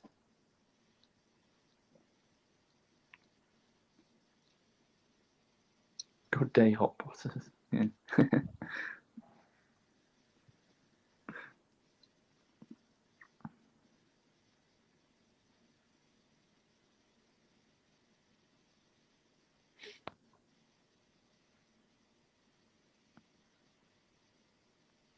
Meanwhile, in Blackpool, we have had other pro spots. No, but it's good that some people care about that kind of thing. I like, You know. How about though, It's our Mr. H? history. What about if Mr. H did a video saying that the Beatles songs were written by the Tavistock Institute? Would you change? Well, he'd lose some credibility. I think I'd give it a thumbs down.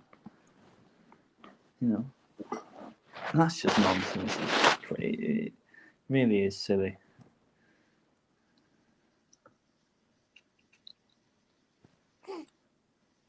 And you know what? I think 8 minutes past that we've done 4 hours.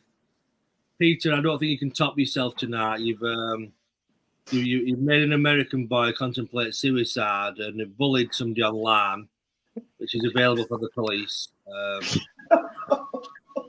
You've also admitted you're drunk at work. You can't find where I work, and I'll be all right. I can admit it. No one's thinking of reporting you. I just think it's heroic what you're doing. Thing is, I need to get sacked, and then I have no choice but to move to Morecambe. That's kind of, you know, I think subconsciously that's what I'm trying to do. Anyway, the cast of thousands tonight. I hope Paul Maiden's all right. I'm quite worried about how he looked. He didn't look in the best of fucking health, to be fair. Who else came on? Ray in his Lancaster Bomber headphones. I'm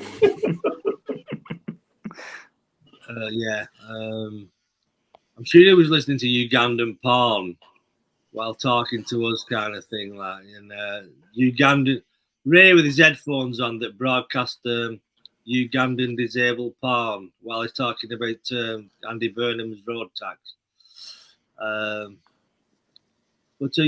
Thank you, David Eves. Well, I hope Paul Maiden's all right. Things like it proves that you're not evil. When I watched that at the beginning, I thought Jimmy's not. You know, he's a nice man. I'm not all bad. The reputation precedes me, and a lot of people who don't like me don't even know me. You know what I mean? Gentlemen, I think we've hit the end of the road, stream-wise. Thank you, everybody. Anyway, thank you, everybody in chat. If you want to donate to the StreamYard Fund, the link's at the top of the comment section. If you want to check out the Clot Shot video that's banned off YouTube, the links are in the comment section or the About section underneath this video on the Spotify. Please, can you have a listen to a subscription to the Claim Prince website? Anybody else that needs to get anything off the chest? Thank you, Simon. Thank you, Paul Maiden. Thank you, Ray and his headphones. Thank you, Taylor, for putting up with Peter. And thank you, Peter, but I think you need to have a long-eyed look at yourself in the mirror. But we love you anyway because you're fucking mental. No, stop trying to... We love you. What? I'm not mental. Nothing I said was... He was the guy saying everybody's the Beatles didn't write their songs. I told him to fuck off. That's pretty normal. Right. Good night, everybody. God bless. Well, I'll have a private chat. I'll have a private chat with you two if you want. If you want to. But, good night. God bless everybody. Owen Cash, get over it, you fucking bitch.